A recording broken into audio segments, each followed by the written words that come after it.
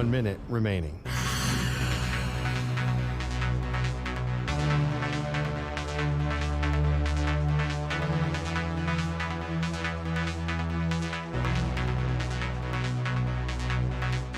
Forty-five seconds remaining.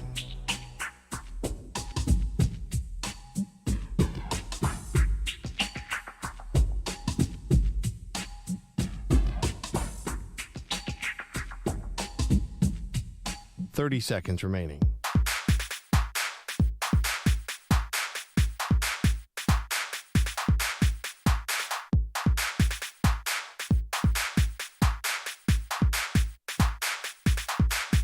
Fifteen seconds.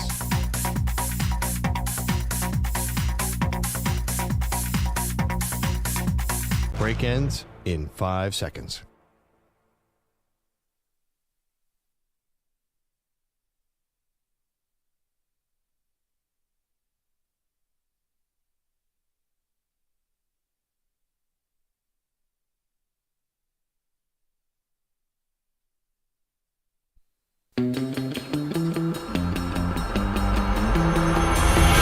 She's a violin prodigy. Her full name is Maggie the Stallion. They are Maggie and Perloff on CBS Sports Radio. Easiest decision the Bears will ever make in the history of their franchise. Drafting Caleb Williams, trading Justin Fields. Hey, welcome to the show. Maggie Gray, EJ Stewart sitting in for Perloff today. Perloff taking an extra day, hanging with the family. But in Chicago, EJ, major decisions are happening. And again, they don't have to overcomplicate this thing. Sometimes just taking the route of least resistance, the path of least resistance, just because it's obvious doesn't make it wrong. The Chicago Bears have done a fine job in starting to develop Justin Fields. They haven't done a great job. They've done a fine job. They have done a job where he will be coveted, and there will be a trade market that, according to Albert Breer of Sports Illustrated, has already started to develop. At the Senior Bowl, you already had teams who were inquiring about Justin Fields. That's going to go up and continue to evolve and continue to happen as we get deeper into the offseason. You have the number one pick. You don't have to make this complicated. Justin Fields is not a slam dunk franchise quarterback yet, which means you've got to go with a hot rookie. You've got to reset this whole thing. See, I don't think that that's just the obvious move you have to go to. In fact, I think they should really seriously consider trading this pick because it's simple math. The amount of draft capital, the amount of players you can acquire through a trade for the number one pick is going to be way bigger than whatever you have for Justin Fields. And I know a Justin Fields market appears to be coming together. Albert Breer saying that several teams at Senior Bowl was calling them, telling them, hey, we're willing to make a move for Justin Fields. But look, if you look at what Chicago did last season, look at the strides they made after trading out of that one pick and not taking Bryce Young.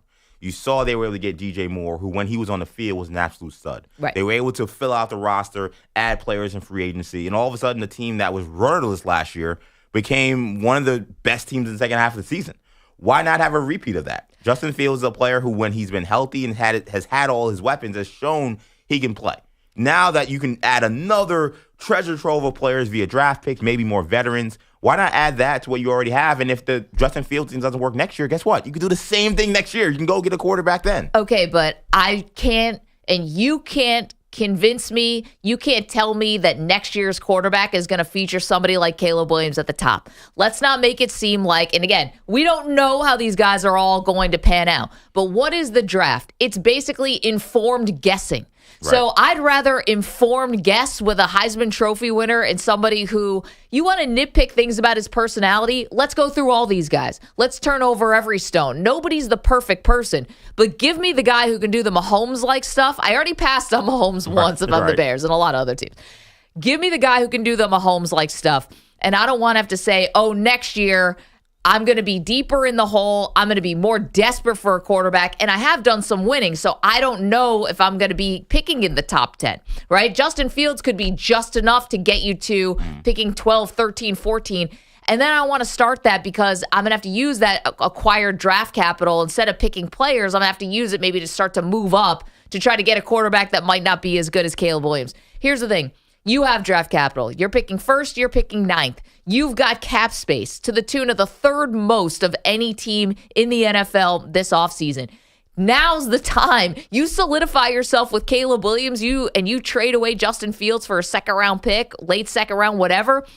I feel like I'm in business. I feel better about the Bears situation than I probably have in 25 years. But that number one pick quarterback thing is not the silver bullet we think it is. Look at the guys we've had the last few years. Again, Bryce Young, that 1 year in feels like a disaster. Right. Kyler Murray, does he want to play football? Does he want to be a Call of Duty player? We don't even know yet. We're still trying to figure that out. Yeah, I can go back to Sam Bradford. Andrew Luck was great, and he retired early. Like, that the number one pick quarterback, some of these guys that we looked at as can't miss, some of those guys are named, we thought those guys are going to be stars. There's no way those guys don't come in and change life of those organizations. It didn't work out that way. Yeah. So there's an opportunity that if you're the Bears, okay, let's say you keep Justin Fields. He goes out there and maybe next year you build out the roster, but you realize he's the guy. What we've seen in recent years is this is the best ever we have of grabbing veteran quarterbacks from other teams. If you have all that draft capital, guess what? We've seen Tom Brady move. We've seen Aaron Rodgers move. We've seen Kirk Cousins move from Washington to Minnesota. We've seen teams be able to say, okay, the guy we have doesn't work. We're not in a position in the draft to get our guy. Right. But we can get a veteran. Again, Matt Stafford being the great example. The Lions traded for a guy who was around. They traded Stafford for Goff, but Goff was a guy who had been around. They didn't decide to go with the rookie route. In fact, when they were in the draft, they had the opportunity maybe to draft a quarterback early. What did? They went with Penei Sewell, and they said, hey, we're going to keep the veteran guy and see if we can build this roster around him. That's worked out well for the Lions. So, again, this silver bullet of thinking that we got to go get the young, hot guy, and that's going to be our way to get over the top. Trust me, I'm a Jet fan. We didn't have number one pick, but we did have two, and we did have three, and I've seen how that goes and doesn't go quite well. Well, I mean, don't do that to the Bears. Are the Bears that much different than the Jets? Think about it. They might not be, but here's the thing about that. You're right. You can duct tape and fishing line this thing together if you need to, sometimes to greater success than not, right? Sometimes, yes, it's Matthew Stafford, and that had to work out well where the organization wanted to move on. You had the perfect landing spot with the Rams. You have a good coaching staff in L.A., and Detroit has now maybe found their coaching staff with Dan Campbell. It doesn't always work that way. Generally, what that does is it just puts you on the carousel of good but not great. Not taking Caleb Williams because you're worried about how former draft picks have worked out is fear.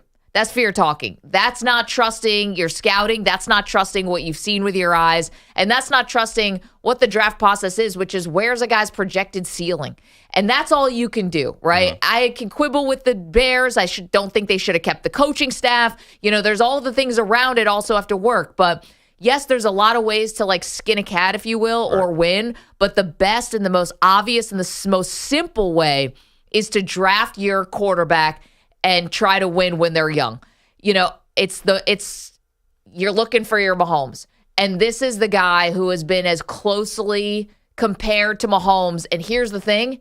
He doesn't mind the comparison.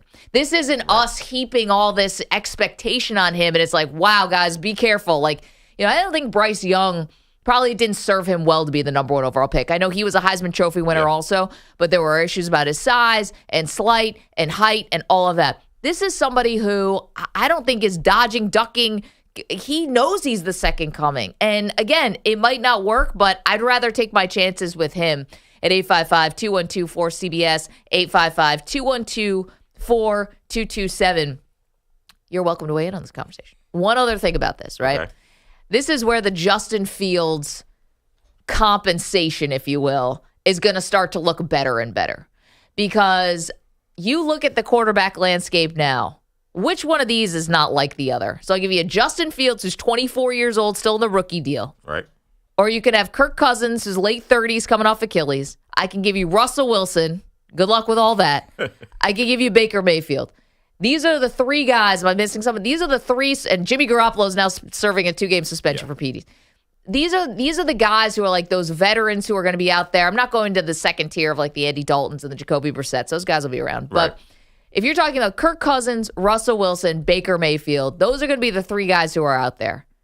Versus Justin Fields, a guy who's 24, again, cheap right now. You pick up the 5th-year option, it's $20 million. Kirk Cousins getting $45 million. He's getting $40 at least.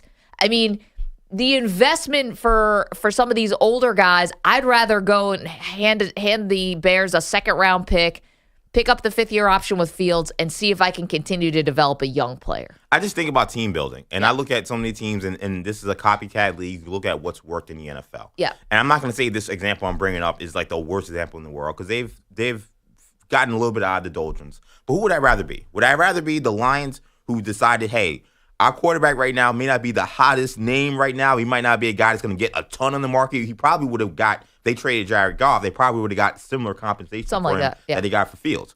Or do I want to, and look at what the Lions did. They said, you know what, let's trade these other pieces, let's trade picks, let's move around, and let's see if we can actually build around him. And now you have a team that, if it wasn't for Dan Campbell screwing up the NFC Championship game, would have been in the Super Bowl. Yeah, don't get Pete started on that. Still angry. Or do I want to be the Jacksonville Jaguars? Like, look at the Jaguars. Like, so many things we've now seen had to go perfect for them to have one playoff appearance. Like, you had to find the perfect coach. You had to find the perfect situation around him. And they still haven't been able to put it together correctly. And we're looking at Trevor Lawrence, a guy who was supposed to be a can't miss. You put him on your roster, and all of a sudden you're going to the moon. And we're, 3 years in, they had two teams pass them up in the division. They got passed up by the Colts, who didn't have their quarterback. Yeah. They got passed up by Houston, who has a younger quarterback. Okay, but hold on. Water gun to the stomach. Do you want Trevor Lawrence for the next 5 years, or do you want Justin Fields? I want Trevor Lawrence, but not in that. But I'm talking about the circumstance. Like, I know we live in the idea of it's a quarterback-driven league, and everything's about who you have under center. But if you don't have the kind of team around him, we've seen that it doesn't matter. The Buccaneers went from what they were last year. Yeah, Tom Brady, who was trying to carry everything. This year they go to Baker Mayfield, and we're thinking, oh man, Baker Mayfield, like, this is gonna be a rough outing. They had a better year this year with Baker Mayfield in there because guess what? They had other guys more healthy. They had other guys who were able to contribute, other guys that were able to block better. Their offensive line was a mess on the Tom Brady. It didn't matter who you had to go because you had all those other issues on the team. Right. Once they were able to fix that, you actually were able to put together a competent roster that can win a playoff game. Okay, but we're talking about win a playoff game versus when you're sitting there with the number one overall pick and you have Caleb Williams right there, and we're talking about obviously the Bears situation right now.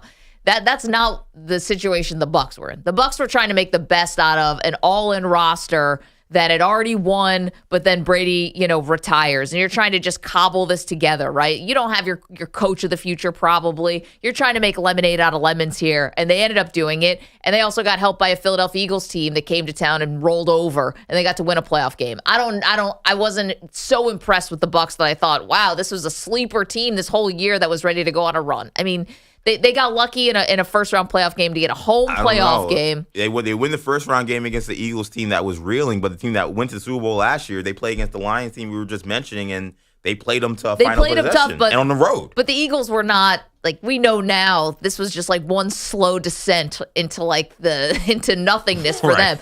But let's bring it back to when you have the number one overall pick, and to say you use the Lions example, they decided with a top pick to take Penei Sewell as opposed to taking a quarterback. I don't think the Lions would go back and not take Matthew Stafford. Like, when they had the number one pick and a quarterback was sitting there who was a great quarterback in college and it was a no-brainer to take him, they took him. And yeah, they didn't win, but I don't think doing it again, I don't think they would have made a different decision. See, I look at it the opposite. I think that you look at the Matt Stafford example of him being drafted number one by the Lions as the example of why you drafting a great talent, a guy who could throw the ball through a wall, and you think, even though we have a great receiver, it didn't matter because there were so many other structural problems with the organization, and they were unable to build around him and Megatron. Imagine if they did move that pick and then drafted. There were so many other quarterbacks that came after Matt Stafford that they could have taken. It didn't have to be Matt Stafford. Like, he didn't have to be the guy to say, we're going to put all the weight of the world on your shoulders. It could have been 3 years from now, 4 years from now. Again, or maybe they make a trade for a guy with a roster that's a little more welcoming to a guy that want to go there. Like, I've seen teams taking guys top of the draft and it going terribly. And I know you could say maybe it's all you're drafting scared if you're doing that. It's not about that. It's just about team building. Again, do I want a team where I'm relying on one guy to really lift the entire team, or do I want a team be able to lift the guy around him or lift the team around him? This is why I like the Bears situation. Again, I don't love the coaching situation, but I do like this team because you've got the number one pick, you've got 9, you've got $66 million in cap space. I mean, you kind of have it all here. You don't have to choose between just one guy being the rising tide. You're sort of all on the come up. And putting a rookie quarterback in here doesn't disrupt the timeline to me too much. 855-212-4CBS. We're talking about the Chicago Bears. Let's go to the phones. Let's go to the phones early. Why not? Alex in Boise, he's awake. Let's go to him. Alex, what do you think about Caleb Williams to the Bears, number 1 overall? Make it easy, right? Alex. Hello? Hey, dude, what do you think? I don't know. I don't really want to talk about the Bears, but Caleb Williams is awesome, man. I'm a diehard USC fan, and I've been my whole life since the Reggie Bush days and Matt Leinart and Pete Carroll and all them. And honestly, he might have been the greatest college football player of all time. To the Bears, I don't know. I see that him and his dad have talked about not wanting to go to the Bears and, kind of wanting to maybe return to USC if that's the case. I see he's put his name in for the draft, and I see him going to the NFL this year. But I don't know if the Bears is the best fit. I feel like he's an awesome quarterback, but I don't know. What do you think? Well, Alex, and appreciate that. And I get as a USC fan, holding out hope, but he's gone. I think that should Guy's be on a failed. 2-year delay. Listen, you got to think positively, guys. You gotta keep hope alive. Wait, did DeGrom lead the Mets yet? I'm still wondering if he'll come back. No, he's gonna be gone. But he just won a Cy Young. I get it. But the dad. Let's address the elephant in the room. All right, Caleb Williams' dad, and the idea that he wouldn't want to go to Chicago. Listen, if that's actually happening behind the scenes, which number one, I do not think it is. There's a reason we don't see this a lot. The last time we saw was Eli Manning. Think about the Mannings, who have their royalty in football and would able to withstand the sort of negative press that would come along with this. And by the way, the negative press in 2004 does not compare to what it would feel like in 2024, right? The conversation has gotten way, way, way louder around everything. So I don't think they are entertaining this at all, number one. And number two, I think the Bears would be showing you a little bit more if the parents, if the dad was really being a pain behind the scenes. Right. Like, I think they would be talking up Justin Fields even more. I think they would, and I know the president Have you heard did. the Kevin CEO? He talked about how much he loved him, how he wanted to see him healthy and see what he can do with pieces around him. Maybe that's happening. Yeah, that maybe is a call like, hey, Kevin, not helping. I don't know. That's just the president of the team talking and maybe trying to get up the trade value here. If Caleb Williams is really hell-bent on making a stink about not wanting to go to Chicago, I think you have to win this war publicly. Mm-hmm. So either the Bears would be showing that they are, reacting to that, or Caleb would just be out there being like, hey, I'm not surprising anybody. I'm not going there. You'd need a better media strategy, if that makes sense. I mean, that makes sense. You can't switcheroo that at the last minute. I know, but I look at this draft order. I see Caleb Williams, Gonzaga High School. Yep. DC, born and bred, number 2 pick. Washington Commanders, new ownership. Magic Johnson in the fold. We'll probably talk about him a little later. Yep. I mean, there's a lot of reasons. Magic Johnson, even the LA ties, he just came from USC. You don't think that Washington's going to be like, hey, you make some waves, we can get you here. Like, I don't know. I don't know if somebody's going to be so willing to go to Chicago. And it's Perloff, I'm sitting in his chair today. Yeah. One of the things he said the whole time is you put that C on your helmet and you're a quarterback, your career goes to die. I think it's a little harsh, but at the same time, you don't think other quarterbacks look at what has happened to other Bears quarterbacks and think, I don't know if I want to go there. Now, the Commanders aren't necessarily it's been a while since Joe Theismann. Yeah, they're not quarterback of the NFL, but at the same time, if you're a Washington born and bred kid, I would be very enticed if I was him, if I could get to that number 2 spot and if the Washington can actually make a trade. So I don't know. The dad thing's going to be interesting. That's another thing about Caleb Williams that we have not discussed when we talk about his evaluation. Yeah. I agree with what Alex said. I mean, the kid is special when it comes to his physical tools, his talent. He's spectacular. There's something with his character. And I don't want to say character, so he's a bad guy or anything like that. That's not what I'm saying. But we see the histrionics on the sideline. We see some of the extra stuff. He sometimes you know who he reminds me of? He reminds me of that contestant on The Bachelor or The Bachelorette that's just doing a little too much. It's like, yo, we know you're great. Hold on. Are you alleging fake tears? How dare you? I'm not even saying fake tears, but it's like That show is real. No, I meant from Caleb. yeah, that's real love that happens on The Bachelor and Bachelorette. Yeah.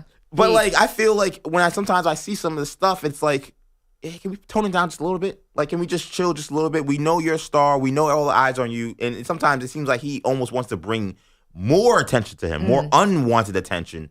And again, if we're talking about a guy who's supposed to be, when you're drafting a quarterback, I know we talked about the Bears CEO, but really the quarterback becomes the CEO of your organization.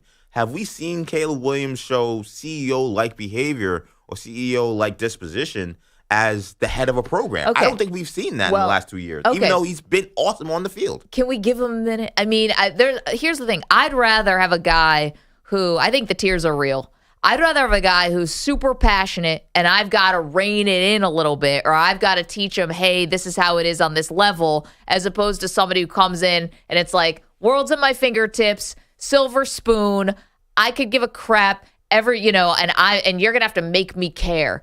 I'd rather have the guy who actually really freaking cares, and then I can mold that if I've got the right people around him, as opposed to like an apathetic type of thing. But do you think you could really get to a guy who's saying, I'm Patrick Mahomes already? Do you really think you can get to a guy that's saying, allegedly, hey, I made one ownership stake in the team that I have?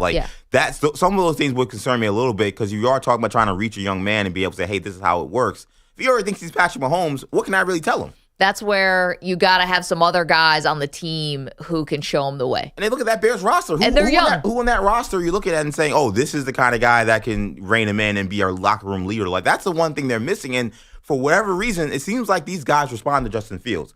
I mean, DJ Moore says Justin Fields is better than any quarterback that's in the draft. We've seen plenty of other players say they hope Justin Fields is back. Like, if Caleb Williams was this can't-miss guy, why isn't everybody in the Bears being, we can't wait to bring him in? They seem to love the guy they already have, and the guy they have hasn't won anything yet. Well, first of all, you got to say that. You can't just, you can't say do you? Well, Garrett Wilson didn't say it. Right, yeah. I mean, we've seen young quarterbacks get buried all the time. Okay, but no, you got to be diplomatic here. That's really smart of DJ Moore. You got to be diplomatic, because you're not 100%, at that point, he's not 100% sure who's going to be the locker room. And, actually, I think that Caleb is going to be able to figure it out. It's not like he's coming from some small program. It's not like he doesn't know what it's like to get criticized publicly. He understands what he puts out there, he's going to get back. And I can't not draft him off vibes. I know vibes are big, but I can't make a decision for the future of the franchise off of vibes. All right, 855-212-4CBS, 855-212-4227. Fields, Caleb Williams. We're going to know here soon, because you're going to have to start setting some intentions, if you will. You're going to start meeting with teams. The offers are going to start to leak out. We know how this goes. This is going to happen here in the next couple weeks. What should the Bears do? 855-212-4CBS. Give us a call. EJ Stewart in for Perloff today. It is Maggie and Perloff, CBS Sports Radio. You're in a 5-minute break.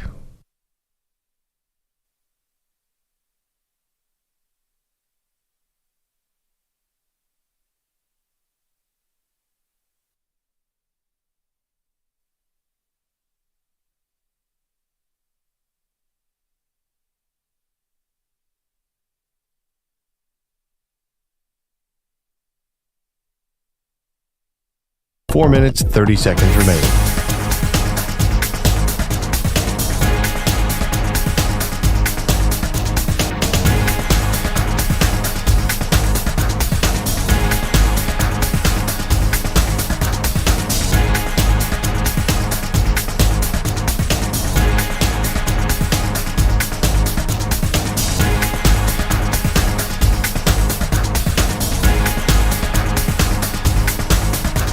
Four minutes remaining.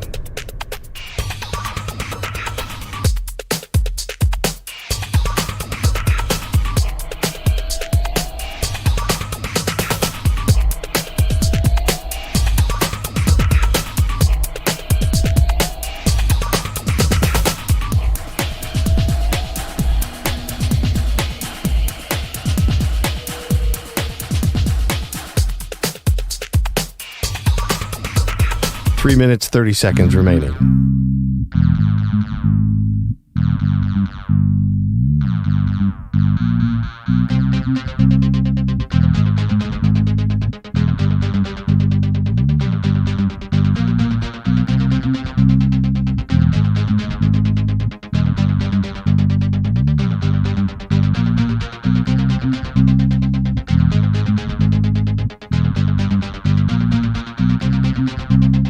3 minutes remaining.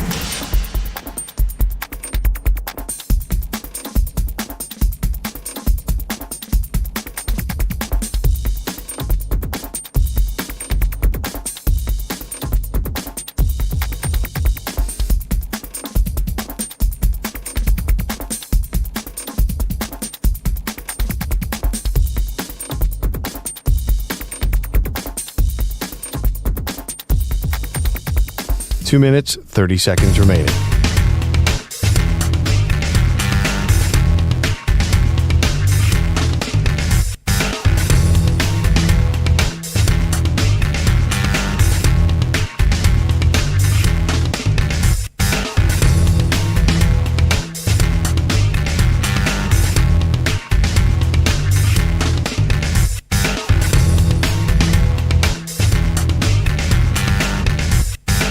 Two minutes remaining.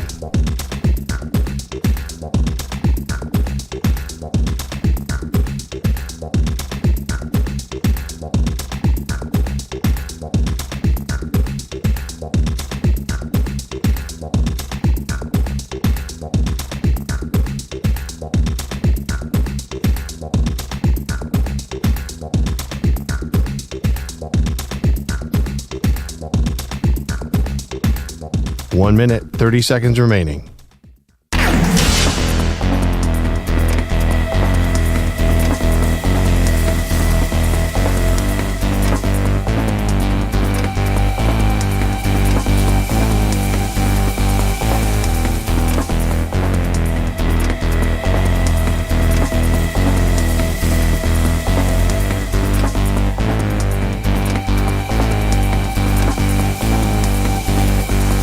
One minute remaining.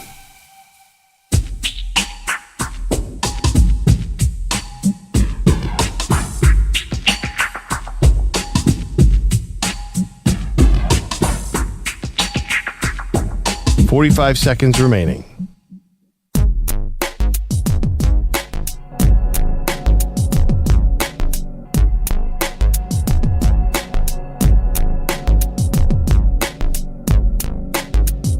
"30 seconds remaining.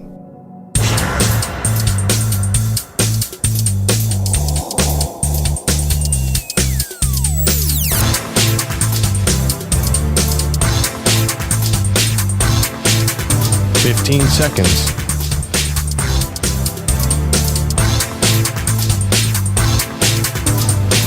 Break ends in 5 seconds.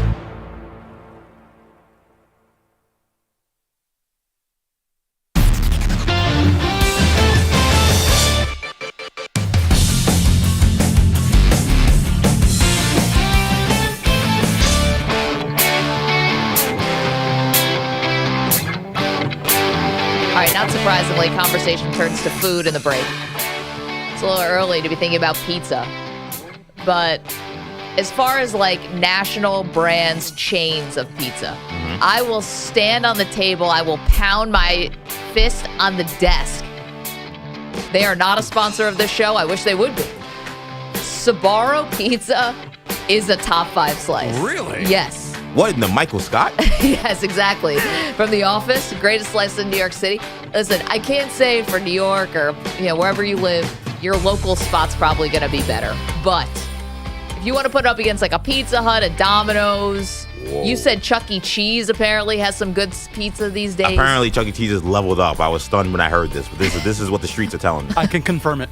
Wow, we got second confirmation. I have my goddaughter's birthday was recently. We went to Chuck E. Cheese, and thankfully a fight did not break out because Chuck E. Cheese is known for its pizza slices and its fights. Yep. But pizza's very good. Wait, why are people fighting inside of Chuck E. Cheese? People are always fighting in Chuck E. Cheese. I have no idea. Chuck E. Cheese, you going to? What the hell's going on at Chuck E. Cheese? Y'all gotta go to the hood. You go to the hood, Chuck E. you're Cheese. fighting. Something's popping off. I'm Over telling you what? right Like now. skee ball? What is there possibly to fight over? I don't know. 50 tickets, not 100. It's where the kids go on the best behavior and the parents don't. It's crazy. It's very weird. Man. Yes, I've seen this as well firsthand. I've got a 4.5-year-old. I go to these types of places all the time. The play places, all that. I never see a fight break out. Just if you're going to go to Chuck E. Cheese, make sure you're strapped up. You know, you got a little, No. got the pads No, on, Maggie. Carla. I really think that it's the stress. I think that's what happens. I think, your kid is going to be in an environment, there are 100 million germs. So, you're coming back with a stomach virus. Somebody's going to get sick over the next 2 or 3 days because of just the 2 hours you spent in this place. I think the parents, they say COVID started somewhere in China. Yeah, it was actually a Chuck E. Cheese in Bridgewater, New Jersey. Yeah, that was Sorry, everybody. That was ground zero. That was ground zero for COVID. Yeah, so it's just the anxiety I think that gets to the parents. But so Sbarro, really? Yeah. It's a top 5 slice. It's really good. It's crunchy on the bottom. The ingredients are not bad. I'm telling you, it's not just a port in a storm. It's a life-changing slice. I mean, again, I got a 4.5-year-old. You find yourself in like a mall fast food court. It's not awesome. Sbarro will save it. Now, my question, though, is, I don't have young children. Yeah. So, does your palate, though, kind of get, for lack of a better term, dumbed down because you have a young child? Because, to me, I got to a certain age and I just felt like there were certain things I just would never eat anymore. And now when I try, it doesn't work out. If I try to have McDonald's today, and I don't mean to be snobbish or anything, but I'm like, this just doesn't do it for me. This just doesn't have right seasoning. It's super salty. I can't Your palate do that. Changed, now, when I was in middle school, I was basically living off of McChicken sandwiches on the dollar menu for every day that was there. All? Yeah.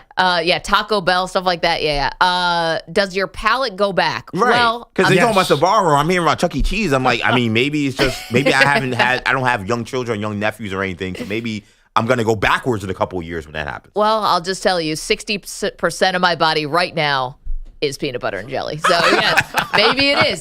Peter Schwartz is here. Good morning, Peter. How are you? Good morning. How you guys doing? What's up? We are sponsored by Progressive. Yeah, you're talking about pizza. My tongue got tied there, That's all right. I'm telling you, Sbarro's, you find yourself in a strip mall every now and then. Sbarro's not a bad slice.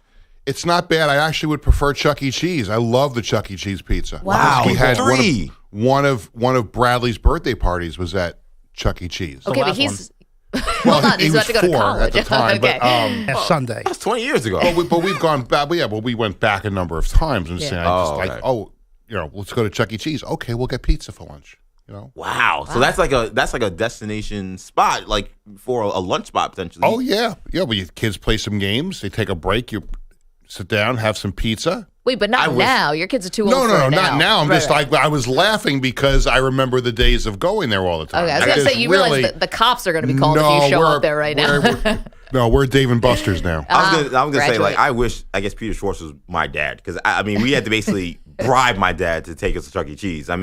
We used to, every year we used to do a tournament challenge. And whoever won the tournament bracket challenge got to pick whatever the restaurant. NCAA. Yes. Yeah. Wherever restaurant I'm going to go to. There's 6 of us. The best part, though, was when both Bradley and Jared were old enough to kind of just make their way around Chuck E. Cheese on their own. And my wife and I would actually have a chance, even in all the bedlam that is Chuck E. Cheese, to actually sit down and have a conversation while the kids were off playing games. Oh, wow. So, yeah, it was a great place. Well, when we one year, my youngest brother, Henry Jr., won the challenge, he got to choose. And he chose Chuck E. Cheese.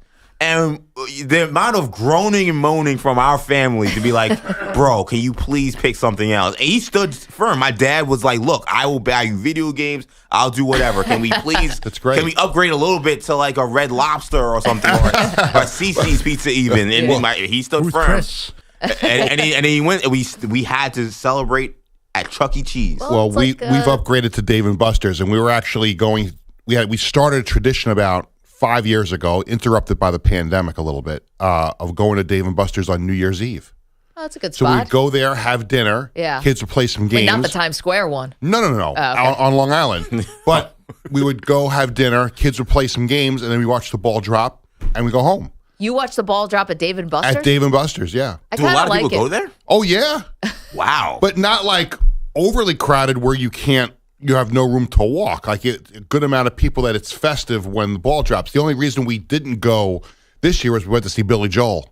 So Not that bad. was a big upgrade. Yeah. To be honest, Buster's, right? I'm kind of surprised that Dave & Buster's is open that late. Yeah. Okay, we've got headlines. What Yes, do you have, let's sir? do that. We're sponsored by Progressive Insurance. Drivers who switch and save with Progressive save nearly $750 on average. Call or click today and find out if we could save you hundreds on your car insurance. Speaking of drivers, let's begin with the Great American Race. And the Daytona 500 goes to victory lane. William Byron. From Charlotte, North Carolina, Rudy Fugle, his crew chief. Mike Joy had the call on Fox Sports. William Byron wins his first career Daytona 500 on the day that launches the 40th anniversary of Hendrick Motorsports. Alex Bowman finished second, Christopher Bell third.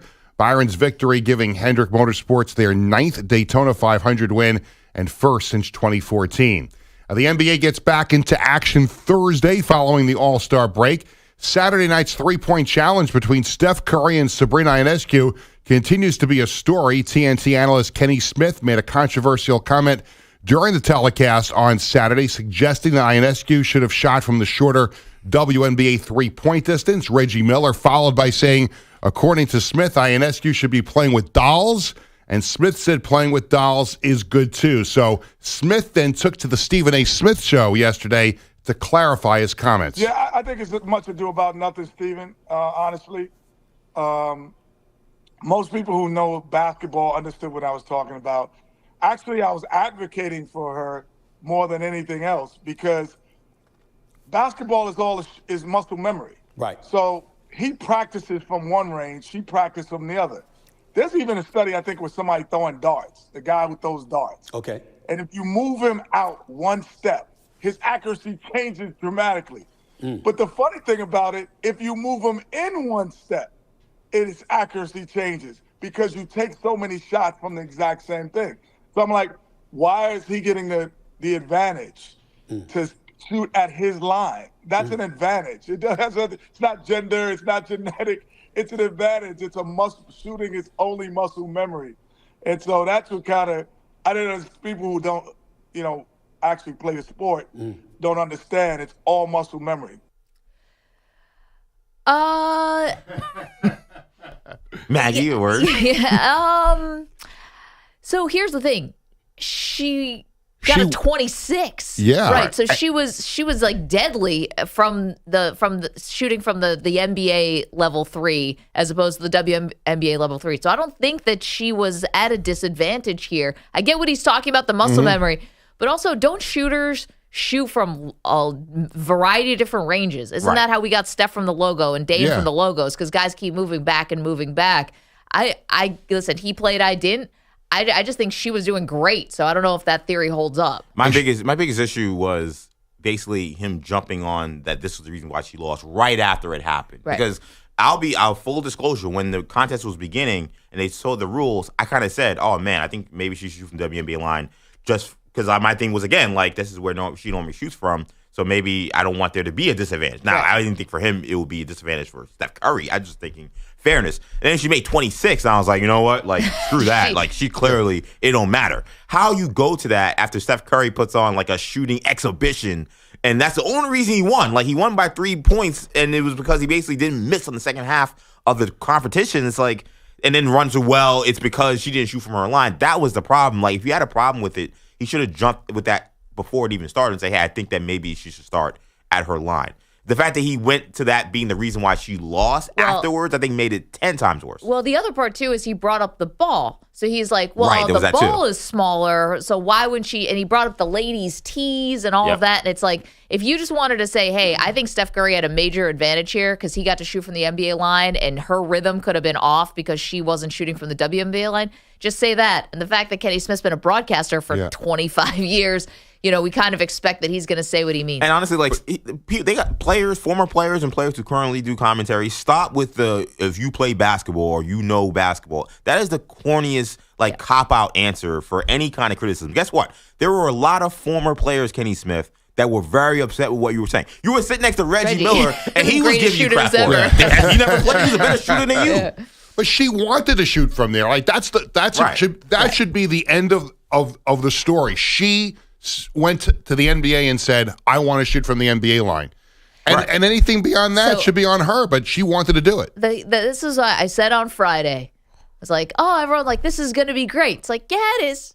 But something's going to happen because I didn't know what. I'm like, something's going to happen. I thought maybe it'd be more about Twitter trolls or something because we all know that it'd be a great story if she beats him. Then it's, okay, the woman, goes, beats the best shooter of all time maybe, and wow, what a moment, and girl power and all of that. I don't think anyone really thought, okay, what's it going to be like if she loses to Steph Curry? Like, what's the message there? And I think the message still is live your dream, shoot for the stars, do all that. It just, I don't think everyone's so in a rush, I think, to say, wow, look what happened if she's going to win. You didn't think of what the result's going to be with Steph Curry wins. And then it's like, all right, well, Goliath won, everyone. All right, let's go home. And to Steph's fairness, he wasn't acting like Goliath, right? He was gracious, He was very gracious, cheering for her, and she's cheering for him. And it was a very positive thing.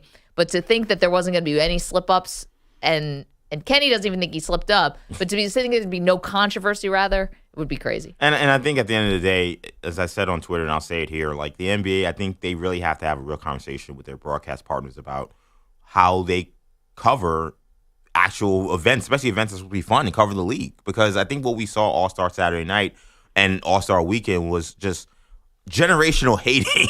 Like, it was just like, I was like, is this the hating Olympics or is this the NBA skills competition? I mean, if you got guys who don't want to advocate for the athletes that are performing, then get other people. Like, we all know NBA All-Star Weekend has fallen off. We all know that it's not what it used to be. But you shouldn't have your commentators leading that commentary for what's supposed to be a broadcast that's being presented by the NBA. Like, that was a problem the whole night. So Kenny Smith dunking on Sabrina Ionescu just because she's shooting from a line he thinks she'd be shooting much closer, that was just the tip of the iceberg of what we heard the entire evening. So here's the thing, though. I don't want broadcasters to blindly cape for the league. Of course. Right? That's not what you want. You want them to be honest and be able to, they know the league better, just as good. They know all the players, the inside and out. I mean, like the executives to the players, everything. So you want them to be able to tell the truth. But the Curry and Escu thing was cool. Right. Like it was a great thing that happened. It was fun. It was exciting. It came down to like the final ball really for Curry. And then it got marred only by the commentary. Yeah. Like if you want to call it the skills competition, call it out. Maybe it will change. You're right. There is like a negative tinge. And for the Steph Curry and Escu, it's like you went out of your way to find a negative. Right. Again, I knew something was going to happen. And it was the best part of the night. Definitely. So, like, why go out of your way to ruin what a lot of people enjoyed watching? Because it was good for basketball. Again, just like don't get in the way. Right. Right. So the Brooklyn Nets fired head coach Jacques Vaughn yesterday. Nets with a record of 21-33. Where Kevin Brooklyn at? Huh? Where Brooklyn at? Just asking. The folks that said they were going to take over the city. Yeah. How's that going for them? Not so well. And it's all Jacques Vaughn's fault. Oh yeah, that's true. They didn't trade for anybody. Get Jacques Vaughn out of here. They just gave him a multi-year extension last year. That's right. Assistant Kevin Ollie will be the interim head coach. Makes his debut Thursday against the Raptors. College basketball, Houston over Iowa State last night, 73-65. In women's action, UConn beat Creighton 73-53. UConn head coach Gino Auriemma with his 1,203rd career win, passing Duke's Mike Krzyzewski for second most wins by a head coach in Division I men's or women's college basketball. I think, you're so fixated on winning games, winning the next game. And I think earlier in my career, to be honest with you, as things were happening that were very significant, they impacted me a lot more. So Gino Auriemma took 23 seconds to say this is not really that big of a deal. I kind of lost him in the middle. I'm like, Coach, hey, you're in a press conference. You realize wait, that. let's go. Oh, there's more coming from that. How about joyless? Listen. Stanford coach Tara Vandermeer, number one with 1,209 wins. Here's something a little more uplifting. Baseball, Juan Soto met with the media at Yankees spring training in Tampa yesterday. He is pumped up to be in pinstripe. It's really exciting. It's really nice to be here and share locker rooms with those guys. It's just incredible. Amazing organization. How far it's going has just been great. It's been a great feeling. Great start for me. I think we're in a good spot right now. And Soto will be playing for a big money contract. Who is that uplifting for? Right. For me. With non-Yankee fans. Except for me. For me, I'm being very, very selfish with that. At least I get self-awareness, though. Yeah. I appreciate that at least. 'Cause I was like, uplifting. I'm going to enjoy Soto for the 1 year that the Yankees have him because he'll be a free agent after the 2024 and they know season. That. They still traded for him. All in this year. Now to a wild NHL matinee. Eriksson scores! It's a hat trick for Eriksson! Zuccarello set him up! The hats come streaming down in the Wild with another power play goal and a 6-5 lead! The call on Wild Radio, Wild over the Canucks 10-7, so they kicked the field goal to win it. Joel Eriksson Ek and Kirill Kaprizov also both with hat tricks in the game. Peter, thank you so much. Coming up, a new philosophy on how to beat Patrick Mahomes. Will it work? We'll get to that. See you guys on the phones as well. 855-212-4CBS. It's Maggie and Perloff. EJ Stewart in for Perloff today. CBS Sports Radio. You're in a 5-minute break.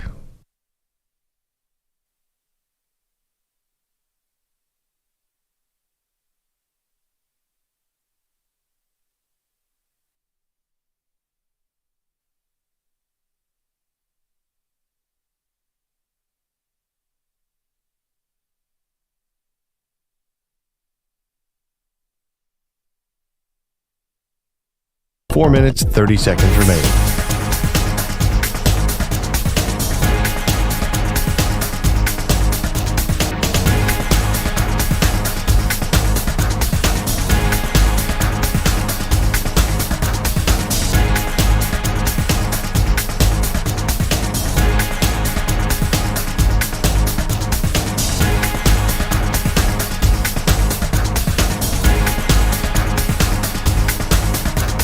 Four minutes remaining.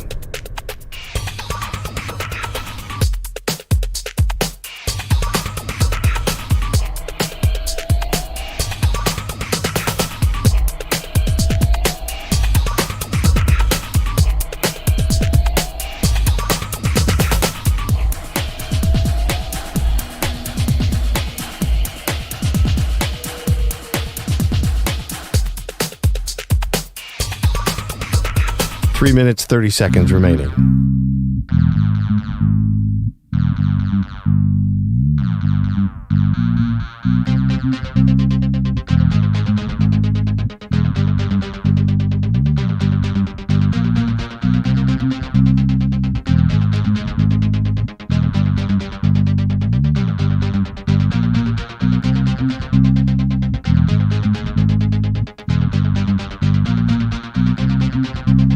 Three minutes remaining.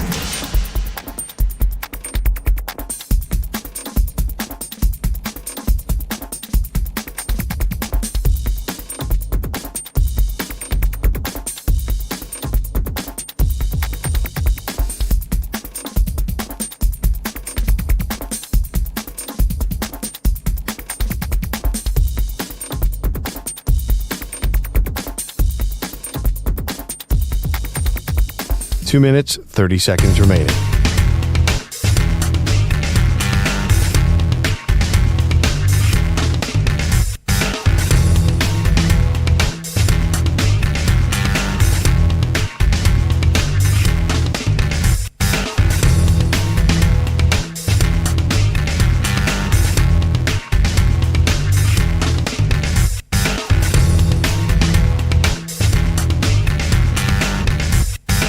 Two minutes remaining.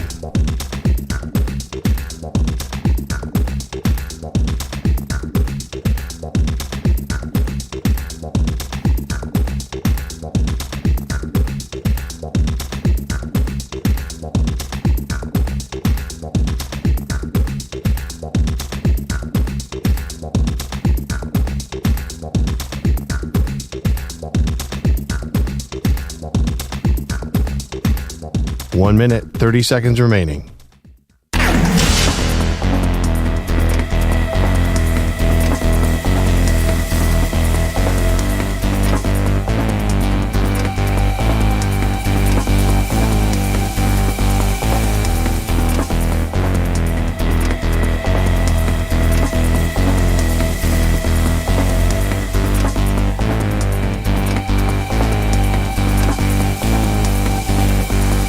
One minute remaining.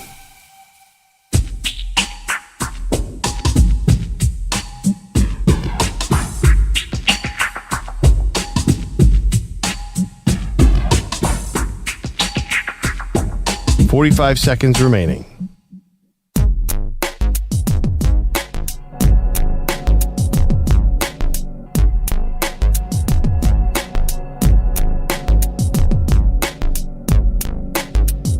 .30 seconds remaining.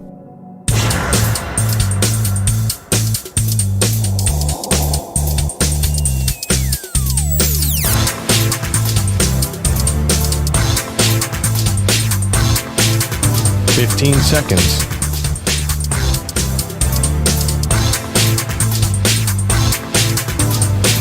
Break ends in 5 seconds.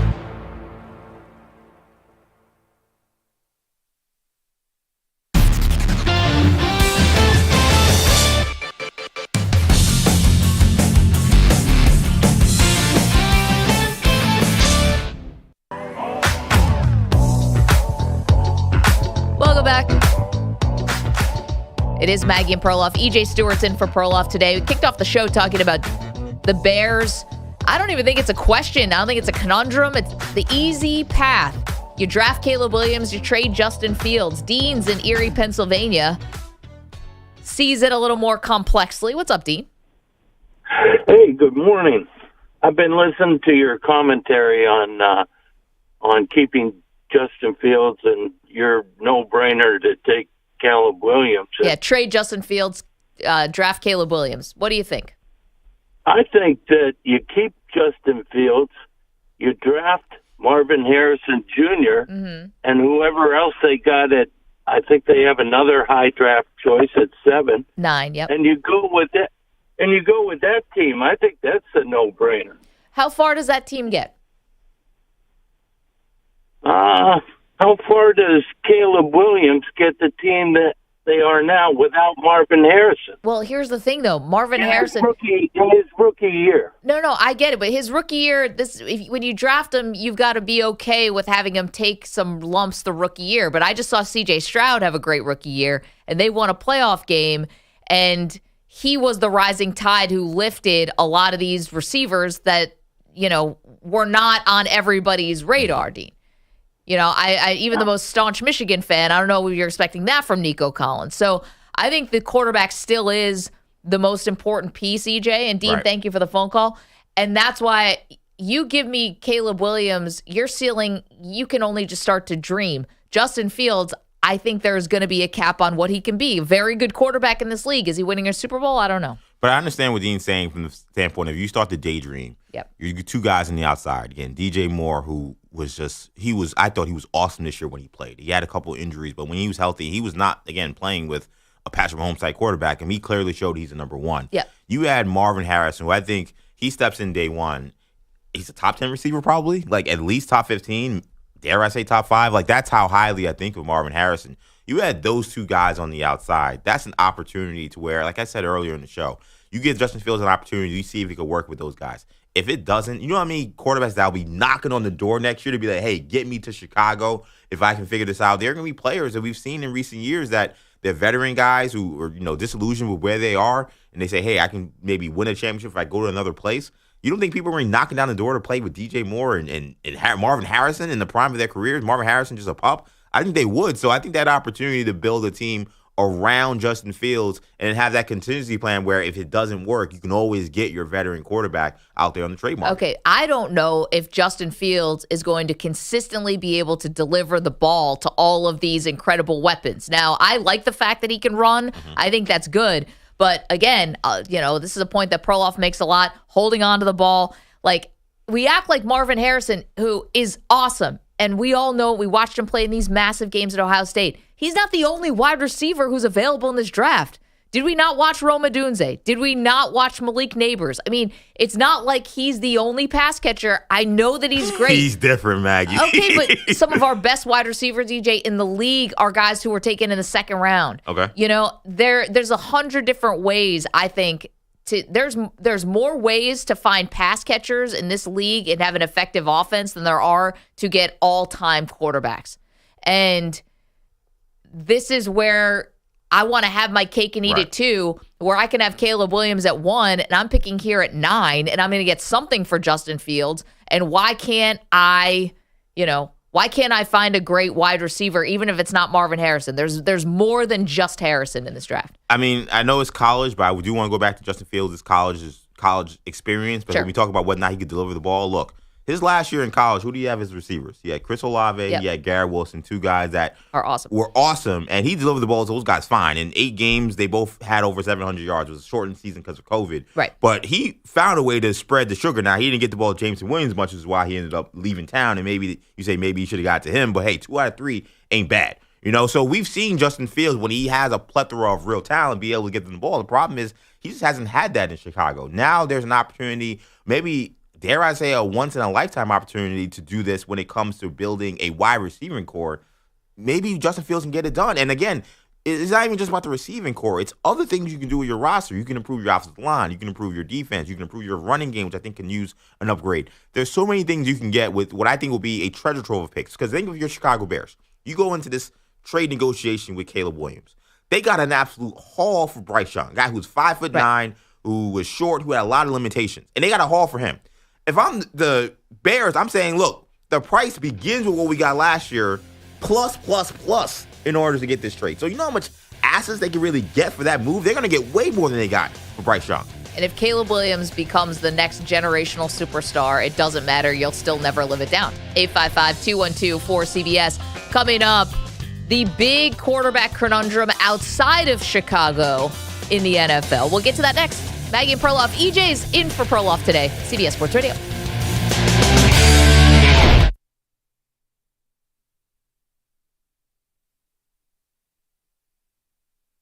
You're in a 5-minute break.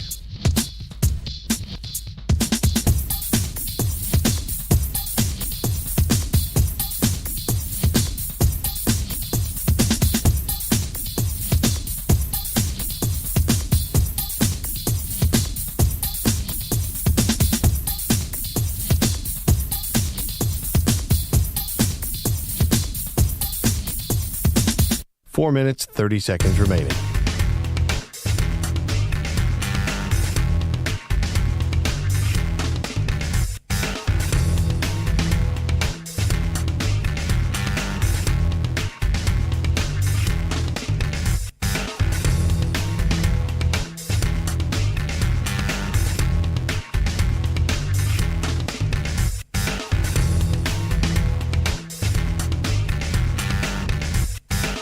Four minutes remaining.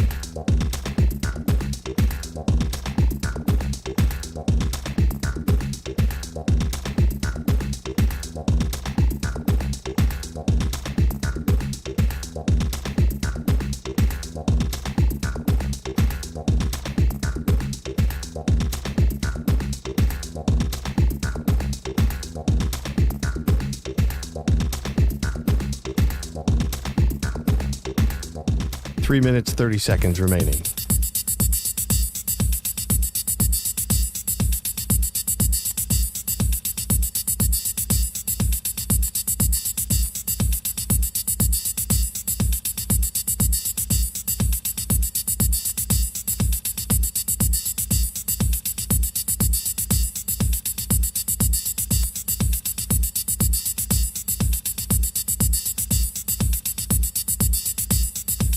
Three minutes remaining.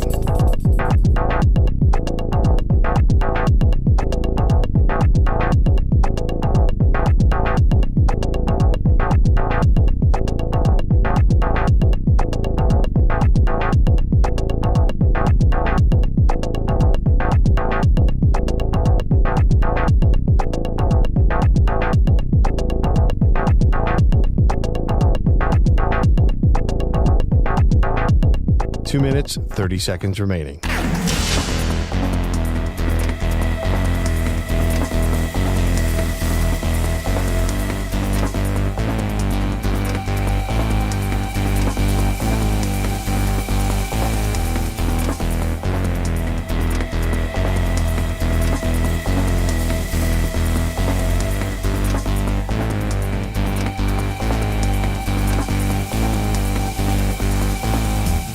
Two minutes remaining.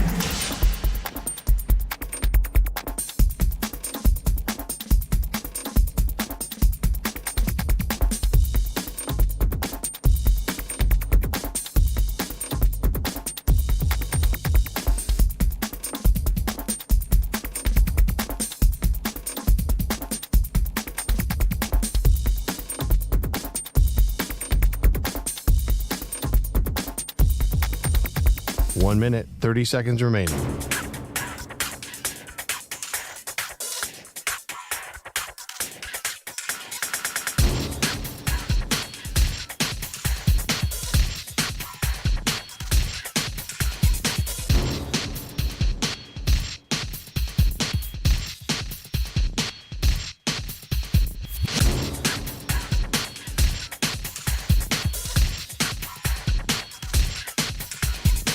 1 minute remaining.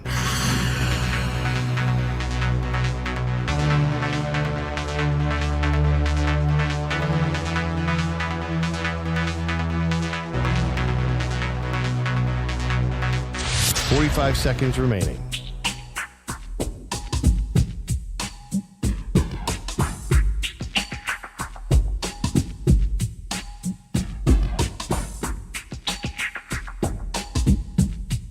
Thirty seconds remaining.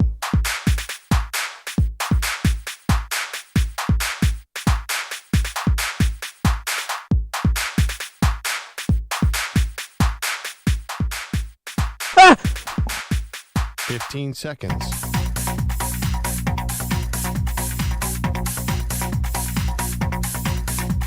Break ends in 5 seconds.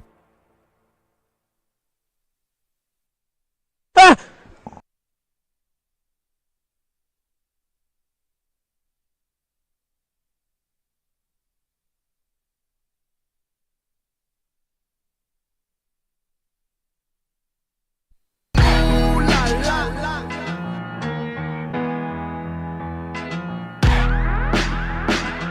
He's been on the TB12 method since he was 6. She's on her 3rd scotch. They are Maggie and Perloff on CBS Sports Radio. Some new destinations for some familiar quarterbacks. Welcome to the show, Maggie Gray. Well, Andrew Perloff off. EJ Stewart sitting in for Perloff today. DJ Yolangalele was there. Enough time to bring up all of Perloff's greatest hits. Okay, so we find out yesterday via Albert Breer Sports Illustrated that the Minnesota Vikings, EJ, hesitant to give Kirk Cousins a fully guaranteed contract. Now, Kirk Cousins has made the fully guarantee an art form. Maybe not so much to the Deshaun Watson tune of $230 million, but Kirk Cousins has done nicely for himself. Yeah, and to quote Soulja Boy, he copied my whole flow. Right. Deshaun got it from Kirk, right? Yeah. The fully guaranteed contract. That's how he's been rolling. He's been using his leverage, but now he's in his late 30s. He's coming off an Achilles, and it looks like Minnesota might be recalibrating things. They don't want to go in that fully guaranteed direction. And so, newsflash, plenty of teams will be willing to give Kirk Cousins a fully guaranteed contract. Yeah, now, short term. Yeah. Yep, short-term contract. You're talking about maybe 2 years, $90 million, something like that, where you're getting paid $45 million or $40 million a year. Right. Something like that, even though Cousins is coming off the Achilles. Now, here's my question. We're talking about teams like maybe the Atlanta Falcons. Maybe we're talking about the Pittsburgh Steelers. Maybe we're talking about the Las Vegas Raiders. We're talking about teams that are desperate for quarterback situation or improvement. I give you this. You can either have Kirk Cousins, and he's coming off the Achilles, and he will get the fully guaranteed, because why would he take anything less when that's what he's been getting for, the last 5 years? Mm-hmm. Or I could give you Russell Wilson, who is a similar short-term quarterback who you basically would have to pay the league minimum. Here's the situation with Russell Wilson. He's going to have to be cut by the Denver Broncos, is really the only way this thing is going to work. Nobody's going to trade for Russell Wilson right now. His contract is massive. It's like $38 million. And an extra $30 million gets guaranteed to him by the 3rd day of the league year, which is in early March. So this is coming up real fast, people. You can cut him. You take a dead cap hit. You spread it out over a couple years. You make this thing palatable. That means he can just sign anywhere he wants to go. Right. And anything that he signs for, that just gets taken off the bill, so to speak, for the Denver Broncos. But the Broncos are on the hook for that money. So he could sign again. He could sign for $800,000. Right. I mean, the Broncos are giving him the $38 million. That's happening. Why wouldn't you just take a Russell Wilson?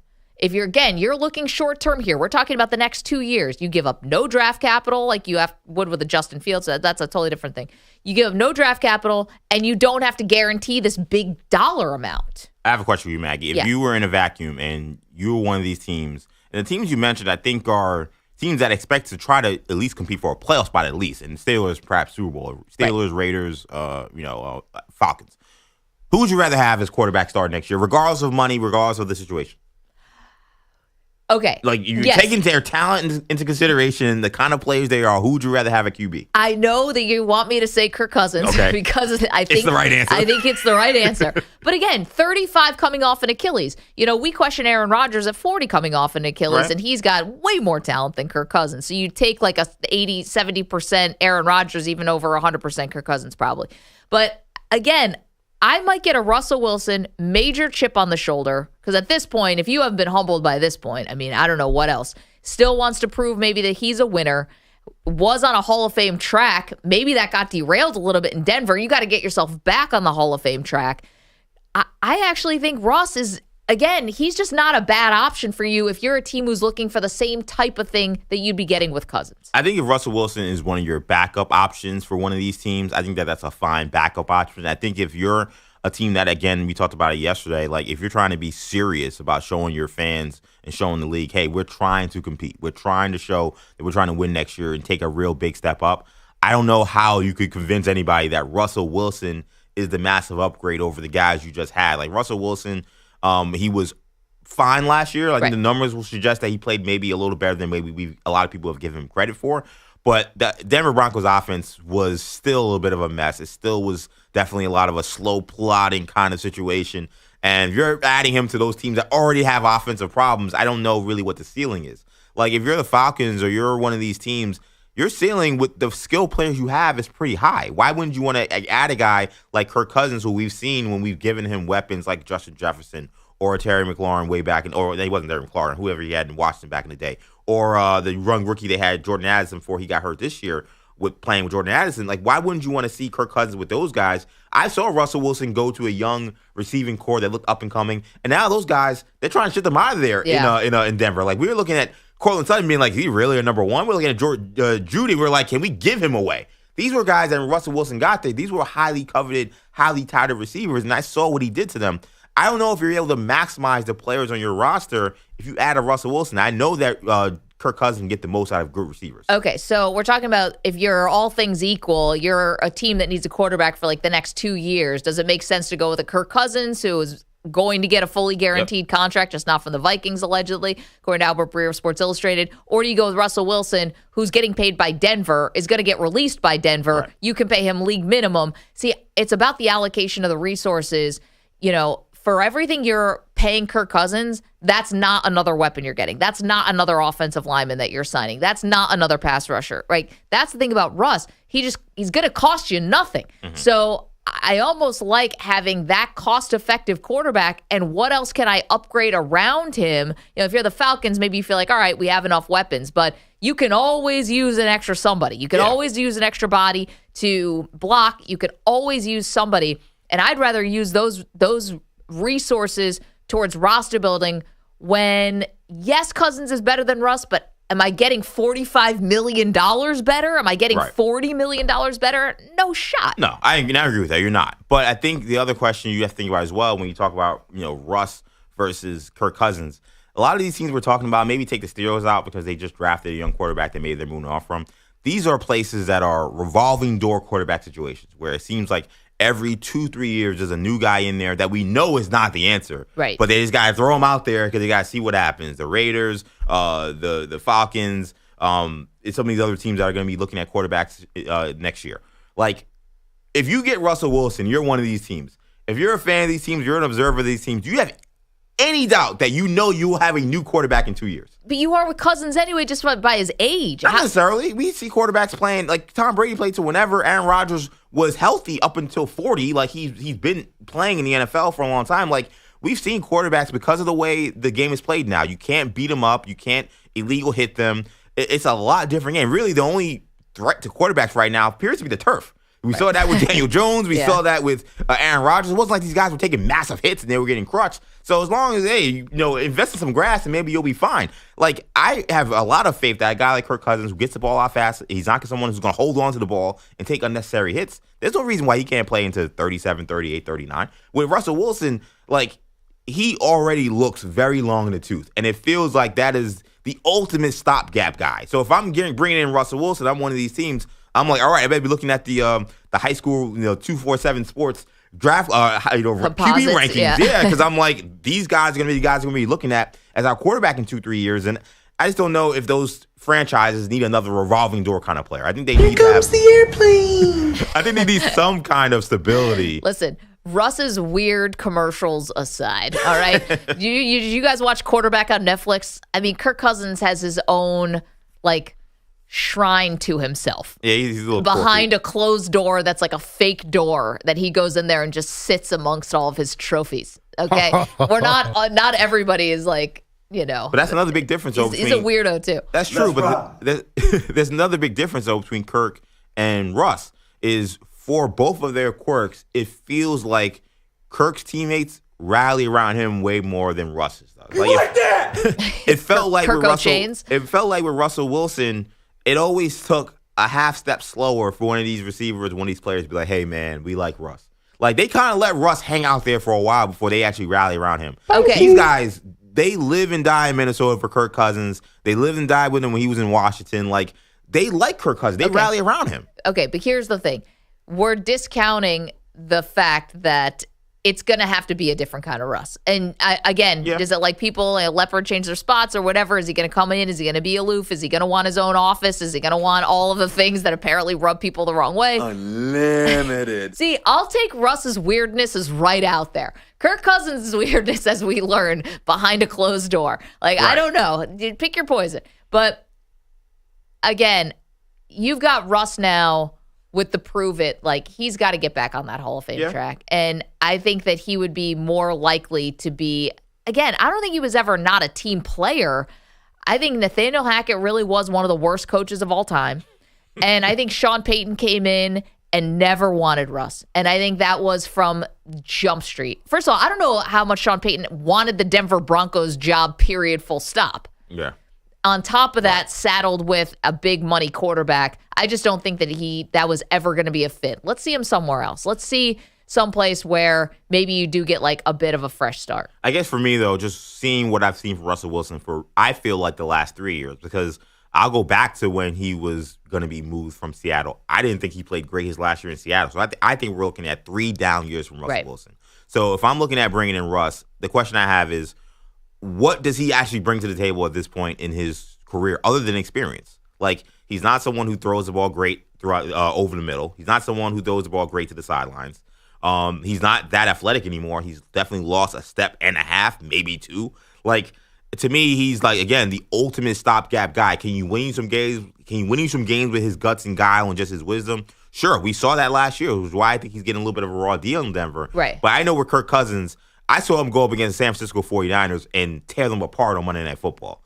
Can Russell Wilson, does he have the capability to have that game? Well, by the way, put him on the 99 Rams. I don't know if he's having the game like that. Listen, it was a freaking miracle that Kirk Cousins won in primetime. Let's not forget about that. Yeah, that's true. Went against type. And again, one guy's going to be like 40 million and the other guy's going to be like $1 million. 855-212-4CBS. Let's get to the phones. Are you fond of that? Because we're asking you about the Chicago quarterback situation. EJ and I just don't see this the same way. I think this is obvious and easy here for Chicago. You take Caleb Williams with the number 1 pick. You trade Justin Fields. EJ is more the mind of, hey, keep Justin Fields. You get the boatload Godfather offer for Caleb Williams, and you build your team from there. Kevin is in Oregon, has a thought on this. Good morning, Kevin. How are you? Good morning. How are you doing? Fantastic. What's your thought on the Bears QB situation? Well, I think Caleb Williams makes the players around him better. Justin Fields does not do that. But the other thing is that Justin Fields is in the last year of his rookie deal. Right. And if they get Caleb Williams, they're going to have 4 years in that rookie deal. So that'll be saving some money that they can spend on other positions. So I think they'd be better off taking Caleb Williams. And the Justin Fields experiment is over.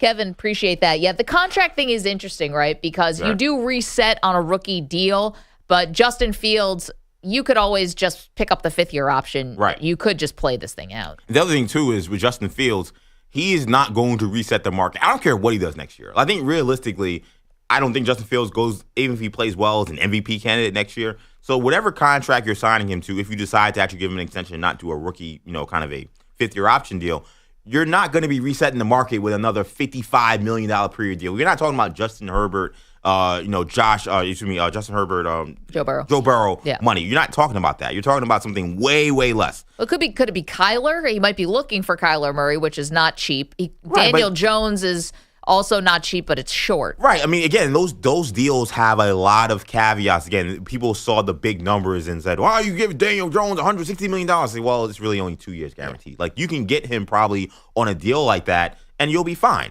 Like, I think that's the contract doesn't worry me as much with Justin Fields. The other thing too is we talk about how much Caleb Williams made USC better.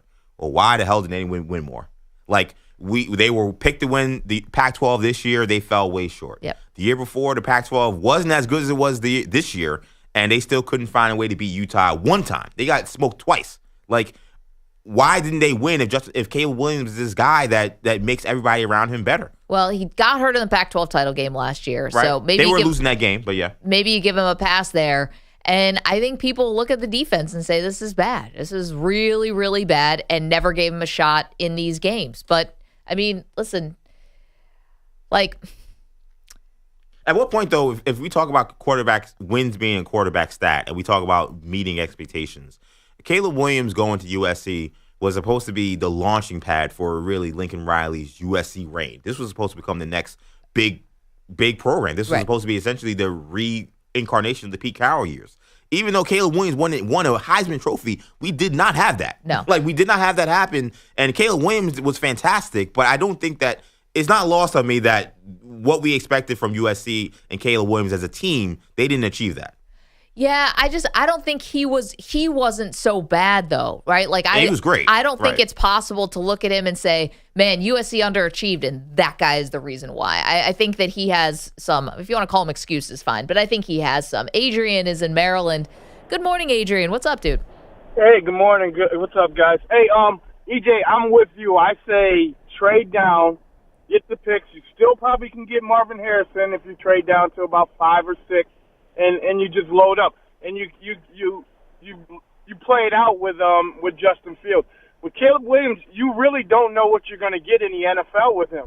You've seen what you had in the college game, and he's bringing a little drama, asking for part of the team, some I guess be part owner and things like that.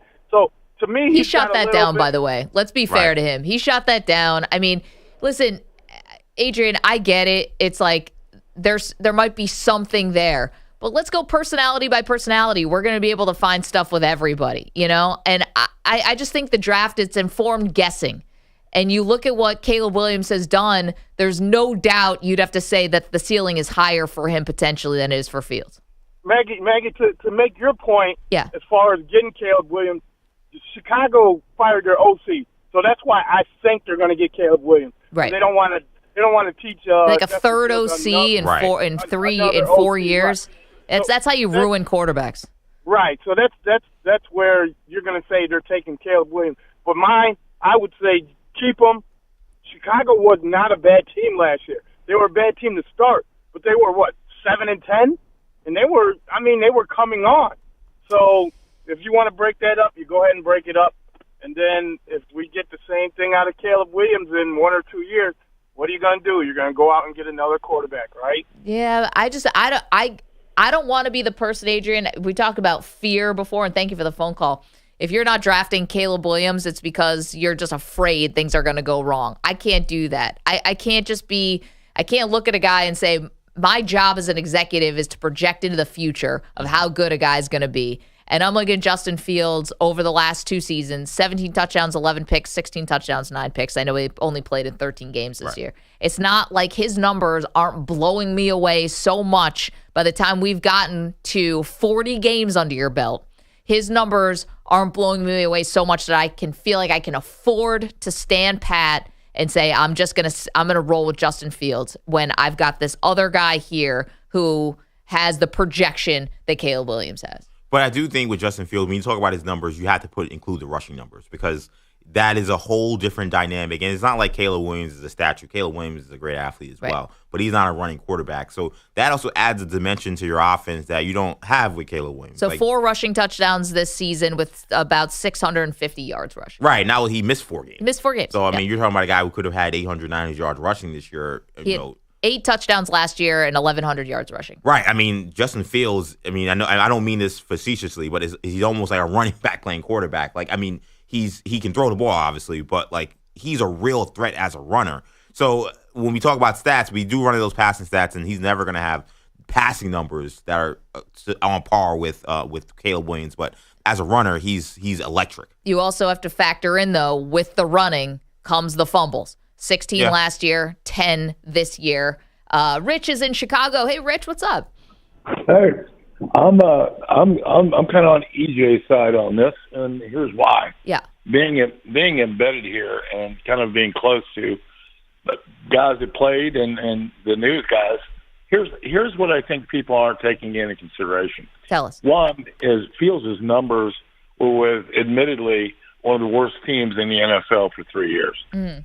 So he didn't have anything around him, and I think him scrounging around with what he got. And I'm not a big left saves Fields kind of guy, but here's what the fallacy is in my book: is I don't think Caleb Williams is a generational can't miss guy. So the question then becomes, and I'll tell you why. I think he regressed last year from his Heisman Trophy winning year, and I think he's got 2 issues that no one really talks about that I think are obvious to anybody who played the game, and that's really leadership and maturity. I think he lacks in both, and if you're going to be a quarterback and you're not going to be a whiner and you're going to be a leader among men, you better belong in those 2 categories. I know, but Rich, here's the thing, though. It's like the crying, right? That's what we all saw on the outside. Well, Rich, thank you so much for the phone call. I'm sorry, we're just up against it. The crying.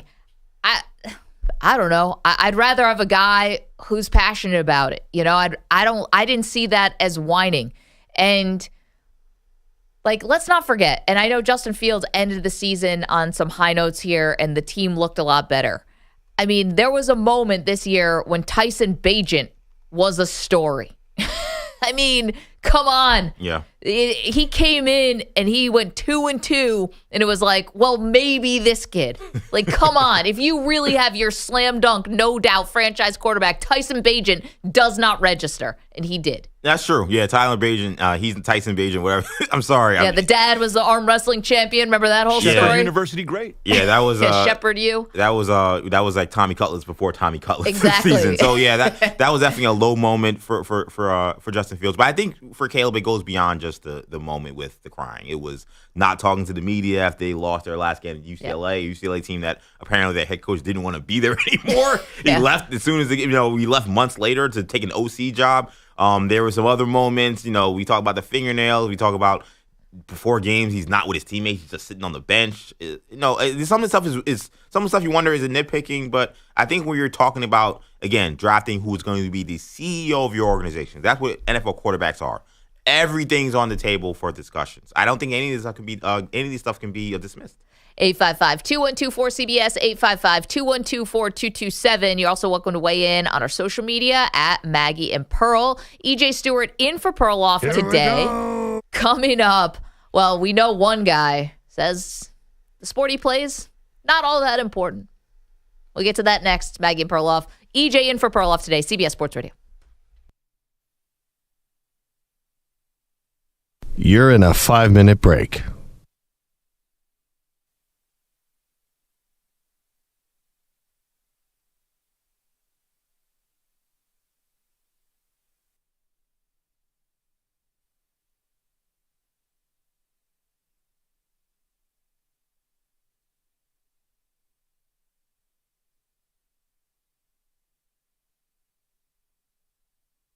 Four minutes, 30 seconds remaining.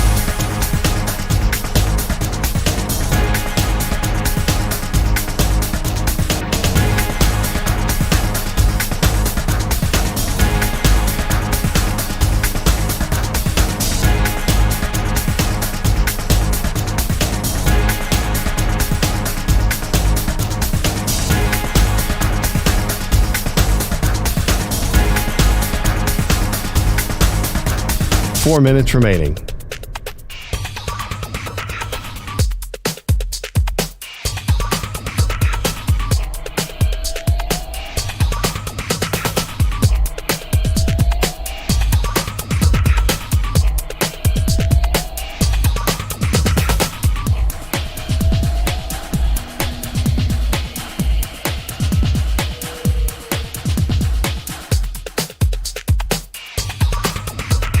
3 minutes, 30 seconds remaining.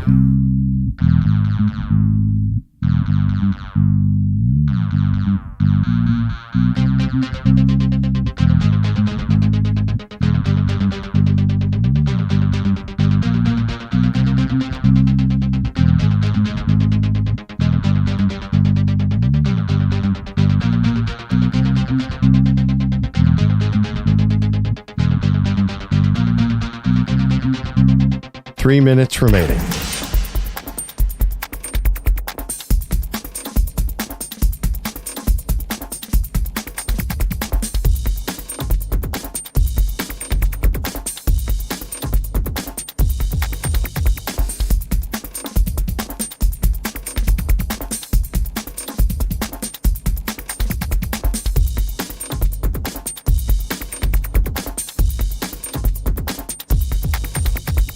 Two minutes, 30 seconds remaining.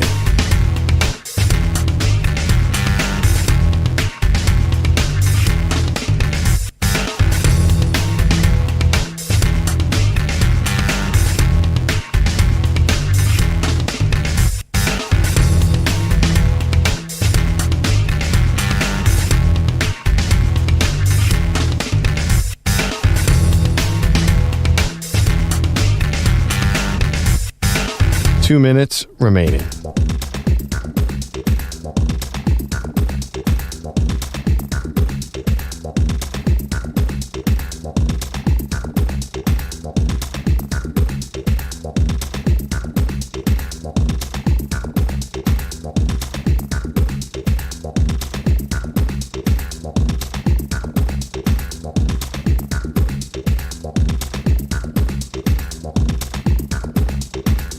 One minute, 30 seconds remaining.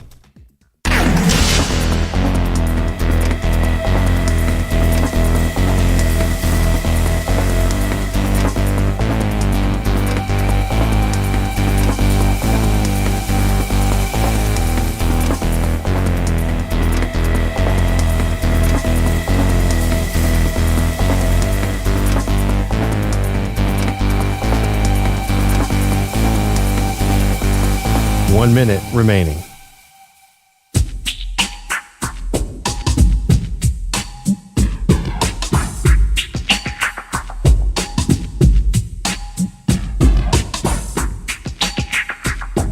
.45 seconds remaining.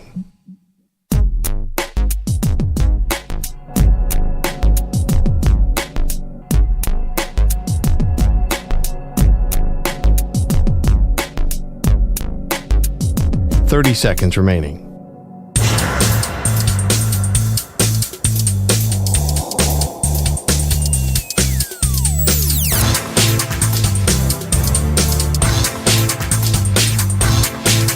.15 seconds.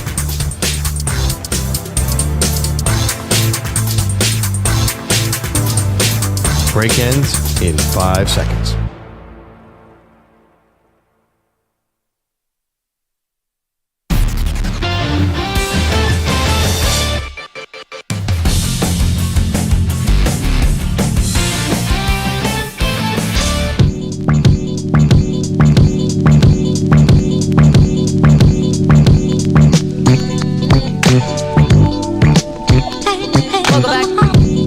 Maggie and Perloff. EJ Stewart in for Perloff today. We're talking about the Bears conundrum. Justin Fields, Caleb Williams. To be honest, it's kind of a great place to be. You have a significant amount of the fan base, and you can count EJ as not necessarily a Bears fan, but he's in the contingent of keep Justin Fields and trade out of the number one pick, get a boatload. To back you up, of the last 10 drafts, 7 teams have traded into the top 3. 6 out of 7 have been for a quarterback. The other one was Will Anderson. Obviously, Yep. We saw that last year. So it's not like there's not precedent. It's not like teams aren't doing this. You'd get a boatload. I just think you've got Caleb Williams there. It's the no-brainer option. And you still get something for Fields, most likely a second round pick. Tony is in Michigan, has a thought on this. Hey, Tony, what's up? Hey, how you doing? Love your guys' show. Appreciate you.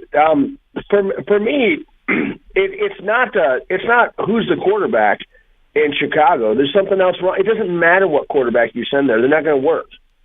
Just give it up. Andrew Just Perloff, is that you? Yeah, fold the franchise. That's what Perloff thinks. What are you talking about? We have to go to camp? Justin Fields is one of the best athletes I've ever seen play college football, and he has all the tangibles and upside. They've destroyed him. They're rotating coaches and coordinators in there on a carousel. It's ridiculous. Their problems are in the front office, not on the field. The field's not going to get better. If you have poor leadership, you're always going to have a bad team. There's just no way around that. Well, look, Tony, I'll defend the Chicago front office a little bit, and I know Ryan Poles has been kind of up and down a little bit, but let's look at the last moves he made. I mean, Montez Sweat, look, I dunked on him. I thought that was a terrible move midseason because I said this guy isn't signed long term. You're giving up draft capital. What he came over and he just changed their defense. I mean, the defense went from literally one of the worst to one of the best overnight because of how awesome he was. Tremaine Edmonds was a good pickup. The trade last year for Bryce Young that brought in DJ Moore and brought in those assets, great move. Like, Ryan Poles has been a little bit on a heater, so I think we got to put some respect on his name when it comes to him as a front office general manager. Yeah, Tony, I kind of get what you're talking about. I think this was a bad move to keep Eberflus. You know, you're going to clean house. Yeah. First of all, the defensive coordinator, and Tony, thank you for the call. Defensive coordinator has to resign / get fired amid still uncertain circumstances. We're not sure what the heck went down. I don't know if we'll ever know what happened with that. No, that's getting buried somewhere. And that happens in the middle of the season, early season. You've got, this half measure, right? Where you're going to fire the offensive coordinator, but you're going to keep the head coach. And I never understand this when you're on the precipice potentially of getting a new quarterback, right? Like, or even if you keep Fields, Matt Eberflus is not the reason that Fields is developing here. If you want to say he did a great job after Montez Sweat, but I think you got to start this thing over. And again, it's the Bears going halfway. I do think at one point, though, and I mentioned it earlier, and I'll kind of try to illustrate the point a little better here. If Justin Fields somehow does not work out after you decide to trade this pick and you bring in those assets, it's not like the franchise dies. It's not like Chicago football, you're not allowed to play in the NFL anymore. Guess what? There are other years that happen after that. We continue to build your team. Look what happened the last time we saw a team draft 2 studs in the first round in the top 10. It was the New York Jets. They drafted Garrett Wilson. They drafted Sauce Gardner. The team wasn't good, but what did that do? That attracted another Hall of Fame quarterback to say, hey, they have 2 Rookie of the Year guys. They have a wide receiver I can play with. They have a young defensive player that turned around the Jets defense, and now maybe that Jets defense is something I can work with. It made a established quarterback want to come to their team. So if Field doesn't work out, you may be able to still get your franchise guy. The Rodgers thing hasn't worked because Aaron Rodgers got hurt, but it wasn't because of the process was dumb. Like, the process worked fine. It was just he got hurt and he didn't have a backup. Okay, but here's the thing. You're basically, I feel like the odds are almost the same. You're not going to get someone who's accomplished as Aaron Rodgers. Most likely that person is not out there. I mean, there's a reason this only happens like very rarely. I mean, the last few years, we've seen Aaron Rodgers change teams and we saw Tom Brady change teams. These are 2 of the top 10 quarterbacks of all time. Like, there was a time when no quarterbacks were moving ever. Now we're seeing these guys late in their career move quite a ton. I think that this is a different era, and you have quarterbacks kind of taking this kind of NBA player route where if they're in a certain situation, they know their team isn't winning. Matt Stafford, again, another one where you say, okay, I'm not winning here. Trade me to a winner or send me to a team that I feel like I can win. You guys can rebuild. We've seen these star quarterbacks move in recent years. I think that it's a lot easier if you're a team that actually has players there and you can be an attractive destination to get these guys than if you're a team that, you failed for the 3rd or 4th time on a rookie quarterback and now you're saying, please come to my team even though I have no assets. Okay, but I would still rather be, instead of trying to lure Tom Brady or lure an Aaron Rodgers or even trade for Matthew Stafford, I'd still rather be Buffalo.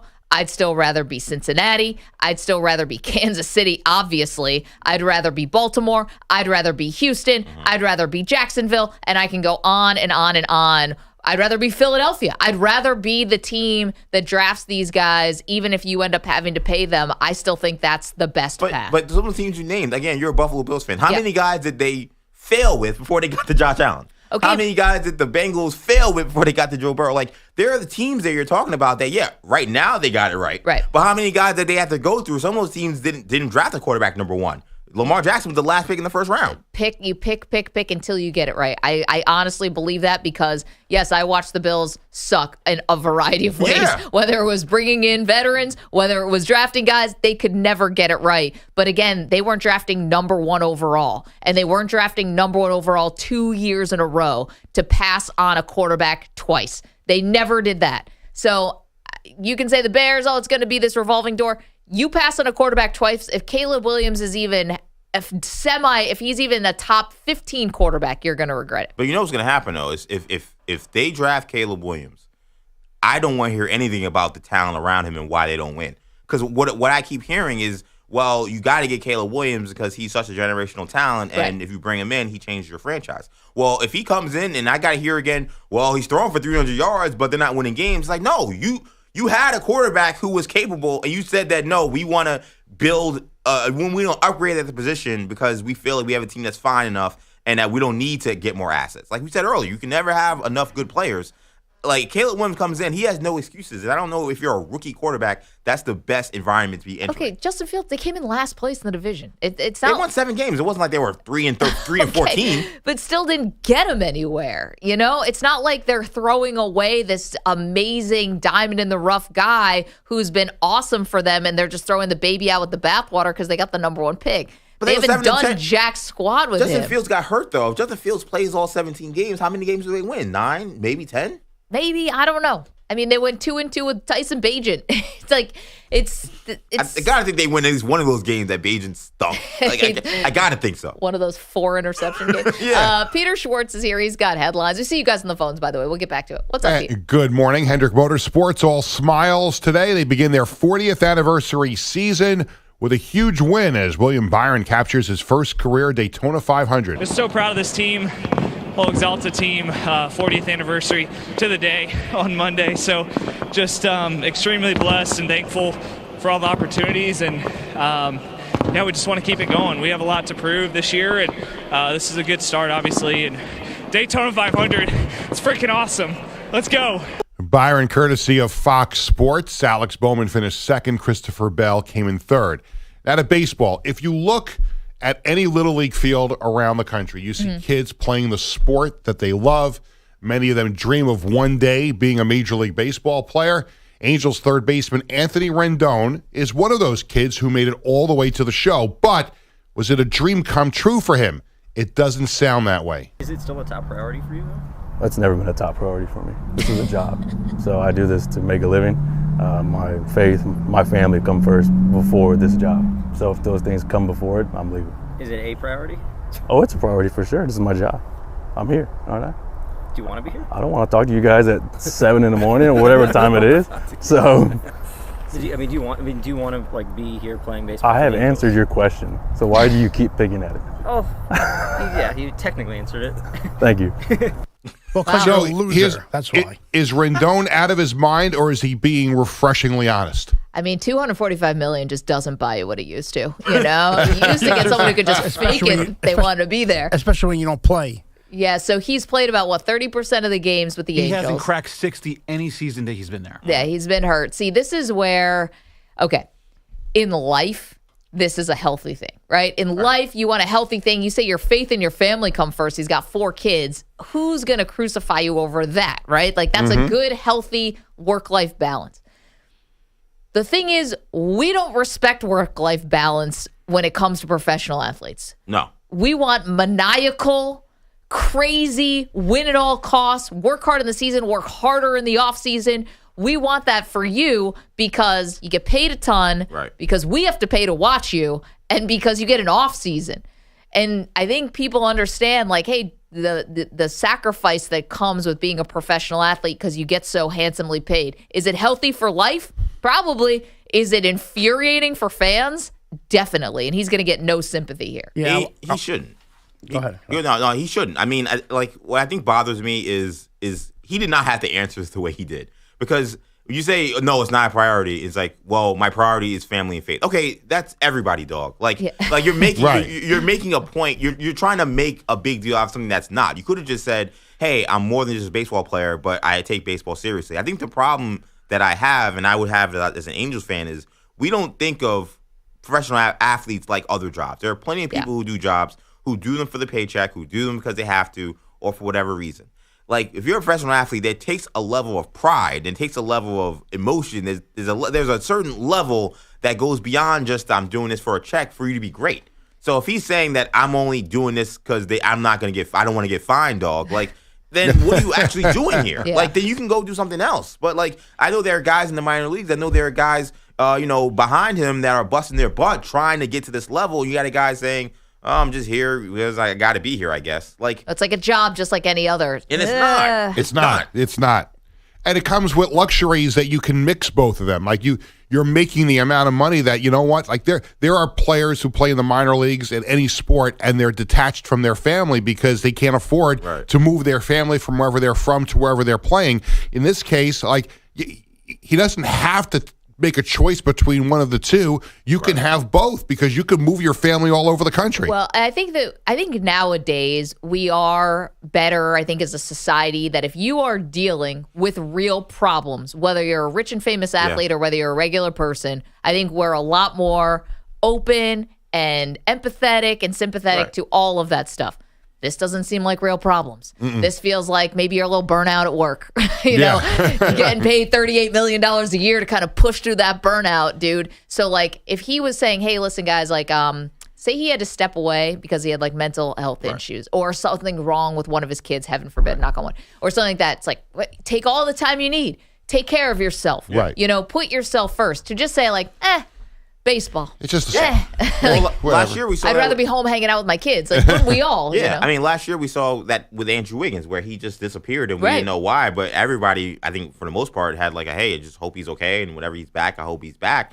And that was fine. Like, this to me was just entirely different energy. And I just, again, to Pete's point and to Carlos' point in the back, like, you can't do this and have contributed nothing to this organization. Right. Like you have fans that were excited, that have been buying your jersey, that have supported the team because you showed up, and you've been an absolute dud in the 4 years that you've been there, and then this is your attitude towards them. It's a slap in the face. I wonder if he was thinking of his family and faith when he grabbed that fan in the stands in Oakland. Like, think about that too. Like, I mean, really. What a total loser. What does the Bible say about that? This guy is using the family and faith thing as an excuse, and 100%. And you know what? If I was running the Angels, I would have sent him home and cut him, even with that money on the books, after what he did in Oakland last year. That's a total disgrace. He's a total disgrace. And you know what? Go sit at home then. All right? Enough. He's got a full no-trade clause. He's still got the 40, 80, like about 120 million coming his way over the next 3 years. Maybe he'd like one of these work-from-home jobs, You're that miserable. Play baseball remotely. Yeah. You have to work from home in order to actually do it. Now batting over Zoom. The connection's a little spotty. In his backyard. Peter, thank you so much. We're just flat out of time here. I see something here we want to get to. See you on the phones. We'll come back with more, including not just that, the big question coming up, as today is a significant day in the NFL. What is that day? We'll tell you next. Maggie and Perloff, EJ Stewart in for Perloff today, CBS Sports Radio. You're in a 5-minute break.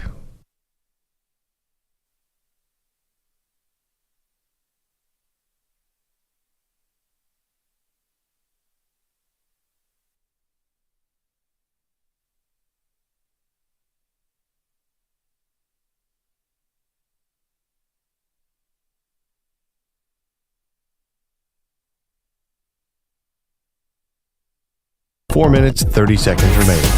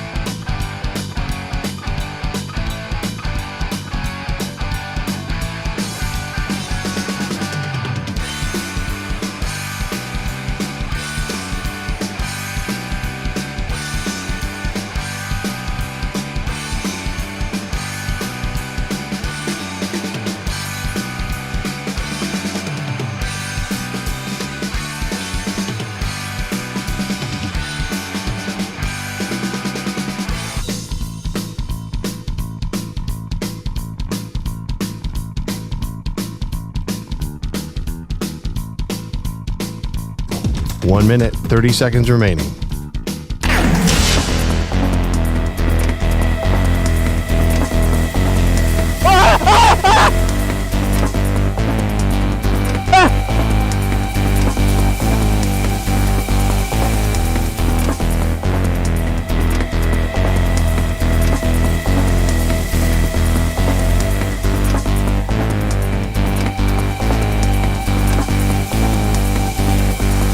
One minute remaining.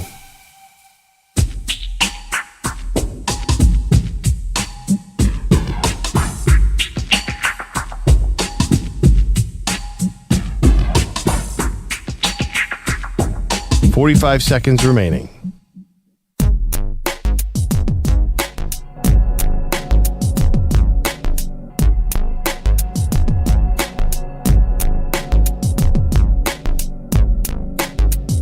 $30 seconds remaining.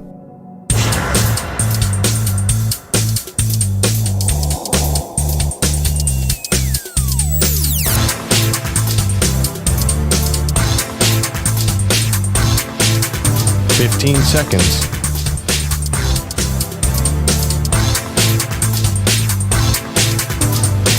Break ends in 5 seconds.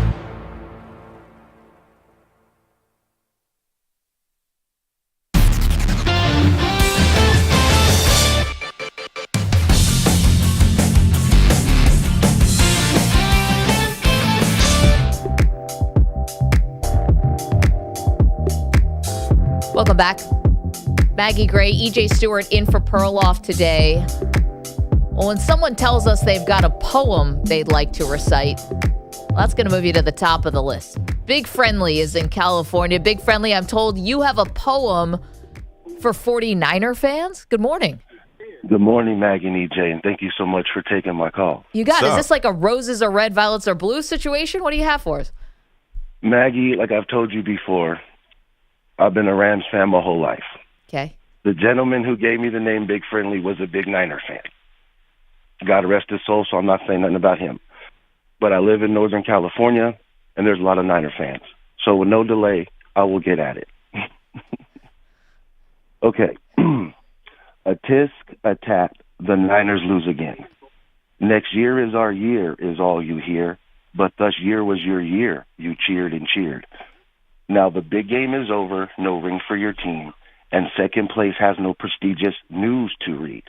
Unless you're in Kansas in a parade with champagne, confetti, and tons of fans nearby.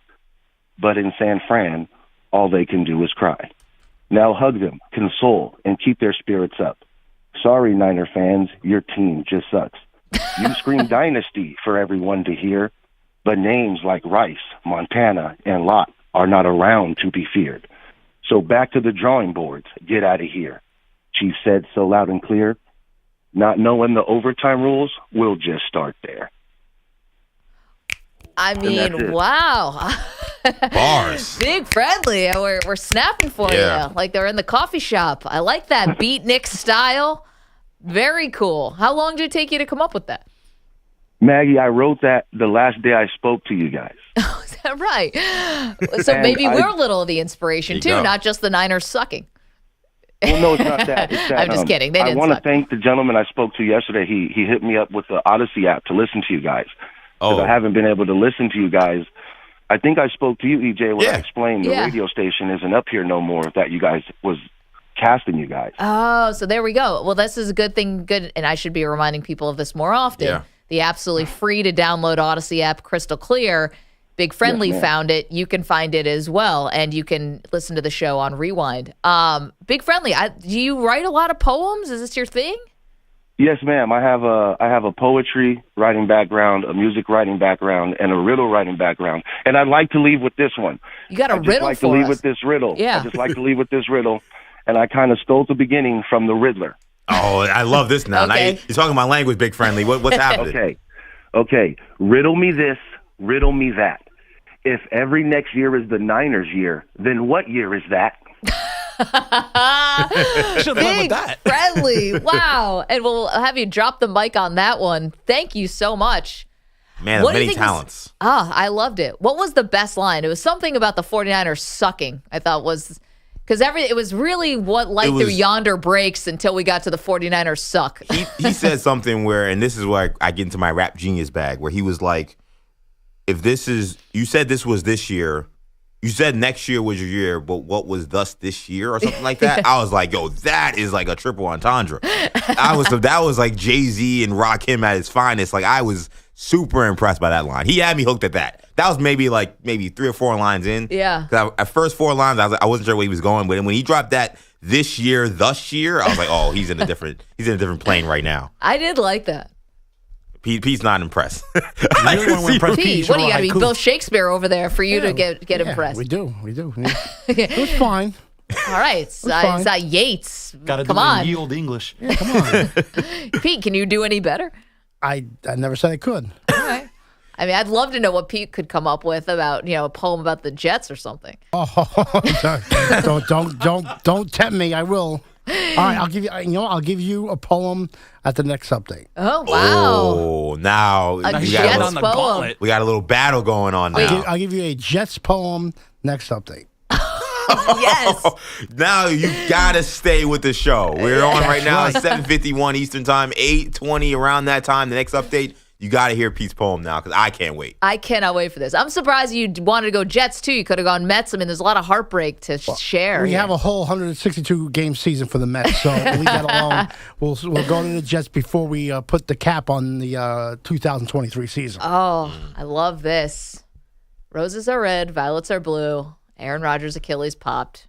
It sucks to be you. That was a freestyle. That was very impressive. Too. The great Maggie Gray. At the top of your head. They've been sounding good. Sean's in Oregon. We talked about Anthony Rendon last segment. Anthony Rendon said, you know what? Baseball, not as important to him as his faith and family. Sean, you liked what he had to say. You thought it was refreshing. Yeah, I think that's the truth. I wish more people would speak the truth like that.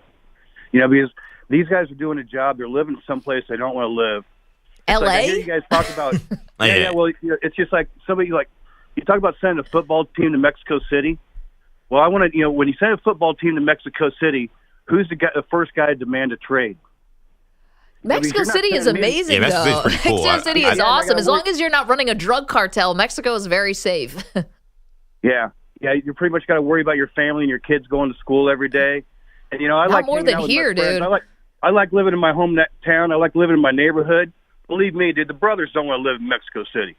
I don't know, Sean. Hold on. But we're getting into, and Sean, thank you for the call. We always enjoy your commentary. Let's take Mexico City out of it because Mexico City actually is a very cosmopolitan city. I've been there like 5 times. Girlfriend was there this summer. It was awesome. It's great. I don't think people would have a problem. I think they'd like Mexico City, quite frankly, more than you'd like to go to be in London, just because the time change and the travel is just a lot more brutal going to the UK than it is to Mexico City. But the thing about Rendon is, listen, it's gonna fall on deaf ears when you're getting paid that amount of money. Like, people are not going to have sympathy for you to call it just any old job, because not any old job offers you 7 years and $245 million, and you get to collect it even if you don't play. And I think the issue which Pete mentioned so well was he was using it as a shield. Like I said earlier, everyone can agree with the message that you should care about your family and your faith, that that's what you believe in. But you can't use that as a shield to say, hey, don't talk about my play on the field, don't give me any criticism, because at the end of the day, all that really matters is my family faith. That's a different story. I don't think that it was as altruistic a messaging and altruistic as a motivation for Rendon to go on that rant that he did. Coming up, we check in on Micah Parsons and the Cowboys, and Pete Bellotti will give us a Jets poem. Who? Yes.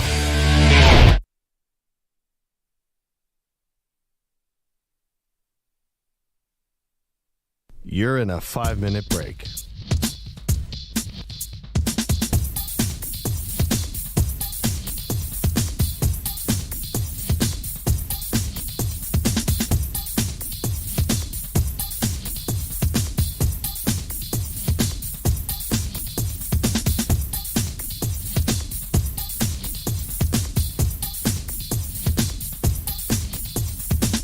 Four minutes, 30 seconds remaining.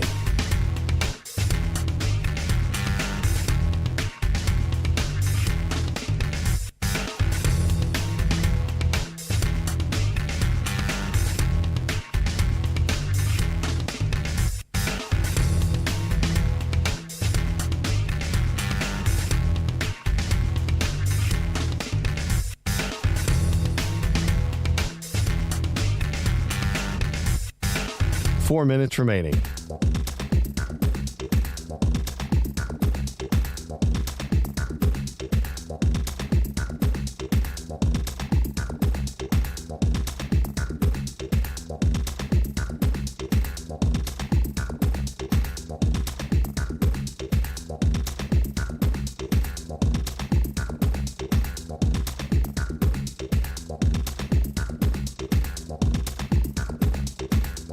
Three minutes, 30 seconds remaining.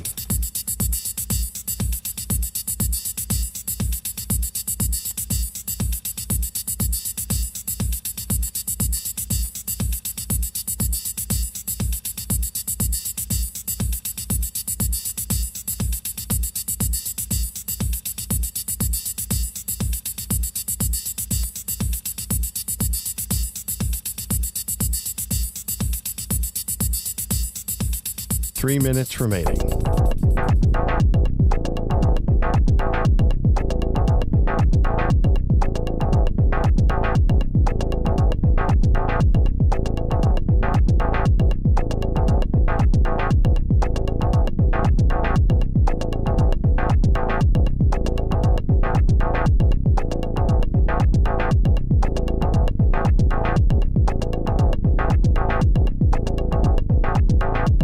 Two minutes, 30 seconds remaining.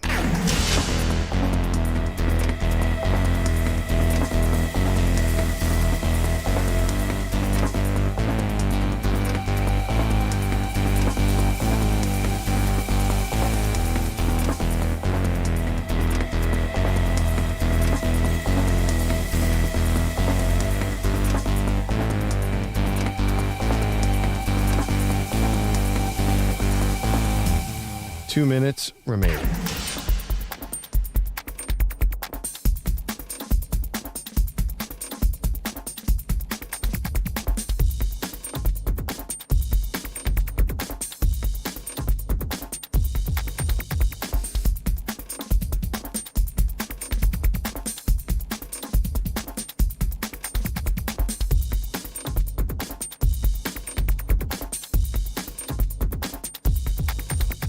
One minute, 30 seconds remaining.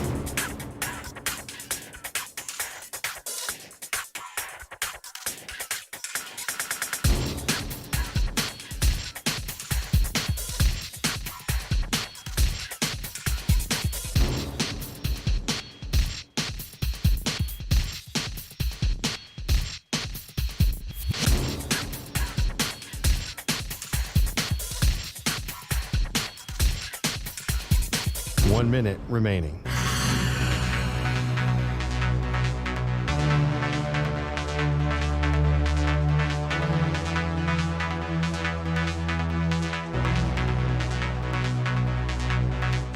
Forty-five seconds remaining.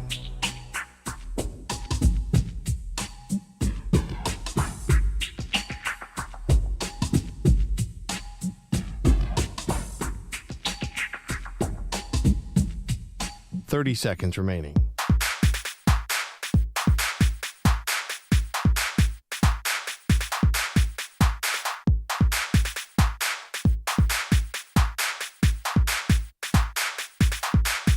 Fifteen seconds.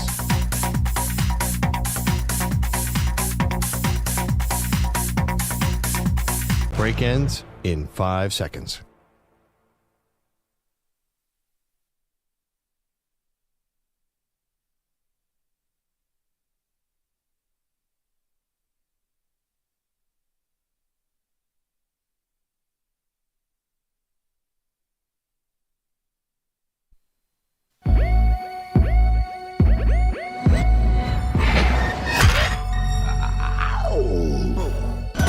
She can run the 40 faster than Tom Brady.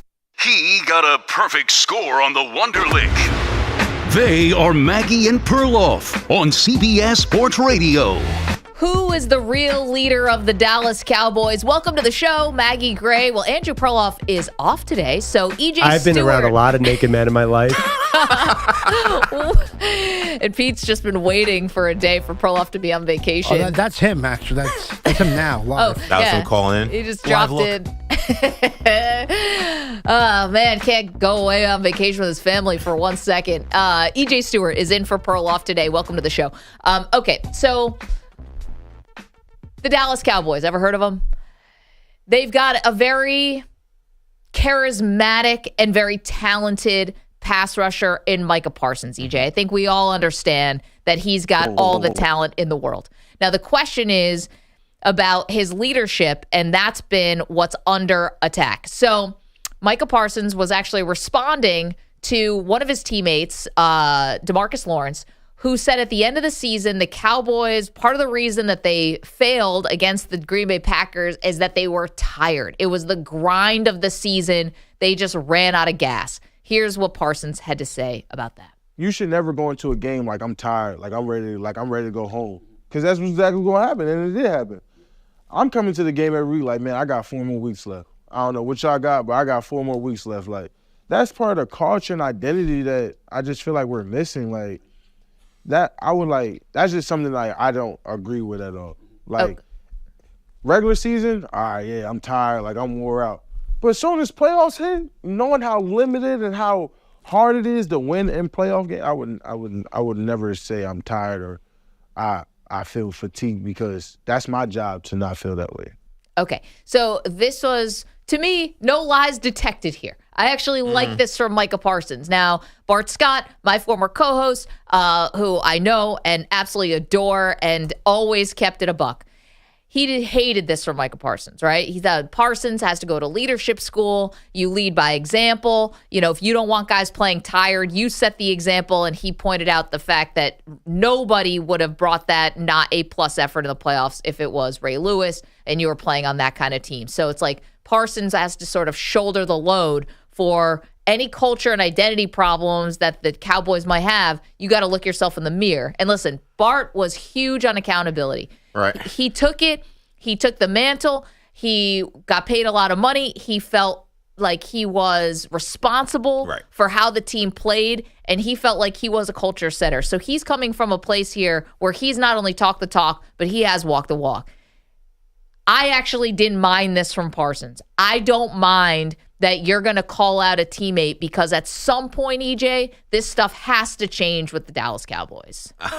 I think you and Bart are off the beaten path when it comes to this conversation with Micah Parsons. I mean, think about the great pass rushers of our generation, of our last 20 years. I can't think of any, really, that I would consider locker room leaders. Like, maybe Reggie White in Green Bay, you'd say, okay, like he was definitely a leader. And Philly. Yeah, and Philly for sure. But most of the time, you want your pass rusher to be kind of off the beaten path and kind of doing his own thing, saying crazy stuff, doing crazy stuff. Like, to me, again, Reggie White and maybe Michael Strahan, only 2 guys I can think about, true locker room leaders. Like, when I think of defensive players, you want a locker room leader, you're probably looking at your middle linebacker, like a Ray Lewis, or your safety, like a Brian Dawkins. Like, to me, like, I don't think Micah Parsons is setting any kind of precedent for the Dallas Cowboys. I think a lot of guys hear him talk and they just kind of roll their eyes and keep it moving. Like, they're like, look, that guy is there to just get after the quarterback, rush the passer as hard as he can, and that's it. We don't really care what he says between Monday to Saturday, and then we just hope he plays well on Sunday. I don't think that what Micah Parsons says really has any impact on the rest of the team. I think if they're looking at leadership,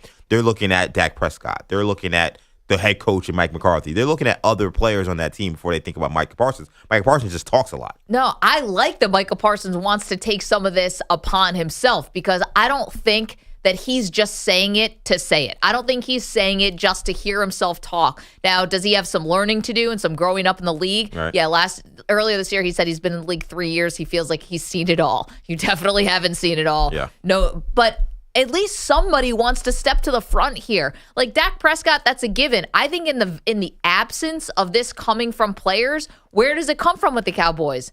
Jerry Jones. Right. And that's actually not the person you want setting the culture. Someone who's 80 can't be the one who's still out here, you know, telling everyone how it is with the Cowboys. And so I love this from Parsons. Like, listen, in this day and age, is it a little bit bothersome? Every guy's got a podcast. Every guy's got his brand, blah, blah.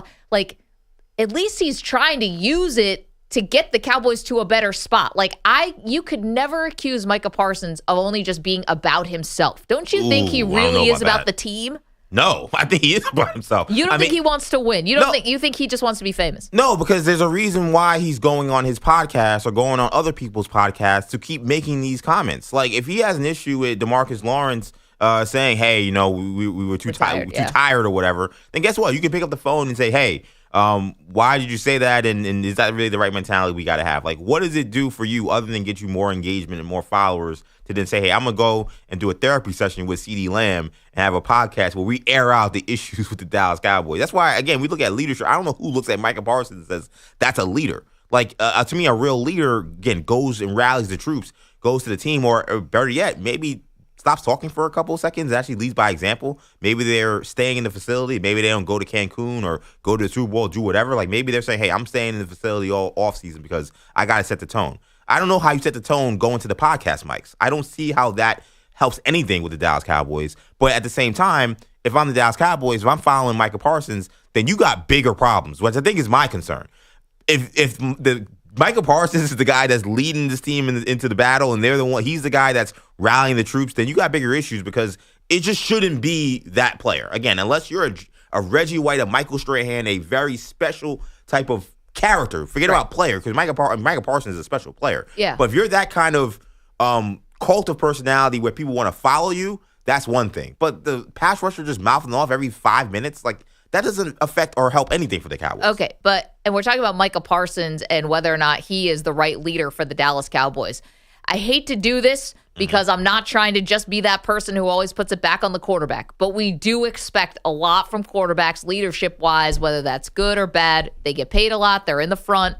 If Dak Prescott played better in bigger games, would this never even be an issue? You've got to ask yourself, why is there a lack of leadership here? Where is the void? Because I got a quarterback who's basically been in the league for a decade. If this was really Dak's team, that's game, set, match. No one even feels empowered to go on the podcast and say anything out of turn if there is clear leadership. And again, that might feel unfair to put what a defensive guy says onto Dak Prescott. But I ask you, if there is a real hierarchy of people here where it's like these are the team leaders and nobody messes with them, then why is Micah Parsons feeling like I've got to be that guy? But it's not a coincidence to me that when we talk about who's having this conversation on a podcast on Super Bowl week, it's the two guys that have been causing the most problems since the season ended. It's CeeDee Lamb. Well, CeeDee's family. Right. But then even he admitted, you know what? I should have handled the game a lot better. I should have handled my family a lot better. Right. Again, it's these two guys that are having a therapy session on the Cowboy season when it's like, you guys have been causing all the issues so far. Like any headline that's been negative about the Dallas Cowboys outside of Jerry Jones saying we're going all in without us knowing what the hell he was talking about, it's been Micah Parsons and CeeDee Lamb. So how about you guys wait quiet for a couple minutes and maybe let the season kind of dust settle before you get back into the groove. But again, especially with Micah Parsons, everything's about engagement. Everything's about getting his voice. He has to go out there and defend the Cowboys, but then now he's ripping the Cowboys. Like, I don't know what he wants. Well, one man's ripping could be another person's accountability. Hey, let's bring everything to the light. And how would he think anything different when the modus operandi of the Dallas Cowboys is to get in front of a camera at all times? It's Jerry Jones who's doing it. And so maybe instead of putting this at the feet of Dak Prescott, I should put it at the feet of Jerry. What's the currency of the Cowboys? The currency is find a microphone and say something into it. That's been Jerry's thing. And Micah Parsons maybe just following the lead. Again, I'm not trying to say he's blameless.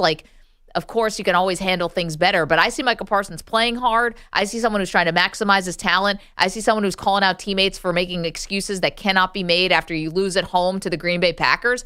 I don't hate that. I like that from the young guy. Take accountability. But what we don't hear, though, from Micah Parsons is, hey, I need to do this, or I didn't do anything. I didn't get it done. Right. We don't hear that often. Yes, he is all about the team and a lot of this commentary, but there is usually in the commentary very little self-reflection on what he didn't do, what he didn't get done. At the end of the day, Jordan Love and that Packers team, they got run over by the Packers. By the Packers team. Yeah.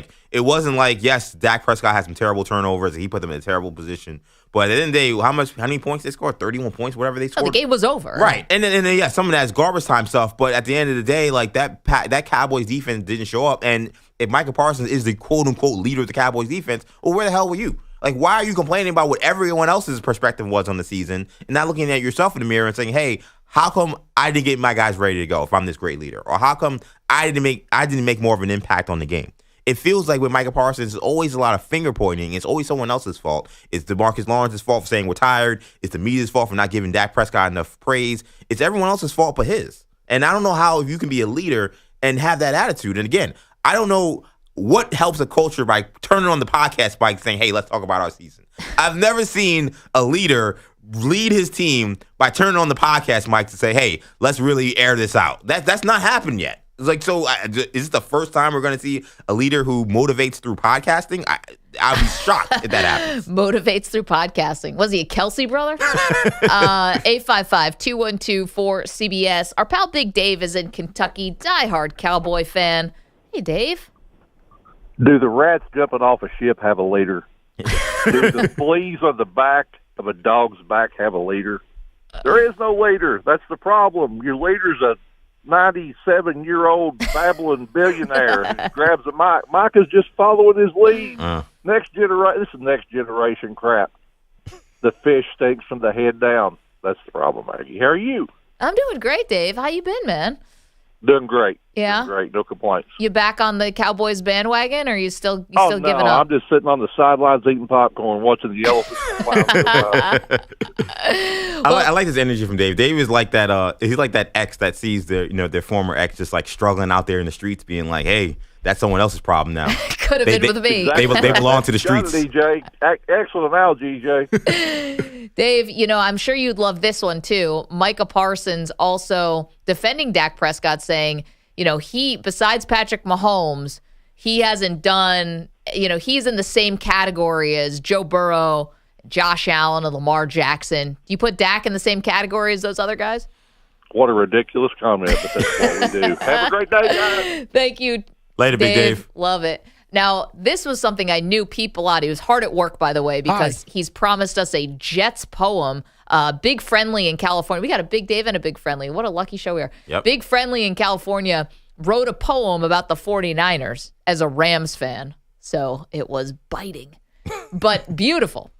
And he read it for us. And we've asked Pete to now make us a Jets poem, which he's going to read soon. But here's the thing, Pete. I thought you would love this because you're all about second place is the first loser, right? That's right. And all losers are created equal because you've lost.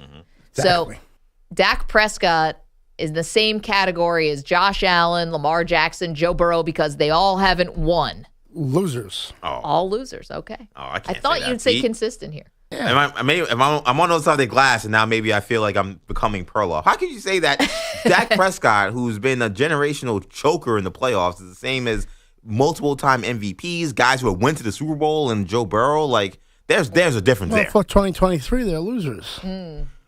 But I think the problem was Micah Parsons was trying to make the case that, hey, you can't say anything bad about Dak because if you're going to say anything bad about Dak, then you got to bury these other guys. But well, yeah, I am. They're losers. Come on.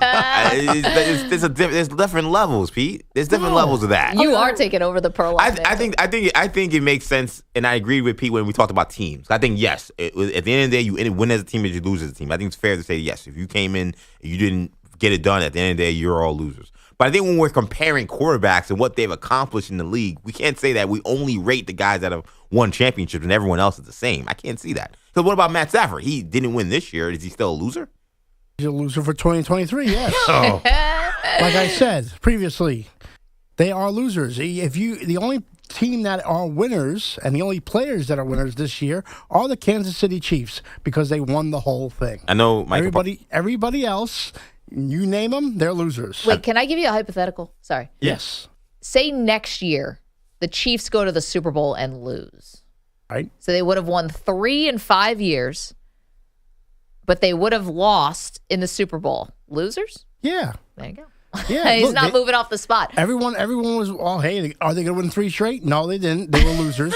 So they won the previous Super Bowls. That's great. But for 2024, they are losers. Is this going to make its way into the poem? I can only hope. No. Okay. We keep that out of the poem. Okay. Because the Jets are born losers. You know this already. I know. It's a whole culture change that needs to happen over there. So we'll cover that in this poem. I think I just found a new podcast idea for Odyssey. Micah Parsons and Pete Bellotti. We can talk about Dak Prescott and how he's just a loser like everyone else, and they get along just fine. Tell me what the check is, and I'll be there. Call the podcast Loserville. Population U. Also Pete's 7th book. 855-2124-CBS. All right, without further ado, coming up, other side of this break, Pete Bellotti with a homespun Jets poem. I can't wait for this. Maggie and Perloff. EJ's in for Perloff today. Do not move. You're in a 5-minute break.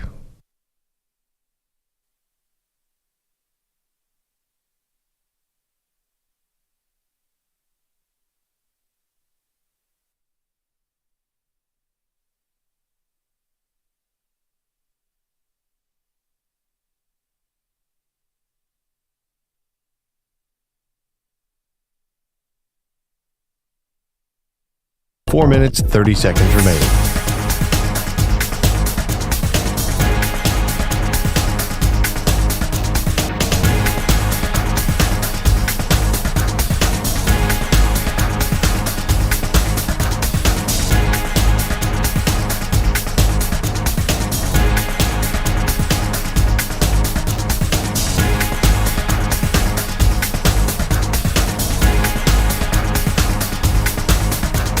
Four minutes remaining.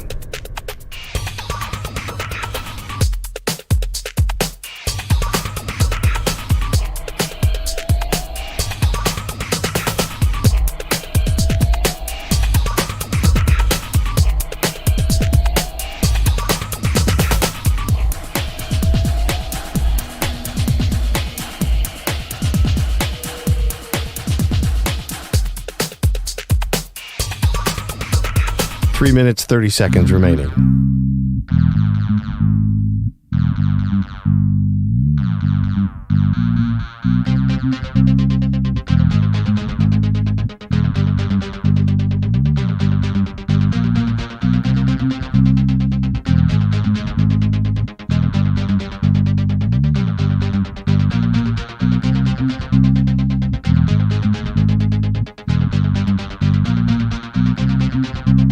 Three minutes remaining.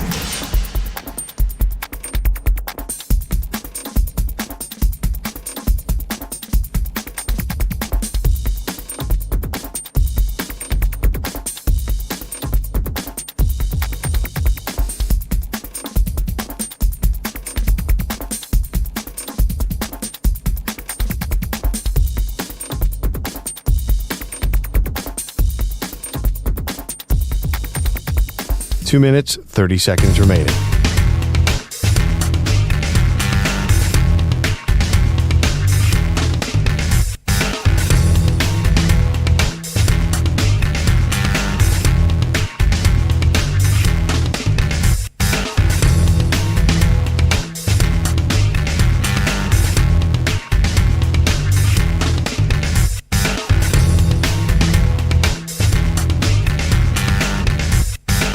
Two minutes remaining.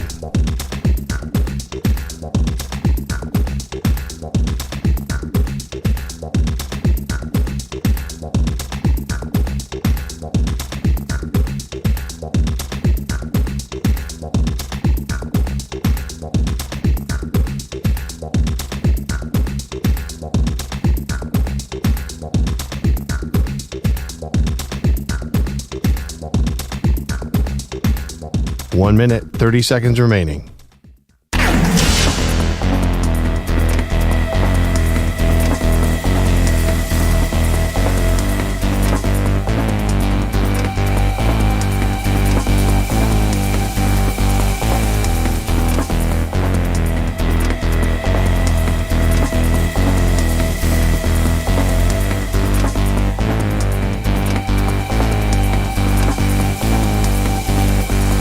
One minute remaining.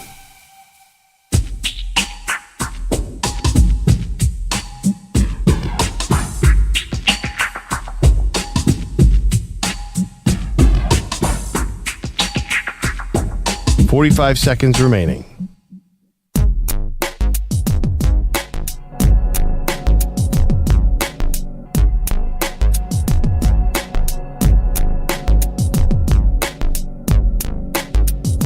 30 seconds remaining.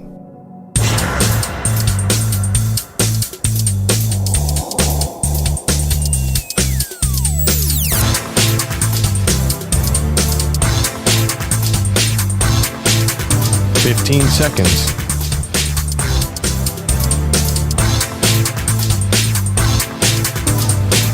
Break ends in 5 seconds.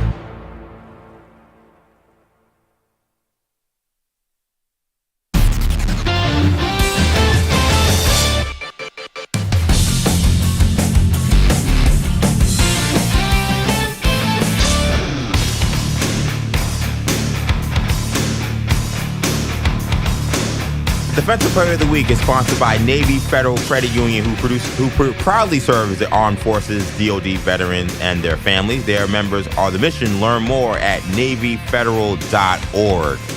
Well, how the turntables have... so here I am on the other side of the glass here, and it's Carlos who has our Defensive Player of the Week.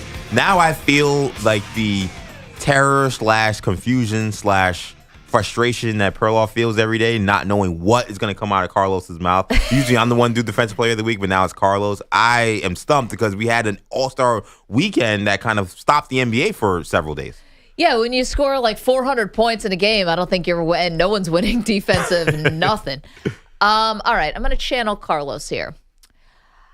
I think Carlos went to college basketball, but I think he went to the women's side, right? Something I saw Angel Reese at like 4 blocks. Maybe Paige Becker's at a couple blocks too. You got lost completely. Okay, never mind. Who is it? So I'm gonna guess it's Giannis. I'm gonna say that he's gonna go. Excuse me, Brooke Lopez. I'm gonna say he's gonna go NBA, but go before the All-Star weekend because technically it still will be a week since last Thursday when the Bucks played. They lost, but Brooke Lopez at 4 Brooke Lopez at 4 blocks. So I'll go with Brooke. Okay. All right. Well, I didn't go with Brooke. I went in the actual All-Star game where defense was completely optional. One player had a grand total of a steal and a block in that game where it was almost 400 points. Was it Steph Curry? It was not Steph Curry.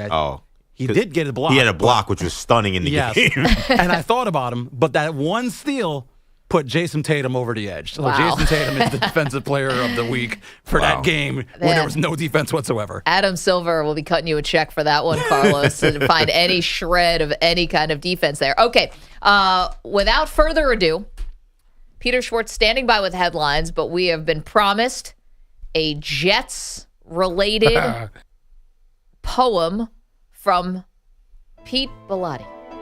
Well, thank you very much. The Jets have arrived, and it's time for them to take a dive. Joe Douglas and Robert Saleh are still here. Sit tight and hold my beer. But hey, Aaron Rodgers is saving gangrene. Instead, all we have is spots with McAfee wanting to be seen. Far from the days of Namath, Martin, and the Sack Exchange, it's time for Woody to sell and bring about some real change. I like love it. That was really good. Whoa. Very How about impressive. that? Pete, I love it. Bill Shakespeare over there. With the Days of Our Live music Bill behind him. Jr., yeah. I love it. And modern day Maya Angelou, that Pete Bellotti. We've always said that about him. That was fantastic. And for Pete to do that in basically a half hour. He didn't know we were going to have a big friendly poem. I mean, we didn't know that was going to happen today. So he has no idea he's coming in. He's going to do a poem today. He sees Big Friendly, gets inspired and say, I want to do one for my team, and drops that in less than a half hour. It's like when you hear those stories about artists who say, hey, I wrote this album in like a day. I feel like Pete Bellotti could probably write an album in a day. He's Paul Simon. It's amazing. No Garfunkel. Carlos can be your Garfunkel. Well done. I mean, and you hit all the notes. Hold my beer. You should see my sheet. Arrows everywhere. I can't believe I was able to Looks read like a playbook. A little iambic pentameter. Not really. It's a little AABB rhyme scheme. I love it. Hand that off to Nathaniel Hackett. Maybe we'll have some better plays. Aesop has nothing on me. I love it. Fantastic. Awesome Maybe stuff, Pete. Kaplan can grab that for us. I'm sure he's already working the Kaplan magic. Peter Schwartz not as impressed. When every Jets season ends, I temporarily turn off the depression switch That's on good. my body. You can turn off the switch. And because I move on to something else to be depressed about. Okay. So Pete has actually turned the depression switch back on. Oh, was it? I was not ready to put it back on yet until like free agency and the draft, until the next screw up by the team. Yeah. So, But at what point? Wait, was it something about the rhyming the Aaron Rodgers with the McAfee appearances? Yeah, just the overall, like any comment on Jets history and how bad they are and just ownership situation. Just, I try to block it out when the season was over because I've moved on to other things. Listen, you got Lord Byron over here spitting I know, bars. but there's other things going on now. I'm not ready to turn my care level on for the Jets just yet until like stuff happens. Okay, but Peter, that's a you problem. Yeah. This was actually a good poem put together by I'm not saying it wasn't a good Separate the poem. art from the artist. I was not ready to turn the depression meter back on yet. But sometimes, Pete, I mean, don't you have certain poems or songs that, look, we live this life as Jets fans. Like, I don't think we can ever really hide it or put it away. Sometimes I like listening to sad music about topics that, bother me because it actually, it resonates with me. Like, I think it's cathartic. Right, it's cathartic. Like, with that, from Bilotti there, it was like, I felt his pain. I felt where he was coming from because I lived this life, even though it's a little shorter. I need the treatment, and I need whatever you're talking about The catharsis, during the season when I'm actually watching them like wither to nothing. Right, as Elton John would say, sad songs, they say so much, so turn them on those sad songs. There you go. See, there we go. I mean, you got Baudelaire on the other side of the glass, and he's just giving you everything you could ever want. I loved it, Pete. I think you did a great job. Yeah, I don't want to diminish his talent in writing the poem because it was well done. Yeah. I'm just like from a personal standpoint, I'm just not ready for it just yet. That actually made me feel better about my garbage franchise. Same. Because now, like in my head, like the first positive thing I'm looking forward to out of the offseason is when the Jets unveil the new uniforms.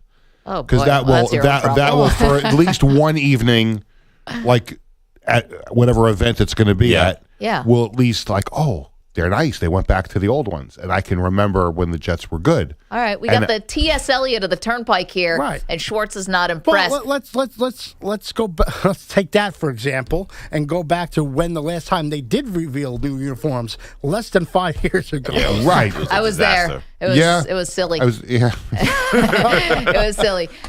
Okay. As Kermit the Frog said, it ain't easy being green. No, you got headlines for us. Unless you're the Packers or Pierre Eagles. Schwartz. William Byron wins his first career Daytona 500. The Great American Race postponed to Monday after rain on Sunday. Byron dedicated the win to his father. I'm just a kid from racing on computers and winning the Daytona 500. I can't believe it. I wish my dad was here. He's sick, but this is for him, man. We've been through so much, and we sat up in the grandstands together and watched the race. This is so freaking cool. Byron, courtesy of Fox Sports. Alex Bowman second, Christopher Bell third. Okay, so I didn't know this about William Byron, who sounds like he should have been part of the revolution or something and signed the Declaration of Independence, but he just won the Daytona 500. He came up in iRacing. So that's computer simulations. Yeah. Like this is his foundation. He's basically a self-proclaimed computer nerd. It's like playing Madden and then becoming an NFL star. Offensive coordinator. Yeah. Or honestly, whatever. Poet. This should probably be the future. I mean, we saw, the movie Gran Turismo essentially was kids playing the game and then having to be race car drivers. I do wonder if this does open the docket. Again, maybe not to play in the NFL, but I mean, if you're calling plays on Madden, can you not try to then maybe be an offensive coordinator somewhere? Maybe not NFL, but I don't know. Maybe it opens the avenue for something. Sure. I mean, there's physical limitations of playing in the NFL that might prohibit you that maybe doesn't Especially happen someone with that's race car playing driving. 10 hours of Madden every day. I'm pretty sure they're not at the gym. Yeah, but you might need to get on a sled or something, start pushing something around. But anyway, this is fascinating to me that he could actually have this foundation in computer simulations, and it's gotten to the point now where he's winning the Daytona 500. He gave a great interview last year with Fox where he said, they said, were your parents ever worried about you? He's like, yeah, they didn't like that I was spending all this time in front of the computer. And he's like, well, what's your message? He's like, well, follow your dreams anyway. Not to fire your parents, but follow your dreams anyway. It's a pretty crazy story. It's funny because all the analytics going on in sports right now, and you can hire a pro sports organization can hire a kid out of college that goes into the analytics department, Moneyball type of thing. oh, and you should not get this guy. You should get these 3 instead of that one. Could you imagine if this esports person would go and interview for an NFL front office job? What's your qualifications to be an NFL front office executive?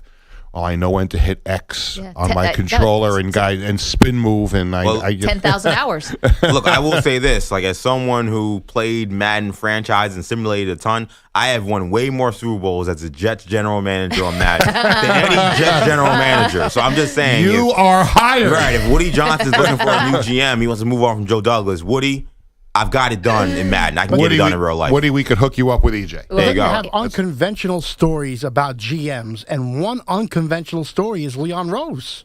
There you go. Leon Rose is not a general manager. He's an agent. He's an agent. We've seen a few more agents, but listen, they know the league. It's about... How'd that work out for the Mets a couple of years ago? Well, it didn't work out well because it's the Mets. Brody Van Wagenham. We used to call Brody sandbagging him. Bob Myers, former agent. Rob Pelinka, former agent. Those guys won championships. I tell you what, I do think when it comes to franchise, I joke a little bit about the video games, but I do think when it comes to general managers, I think that you have to look more outside the box. Out of the box? Yeah. Well, meanwhile, but who's writing poems about it? Only people out as far as I can tell. Then hire me as the Jet general manager. It comes out first press conference. It's just dropping bars. It's hold my beer. What light through yonder window breaks? It is Aaron Rodgers. This guy, I like this guy. I could be a quality control coach. Yeah. Just criticizing the poems. There you go. The story from the NFL, Saints tight end Jimmy Graham announcing he will participate in the 2025 Arctic Challenge. It'll be part of a 4-person team rowing 1,000 miles across the Arctic Ocean for 15 straight days in pursuit of a Guinness World Record. And to raise money for charity, the Arctic Challenge has partnered with 3 charities: Jimmy Graham Foundation, Covenant House, and Laureus Sport for Good USA. I love these kind of stories. Yeah. I mean, really cool. Jimmy Graham, who had some issues last year and seemed to overcome them, and now he's going to be 15 days, is it, in the Arctic? Yeah. Rowing for charity. My goodness. Couldn't be me, but good for you, Jimmy. I don't like it when it drops below 40. But more power to him. I'll do a 50-50 raffle for charity. This feels a little Pass much. the donation box around. Right. Yeah, this feels a little much, right? Like couldn't he just give the money? I don't know. I don't know. Was he raising awareness for rowing with doing this? No, for the Jimmy Graham Foundation. No, I mean you do it for. I guess it's also maybe getting the Guinness record book. So here's the thing, right? It's yes, he could just cut the check, obviously. But this brings some awareness. I want to talk to Jimmy Graham now. I want to know, how do you prep for this? How do you train for this? Look, Jimmy Graham is a former Miami Hurricane. I can't imagine that there were conversations in the locker room being so who wants to row across the Atlantic or Arctic or whatever? I don't know where he's getting this from, but shout out to him because Miami Hurricane's still breaking records, trying to be transcendent. I love it. It's just I'm hoping he's safe. That's the one thing I'm a little worried about because we did have issues with him this year in terms of where he was or how safe he was. Headspace. Right. I think, listen, you play in Green Bay. You probably feel like, I can row in the Arctic Circle. What the hell's the difference? Yeah. Played on the tundra. This is also cool. Once the mission is successful, it'll be the Guinness record for the first mixed gender team to row the Arctic Ocean. They're also going to try to be the first American team to row across a polar ocean. So there's a couple of things going on here. Listen, USA, right? It's funny. If you were going to give me 10 guesses, who out of the NFL would be the first to row across the Arctic? Andy Reid. Was there a jack in the box at the end? Honestly, Aaron Rodgers would be very high on that list. Andy, and I say there's some nuggies at the end of the show. Yeah, highs. Do a double euphemism on that.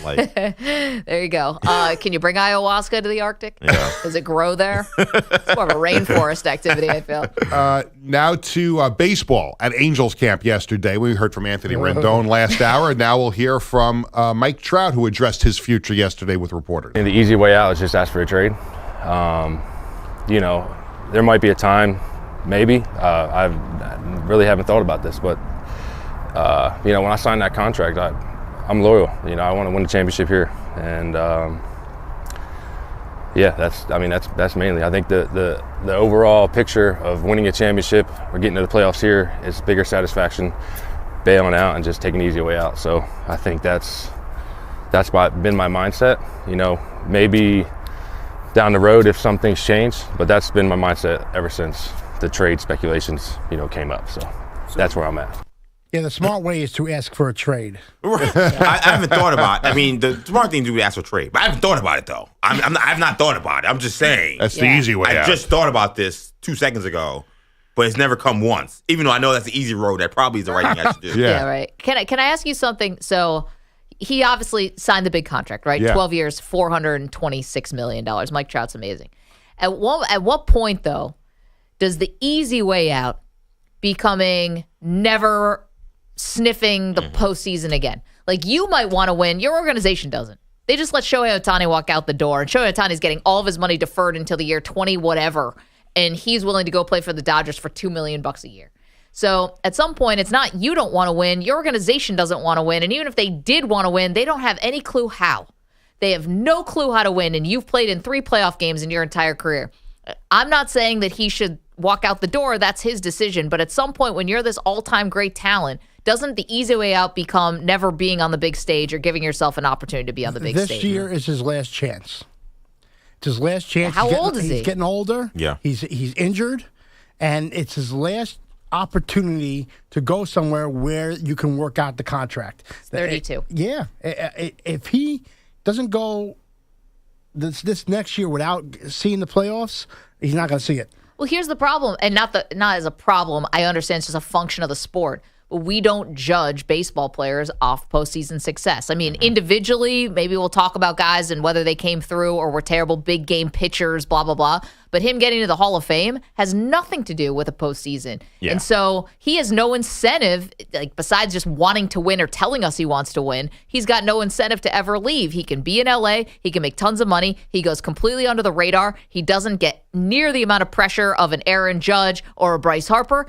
And I'm not saying it's his prerogative, but at some point we want to see this guy, on something other than the World Baseball Classic. Yeah, I think he cares more than his teammate Anthony Rendon. I think he wants to win. Yeah. Like, he loves you and baseball. I care more than Anthony Rendon. He wants to win. Listen, at some point, he's just going to have to throw his hands up and say, "All right, it's just not happening. Let's go find something else. Find somewhere else to go." But I do agree with Maggie though. This notion that he is somehow taking the tougher road by avoiding the smoke. Like, if you want to play for a winner, it's not in Los Angeles or / Anaheim. So that means you have to go somewhere else to use your contract to say, well, I signed the contract, so hey, there's nothing I can do. Yeah. I'm loyal. Like, it is in some ways a cop out. It is some way to say, I'm taking the route that I signed 5 years ago. When I signed this contract 2-3 years ago, like I don't love that answer to me. Like, we want to see the best players playing on the best stage. And Shohei Ohtani had a decision to make, and he could have decided, I'm going to stay in Anaheim and lose forever. And he didn't. Now, the team offered him the most money, and they deferred it for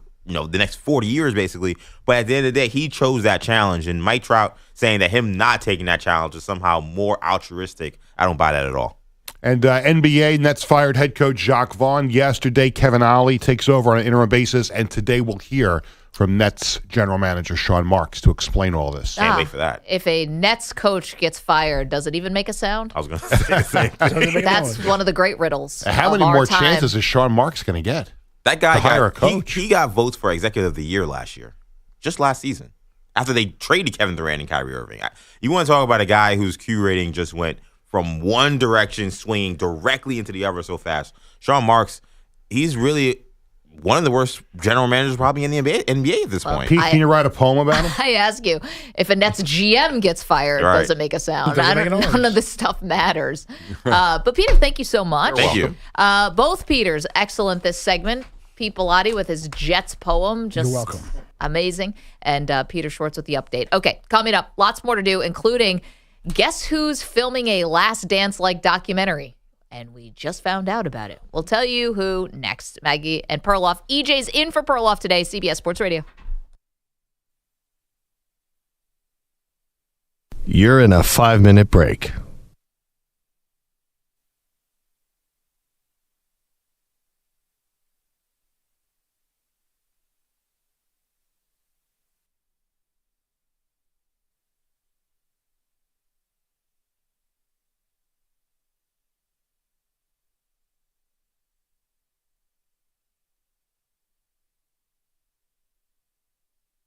Four minutes, 30 seconds remaining.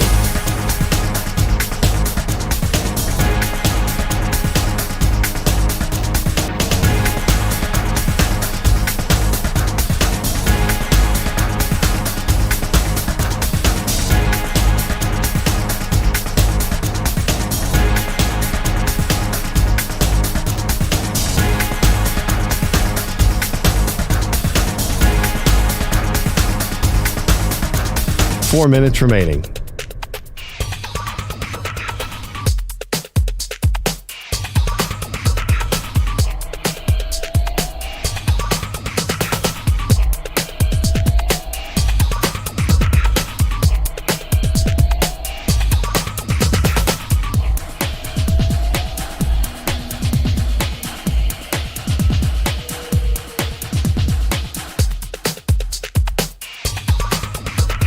Three minutes, 30 seconds remaining.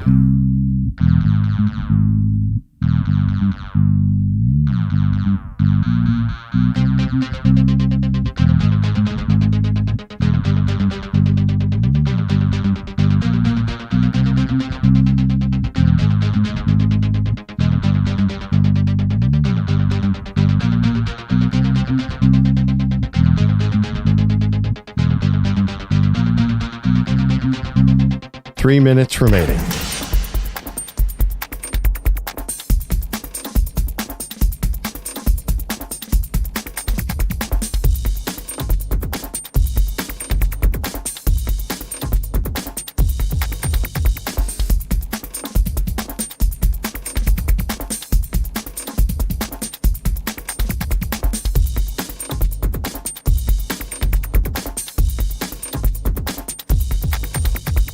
Two minutes, 30 seconds remaining.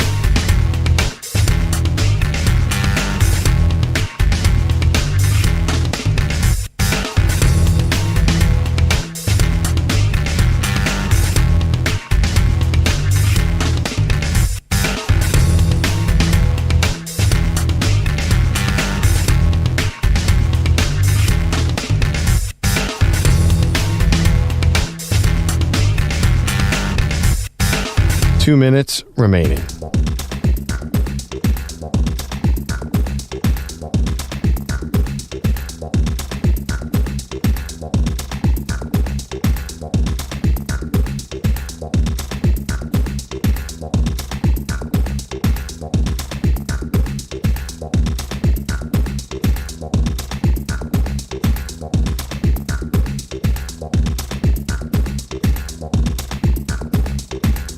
1 minute, 30 seconds remaining.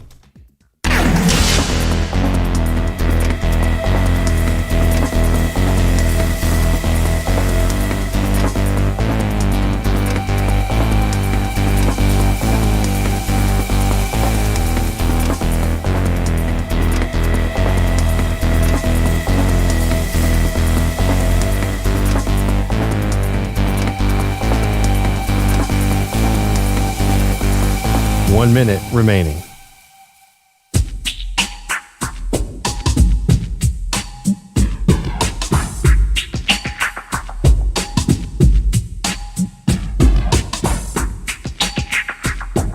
.45 seconds remaining.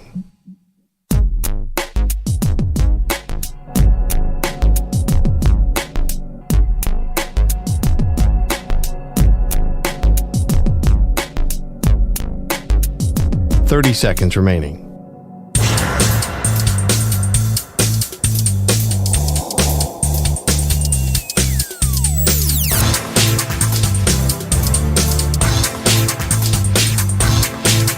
.15 seconds.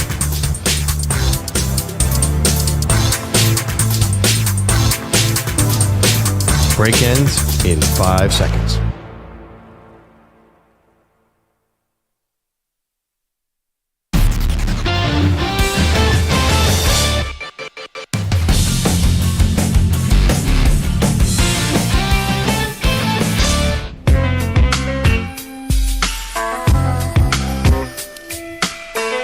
Welcome back. Maggie Gray, EJ Stewart in for Perloff today. And this portion of the show is brought to you by Wesley Financial. Stuck in a timeshare and want out? Contact Wesley Financial Group now and get a free timeshare exit information kit at wesleyfinancialgroup.com. Well, some things we learned over the weekend. I learned maybe don't take a 4-year-old to the busiest hibachi restaurant in the state of New Jersey. Or anywhere. Get to that another time. We also learned that the Boston Celtics, EJ, have a camera crew who's been following them around this entire season. Oh boy, this is a bad idea. Yeah. I can't even imagine, you're already feeling maximum pressure, I have to imagine, if you're a Boston Celtics, right? You've already been to the finals. You've been to multiple Eastern Conference finals. You are knocking on the door. You're the best team in the Eastern Conference right now. You've got 2 all-time great players in Tatum and Jaylen Brown. Brown just got paid this massive amount. You've had to go through coaching changes, all this stuff. Why would you add the pressure of, oh, and by the way, we've got a documentary-style film crew that's following us. So if we fall short, what happens? Like, the film, do we ever see the footage? Does that get released? Do we get, a single tear at the end of the season? I don't see how this goes well. And even if you want to do it to document history or whatever, don't let anyone know about it until after the season's over. Oh, no, I am all for this. We are in the age of documentaries, sports documentaries particularly. We talked about quarterbacks earlier. We've talked about the moments we've had in Hard Knocks, of course, The Last Dance, which has really kind of spurned a lot of these recent sports documentaries. I'm all for it. And I think that they've done it actually the right way, because we did not hear about it until this week. Like, they've been doing this all season, apparently. We didn't know that they were having some kind of documentary. And unlike Hard Knocks, where it clearly put a target on the Jets' back because we all saw that they were going to be a part of it, they're not putting out episodes before the season starts. We don't even know what the series is. We don't know who's producing it. We don't know if it's a Boston Celtics-led documentary, or is it NBA Entertainment, or is it some other company that's doing it? Right. So we don't know enough, I think, to where this would add any pressure. I think it would be different if the NBA came out and announced, hey, we're doing an NBA Hard Knocks, and we're announcing the Boston Celtics as a team. Well, I think now the other 31 teams, particularly the other, 20, 30 teams, and the other 15 teams in the Eastern Conference say, oh, really, Boston Celtics, you guys are just being anointed the team that's going to be the next last dance team, the team that's going to be the next, I guess, bullies of the block, the next champions. All right, let's show you.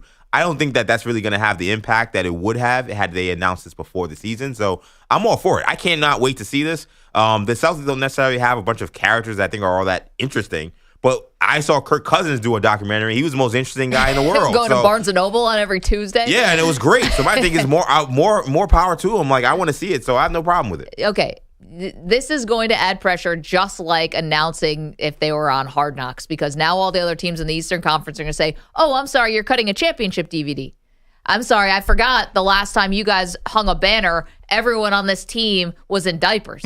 So I think this is going to add a lot of pressure. And, again, if they don't win, is this going to be embarrassing to get released? Because here's the thing about the sports documentaries. It's either a championship retrospective or you're generally telling a very sad story, right? Like, there's no, oh, we had an average season, cue the credits. Like, that's not going to be fun, interesting. Nobody's going to want to watch that outside your most diehard Celtic fan. So something has got to happen to make this interesting. And if it doesn't end with a title, I think you might as well scrap it, unless they're going to tell us about Ime Udoka stuff and they're going to dive into things we actually care about and want to know about. If this does not end with the Larry O'Brien, then you just wasted a lot of time. Okay, but let's think about the concept of pressure when it comes to these Eastern Conference teams. Yeah. I don't, yes, the Celtics have a lot of pressure, but it's not like they have a bunch of other teams that have nobody with their eyes and attention onto them. Sure. I mean, the Philadelphia 76ers, the whole Joel Embiid thing, will he come back, will he won't come back? Is he a player that wins MVPs in the regular season but can't produce in the playoffs? Like, there's a lot of pressure there. Milwaukee, we've talked about how they fired their coach, and Doc Rivers is now saying, well, I wish I could have started this after the All-Star break. I didn't realize it'd be this tough. Oh, really, Doc? You didn't realize coming in mid-season for a team that I'd rather watch a Milwaukee Bucks documentary, to be quite honest. Oh, that would be quite spicy. Put that on Netflix. Yeah, no, like the Bucks, the Sixers, dare I say the Knicks now, with the players they brought in, the expectation, maybe not necessarily from the media, but at least from the fans, that there's going to be a big payoff this postseason. The Eastern Conference has plenty of other teams that have a lot on their plate. Like, if they're worried about the Boston Celtics getting more attention than they are, I think that they're focused on the wrong thing. So I think that maybe if this was different, if this was the Western Conference, where you're the Denver Nuggets and you're the champions, and you're like, what? There's a team doing a documentary in our conference, and we won the championship? Like, they were doing this for the Lakers. I could see Mike Malone going up to the first microphone he could find and be like, hey, look how they're disrespecting us again. Everybody loves the Lakers and they hate us. It's different with that Eastern Conference, which really is the thing. They're trying to get out of that East. They made only the finals only once during this stretch, but they've made all these Eastern Conference finals. Yep. Once you get to the finals, we're not thinking about documentaries. Now it's about who can win in 7 games. So I think those other teams in the East, they have a lot more to worry about than whether or not the Celtics are making a championship doc. Okay, so Celtics making a championship doc. We found out about this. So they're making a documentary. They have a documentary-style crew who's been following the team. So 2 other things I'll say about this and why I think it adds pressure and why I think it's unnecessary. 1, have we ever thought to ourselves, I'm watching the NBA and I feel really lost for footage?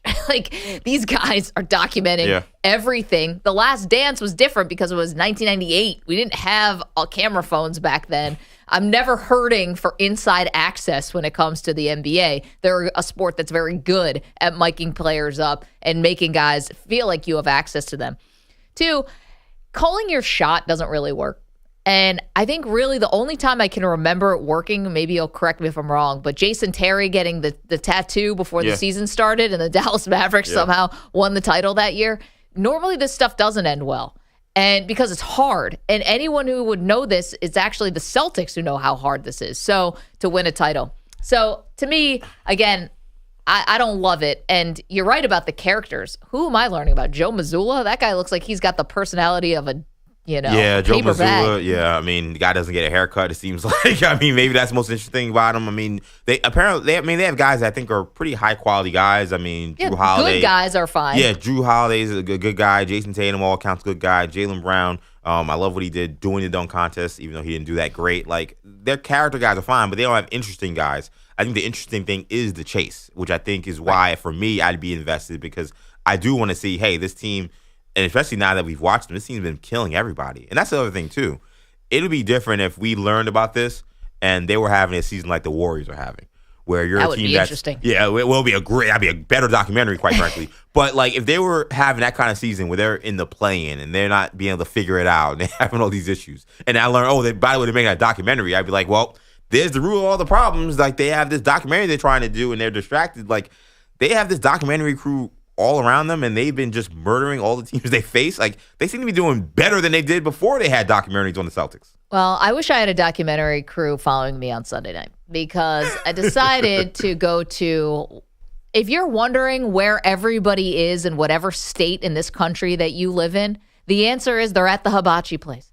I've never seen a more crowded restaurant in my entire life. Now, we decided to take my 4-year-old to hibachi for the first time. He's got in his head that some of his favorite cartoon characters live in Japan, and so I can't, they don't. What, he likes anime? No, it's not. It's like they all have British accents. His geography is about as good as Marash's, but he was 4.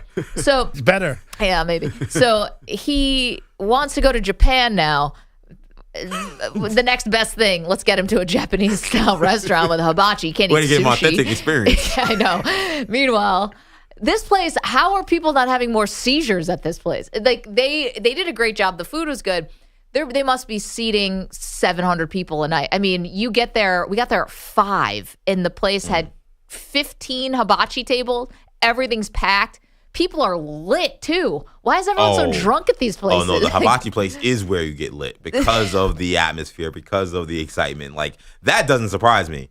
And honestly, it being packed isn't that surprising because I think everybody keeps forgetting that President's Day is a holiday. Yeah. And people use that last day to like do whatever. And my girlfriend was complaining because she was at the airport and she's like, "Why is everyone in the world at the airport?" I'm like, you realize that there are people who have kids who don't have school, so they're gonna go on vacation. Can I just one little pat on the back? You know, they flip the piece of zucchini to everybody, like from the chef. Try to catch it in your mouth. First try. Oh. Just saying. One take Maggie. Gonna back away from the mic. Pixar didn't Drop happen. the mic. Listen, first try. I'm saying no one else at the table got on the first try. There you go. Let's get her a medal. Coming up, LeBron's lies.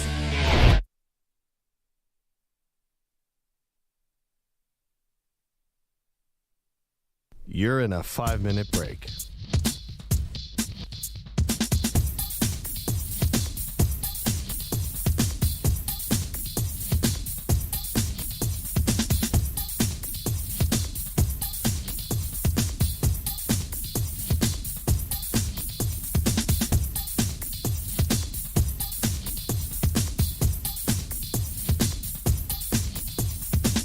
Four minutes, 30 seconds remaining.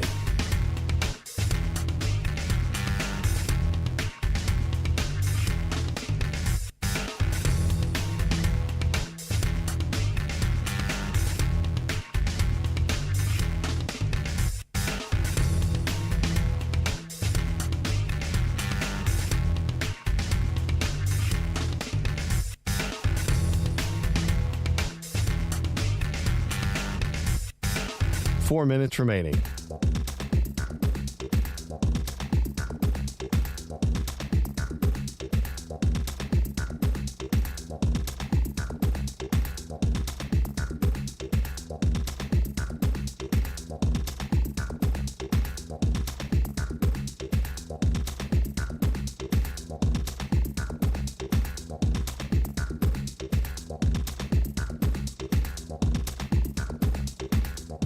Three minutes, 30 seconds remaining.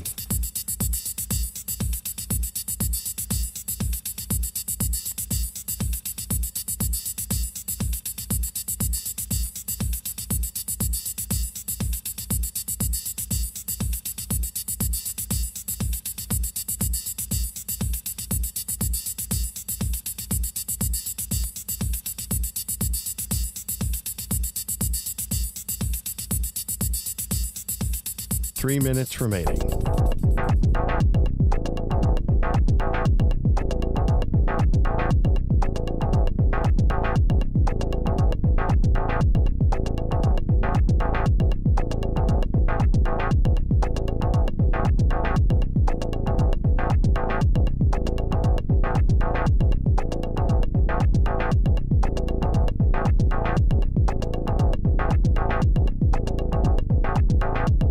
Two minutes, 30 seconds remaining.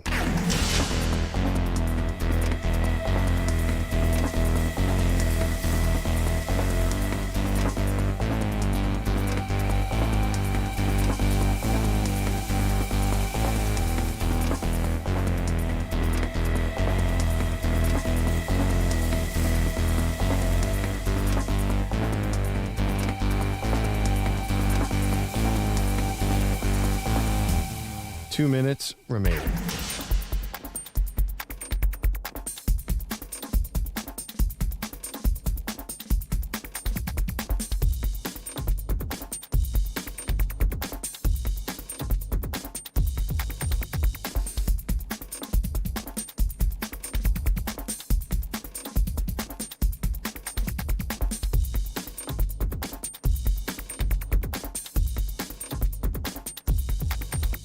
One minute, 30 seconds remaining.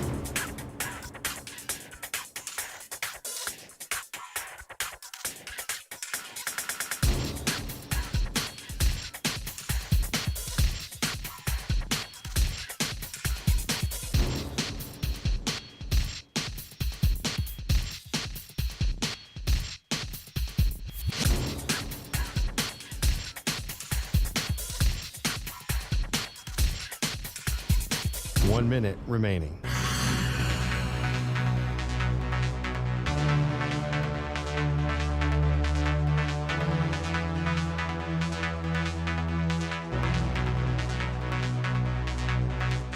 Forty-five seconds remaining.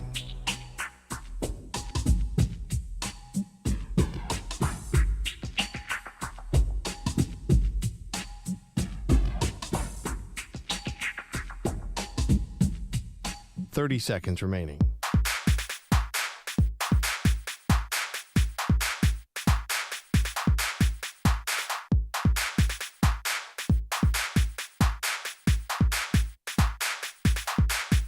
Fifteen seconds.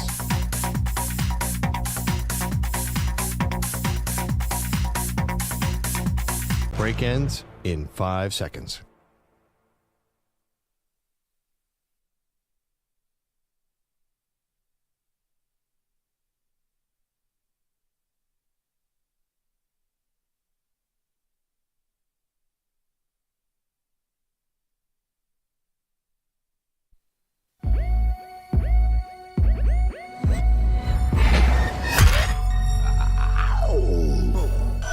He's the reigning Fortnite champion. She's a Call of Duty legend. They are Maggie and Perloff on CBS Sports Radio. Is LeBron telling the truth? Hey, welcome to the show, Maggie Gray, Andrew Perloff. Carlos is already shaking his head. EJ Stewart in for Perloff today. And yes, LeBron James. Perloff may not be in the studio, but living in infamy now with all of his drops. Thank you, people. When bust Jama? Okay, LeBron gets some slack every now and then because sometimes he seems to stretch the truth. Now, not just about whether or not he's seen The Godfather, which he clearly hasn't and definitely lied about multiple times, but this was him front and center, EJ, at All-Star Weekend. Yep. So he's been asked about his future. And first, Pete, let's actually go reverse order, that he hopes to retire a Laker. But I am a Laker, and I am happy and been very happy being a Laker the last 6 years, and hopefully it stays that way. But I don't have the answer to how long it is or which uniform I'll be in. Hopefully it is with the Lakers. It's a great organization and so many greats, but we'll see. I don't know how it's going to end, but it's coming. All right. So he wants to retire a Laker, and we're trying to parse through some of LeBron's truths and lies here. Yes. And I don't believe this part is true. Now, I believe that LeBron has enjoyed being a Laker, for sure. Okay. I think that, he will count that bubble title as his 4th title, and we can argue about that till the cows come home. But he's got 4 titles. He's doing it with the Lakers, the media company, his son going to USC. I mean, all things are working out really well here for LeBron. Yeah. But I ask you this, EJ. Are you so sure, and does everyone know that you want to retire a Laker, that the Warriors call at the 11th hour right before the trade deadline, and instead of the entire front office saying, absolutely not, of course he's a Laker, he wants to retire a Laker, they go, check with LeBron. Check with Rich Paul. We can't answer that question. Jeannie Buss, the owner of the Lakers, no clue what the answer to the question is. You've got to call LeBron's agent and check to see if he wants to get traded to the Warriors in the next 10 minutes. Yeah. That doesn't sound like somebody who's so married to the idea of being a Laker for the rest of his career. Well, no, actually, I think that's exactly what LeBron wants. Like, LeBron wants to run an organization. LeBron wants to be Le GM. We're talking about Le Cap James today, but here, this is Le GM. So, yeah, when the Lakers get called about any trade request or any trade proposal, even if it includes LeBron James himself, they have to check with LeBron James, see how that works. I think he likes that arrangement, which is why I think this is a rare instance where Le Cap James was Le Truth James. I think that he does want to retire Laker because, I'm sorry, being a famous athlete who's basically a billionaire who can still play at a high level and live in LA is awesome. Like, who wouldn't want to do that? Like, Laker organization, I know they can be a little bit messy, but it is a great organization. You got great weather 365 days a year. He has young children. So you have young kids, one of them is in college, I guess, but you have one in high school. You have a young daughter who's, growing up. So you see your daughter every day. Like, that's a great life. Like, do I want to go to Golden State may be a little different. San Francisco is like an hour flight, but other teams that may come into play, like, why would he want to leave that if he's not guaranteed the championship? And at this point, what does the championship really do for him? Well, I mean, I think he would say getting one more puts you ahead of Steph Curry. So if you go to Golden State, obviously that's not going to cancel each other out. But if you get 5, it puts you ahead of Curry, who's got 4 for now. Yeah, you're right there with Kobe. Yeah, you tied with Kobe and Magic. Right, but you don't pass Mike, which is which is at the end the only guy he says he's chasing. Well, I'm taking his words. He says that the ghost. Mike is the ghost that I'm chasing, and I think I'm the greatest of all time. Well, if you're telling me, we all agree that if he's going to get rings, it's probably only going to be one more, if any. If you're telling me I'm going to go somewhere to get only one ring and then that's it, what's the point? While the ghost of Jordan thing is always out there, he also said coming back from 3-1 down, he thinks against Golden State, he believes put him as the greatest of all time. Okay, so that's the first thing that LeBron said. We're going, what are we calling it? Le Cap, Le Truth? Yeah, Le Cap, Le Truth. Okay. The next one is that he doesn't know how much longer he's going to play. I have not mapped out how many seasons I have left. I know it's not that many. Okay. This is what I'm going to give him the truth. I do think that he knows that he's not ready to retire yet, and I would say not even close. But does he actually have the end date mapped out? I'll believe him here that he does not have the end date mapped out. No, I think this is Le Cap James 101. This is Le Cap James previously saying, I don't know when I'm a free agent. Like, this is, to me, an example of him saying things where it's like, why would you say something we know you think he knows the exact date, the last NBA game he's going to play? I think he has a great idea as to when he's going to leave the game. Yes. I don't think that he's saying he has no idea. He's like, I know it's soon. If it's soon, then we're talking about next 3 years. Like, right? Like, nobody thinks soon is 7 years from now. Right. So if you're saying it's soon, then you've thought about when that is. So to say that he has no idea and I haven't mapped it out is ridiculous. You have to map it out if you know it's soon. Okay, but here's the thing. We're talking about LeBron James. We're parsing through some of his words here, whether these are truths or lies. We know that the stated goal and then the double down goal is to play with Bronny. Actually, we're not sure he might want to play with Bryce. Right, yeah. We had that high commercial. school. Yeah. Or maybe his daughter. Who knows? Whatever he wants to do. But if it's going to be Bronny, then you don't know how that could rejuvenate you. You don't know if that's going to be in LA. Again, if he really wants to play with Bronny, and that's one of the goals that no one's backing off of, whoever drafts Bronny, at some point you're going to be getting LeBron. So I don't know how he could say, oh, I know this is going to be the end, and I know this is going to be the date, when there's so much to be determined with Bronny. And Bronny is definitely a variable that we have to consider because, does he enter the NBA this year? It doesn't look like he's really an NBA player yet. No. Does that mean does he wait 2 or 3 years? That could be the variable maybe that he's talking about. But I still think that it's still disingenuous to say that I have no idea how much time is left because when Bronny comes to the league, okay, I'm playing with him and that's the end. So you still have some idea. Like, again, Bronny's not going to play. I know there's a lot with the COVID year and stuff, but Bronny's actually one of these new age kids. So he's not going to have 6 years of college basketball. We know if he's going to enter the NBA, it's going to be pretty soon. So, again, LeBron, you have to have some idea of how long you're going to play. Say you don't know, but that you know it's soon. And then we also know you want to play with your son. So that means it's got to be within a 3 or 4 year window. It doesn't add up to me. Last one for you. Here is LeBron on a possible farewell tour.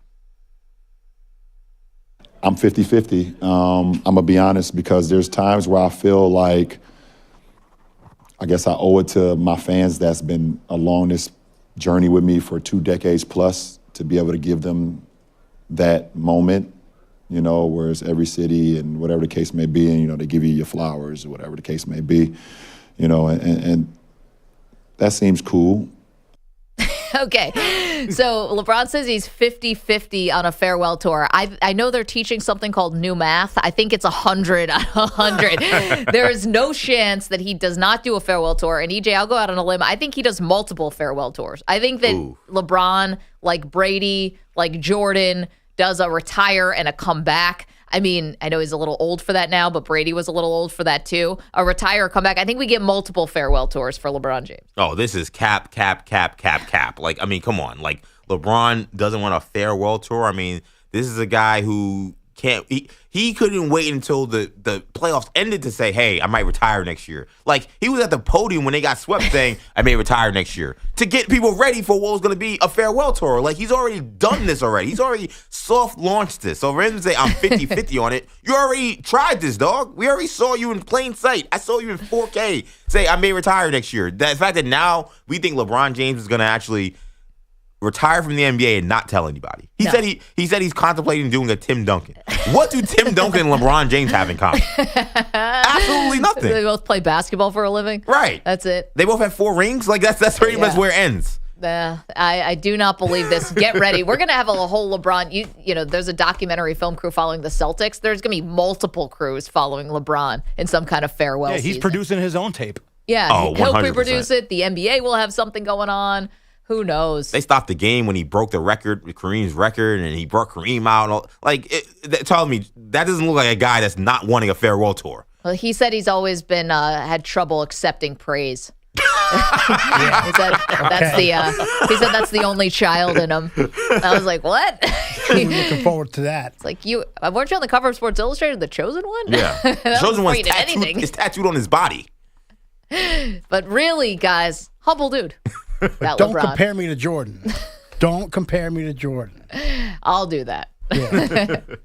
Meanwhile, we love LeBron. Gosh, what are we going to talk about when he does retire? So please don't retire, LeBron. 855. A quick thing on that real quick, because I said something yesterday. I wanted to get your thoughts on it. Sure. I have a theory that the NBA will actually be a little better off when LeBron does retire. It may not be in the immediate. Right. But we have so many young stars that it feels like LeBron's presence takes so much of the oxygen out of the room. Like, we don't know much about Jason Tatum, as we just mentioned, or Luka Doncic, or some of these young guys that are coming up. Anthony Edwards, who's a great character, but I know he plays in Minnesota. Like, is there any chance maybe the NBA actually, in the long term, will be better off, and that LeBron right now is kind of like the old guy at the club? I want my damn respect, too.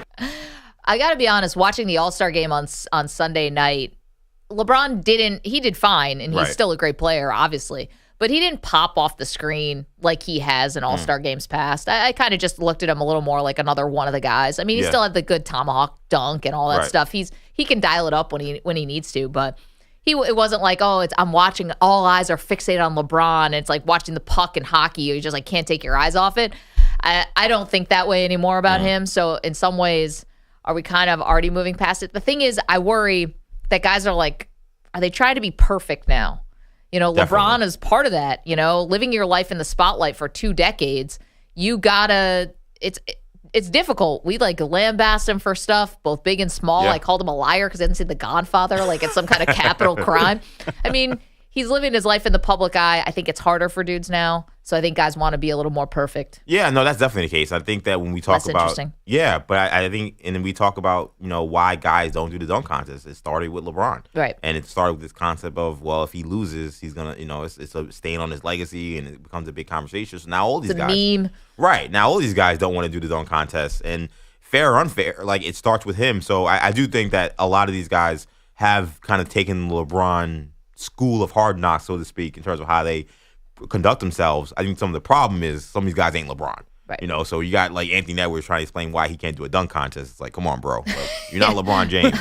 Like, go out there and do a 360. Like, it ain't that serious. 855-212-4CBS. We've also been talking about the big decision the Chicago Bears have to make soon, real soon, because it's going to be the combine and draft season before we know it. EJ and I don't see this the same way. I think Caleb Williams is sitting there, number 1 overall. Justin Fields, good quarterback, has played 40 games. You would not say that you've seen enough from him, in my opinion, to pass on the possibility of Caleb Williams. EJ, you like the trade down approach. Get the boatload of picks. Oh, yeah, because this is a Bears team that I feel like since I've been alive has always been playing behind the 8 ball. They never were a team that I watched and said, this is a team that has uber amount of talent. Right. They always were the team that even if they were good, it was like, well, they're winning on defense and they're winning on the running game. They've not been a team that has built a quote-unquote kind of super team type squad.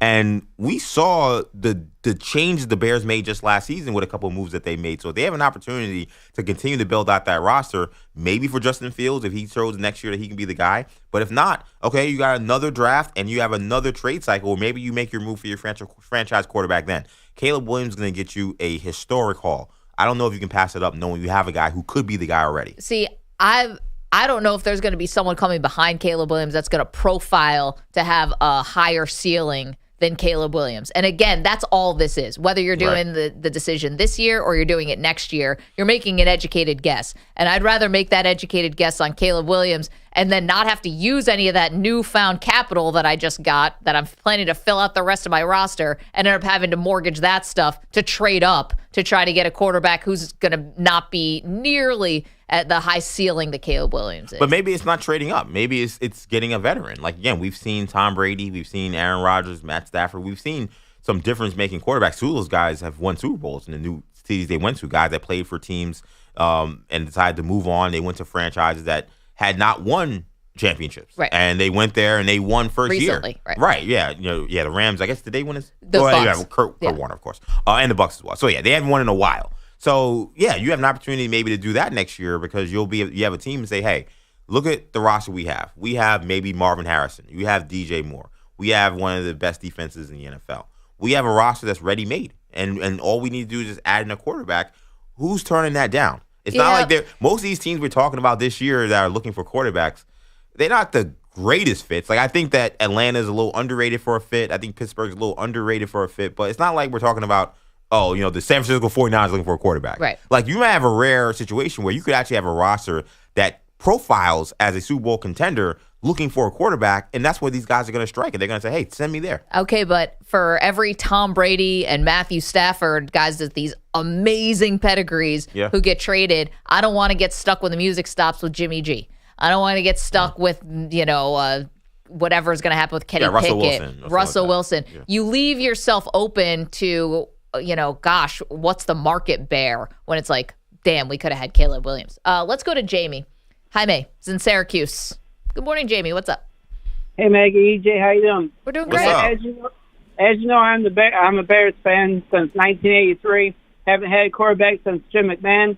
I want no part of Caleb Williams. He hasn't done much in USC. I don't care if he's the talented guy, the next generation type dude that always doesn't pan out.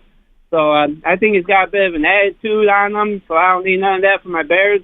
I trade with the Falcons, get the 8th pick with the 9th pick, and then perhaps go back up to number 4 with the Cardinals, get Marvin Harrison Jr. at 4, and then trading with the Falcons, get like 3 first-round picks and Drake London. And then you got Drake London, DJ Moore, Marvin Harrison, plenty of weapons for Fields, because if you didn't fire your coach, you ain't going to get rid of the quarterback. And then 5 years from now, Fields will be cheaper than Williams, because by the time Williams is done with his rookie contract, he'll be making $60 million a year, and Fields will be making $30. I know, but Jamie, listen, that's the long game. You've thought this out. I mean, to say Caleb Williams did nothing at USC, he won the Heisman. So let's not say he did absolutely nothing. But I get his point. Didn't win a lot of games. Didn't get to the college football playoff. He didn't win a championship or win a conference. Was right there for the college football playoff. If they had just beaten Utah, he got hurt in the Pac-12 championship game. They didn't win. Right. So let's say he didn't do nothing. Jamie laid it out there, but here's the thing. If Caleb Williams becomes the quarterback that's so good that you're paying him $60 million a year on the second contract, that means he panned out. Right, you want him on your team. That means he's now doing something awesome for a team that's not you.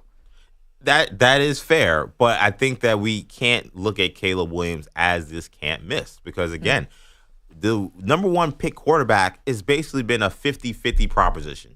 You could get Joe Burrow, you could get Baker Mayfield, you could get Trevor Lawrence, you could get Jamarcus Russell. We just, or Bryce Young. We don't really know. There's so many of these guys that we've touted as these can't miss guys that we look at as number 1 and say, hey, you're not going to fail with this guy. He's great talent, great leader, what have you. And for some reason, it just doesn't work out. Maybe it's the player, maybe it's the situation, maybe it's the fit.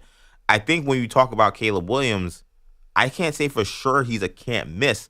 Maybe not necessarily from a talent perspective. His talent is definitely all world.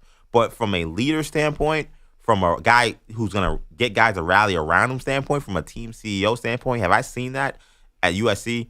I did not. I'll be honest, I did not. Now, it doesn't mean he can't grow into that guy, but sometimes I feel like I can maybe coach up your skill a little bit. I can get you to be more accurate, which is something we didn't think we could teach, but now we're seeing that now. Lamar Jackson, someone who's improved his accuracy. Plenty of quarterbacks have shown that they can do that. I can't teach what's in here. I can't teach what's in your heart or what's up here. That's something that's got to be already there. So I'm not saying you got to be a 20-year-old going on 35, but some of the stuff I have seen from Caleb would give me some pause as to say to whether or not he's can't miss. I don't think you're getting somebody with a higher profile, like a higher ceiling. And again, that's what this is about when you go to draft season. You can't tell the future. None of us have a crystal ball. But you can say with this, and this, I project that this is going to be a great quarterback. And again, I'll give a guy a little grace to grow into being a pro.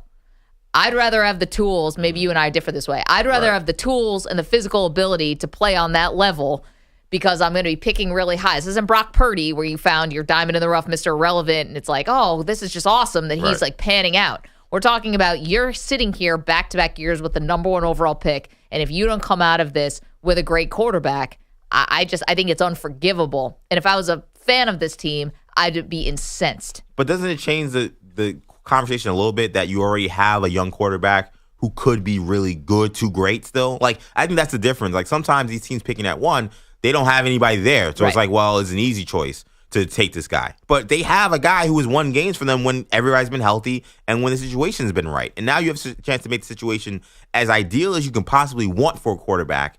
And now we're going to give up on it now? Yeah. 40 games into his career, I haven't seen enough from Justin Fields to say, oh, I'm fine passing on Caleb Williams. And let's just, no thanks. Don't want him. Don't want somebody who plays like Patrick Mahomes. I'm just going to stay with this guy, and we're gonna see what happens. 855-212-4CBS, 855-212-4227. Coming up, the one coaching move in the NFL that I just cannot understand. This one boggles my mind.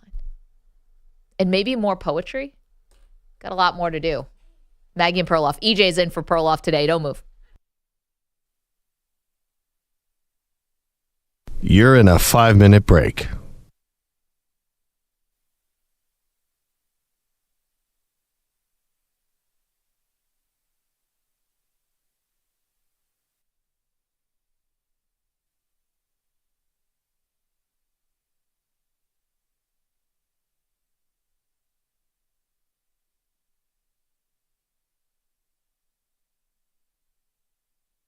4 minutes, 30 seconds remaining.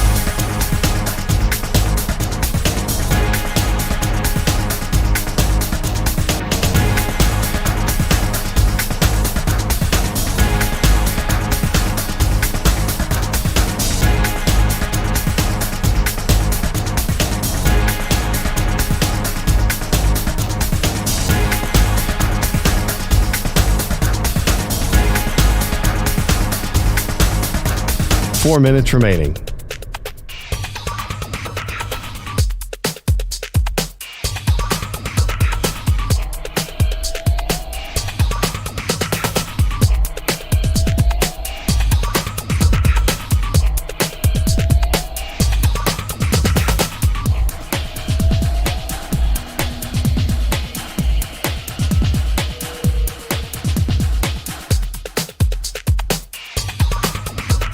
Three minutes, 30 seconds remaining.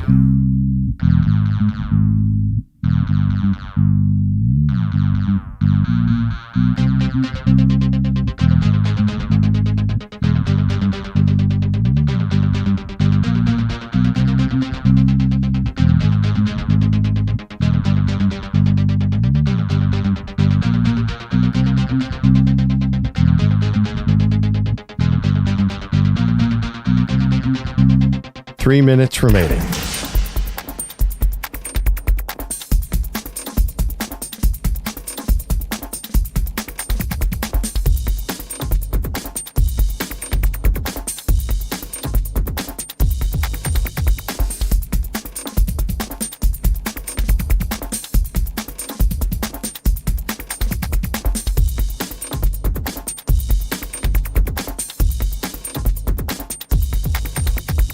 Two minutes, 30 seconds remaining.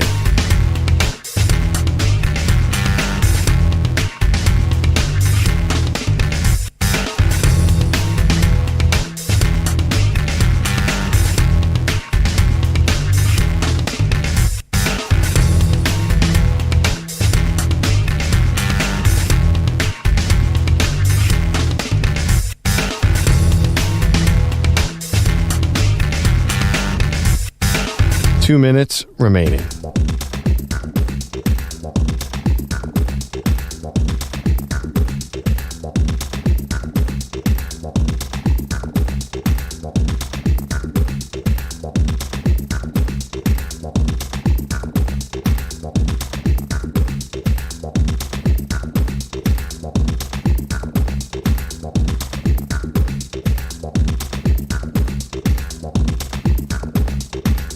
One minute, 30 seconds remaining.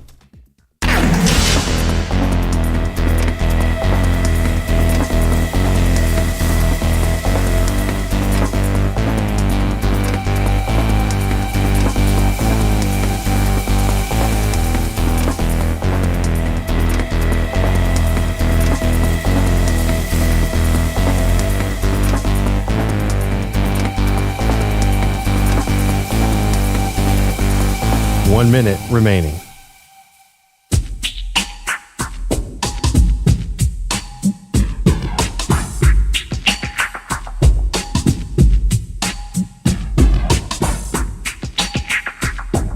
Forty-five seconds remaining.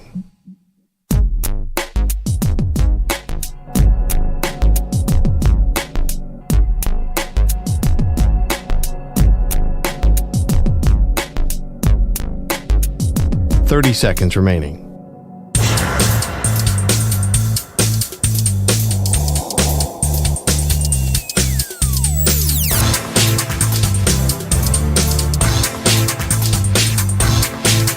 Fifteen seconds.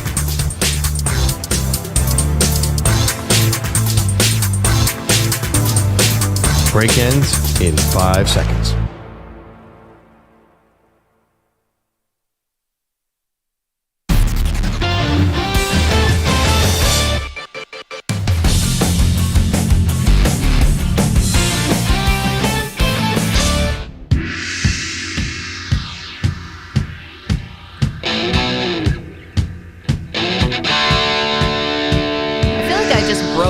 Bit of news here to both EJ and Pierre Schwartz, who's joined us, going to give us headlines in a minute.